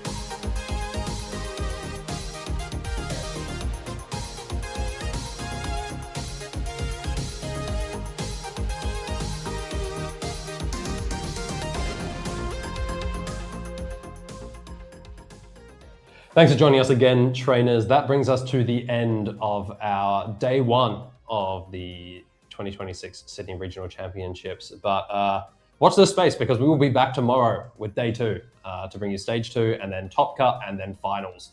So we will be bringing you all the action tomorrow. Congratulations, especially to all players who made it through to the second stage, especially calling out Jude Lee, Dimitri Koziaris, and Daniel Queck, all of whom we saw on stream make it through to the second day. Yeah, it's been a hard-fought day, and we've narrowed the tournament competition down to a few less players than we started with, but there's much more competition to come tomorrow. We saw a lot of interesting teams, a lot of interesting players today. We got to really kind of establish the dominance of Raging Bolt Balance up until that last set, where Daniel Queck just played so well into that. It was really impressive to see, but like, we've seen so many different things today. We've seen Side Spam, we've seen Balance, we've seen the Ursa Tailwind Trick Room teams. Like, there's been so many different things. It's been really cool to see, and I'm sure there's going to be even more excitement tomorrow. I heard some fun things have made day two. I'm absolutely looking forward to watching it and also being able to bring it to you all as the viewers. So hopefully we will catch you all tomorrow. Thank you so much for joining us. Until next time.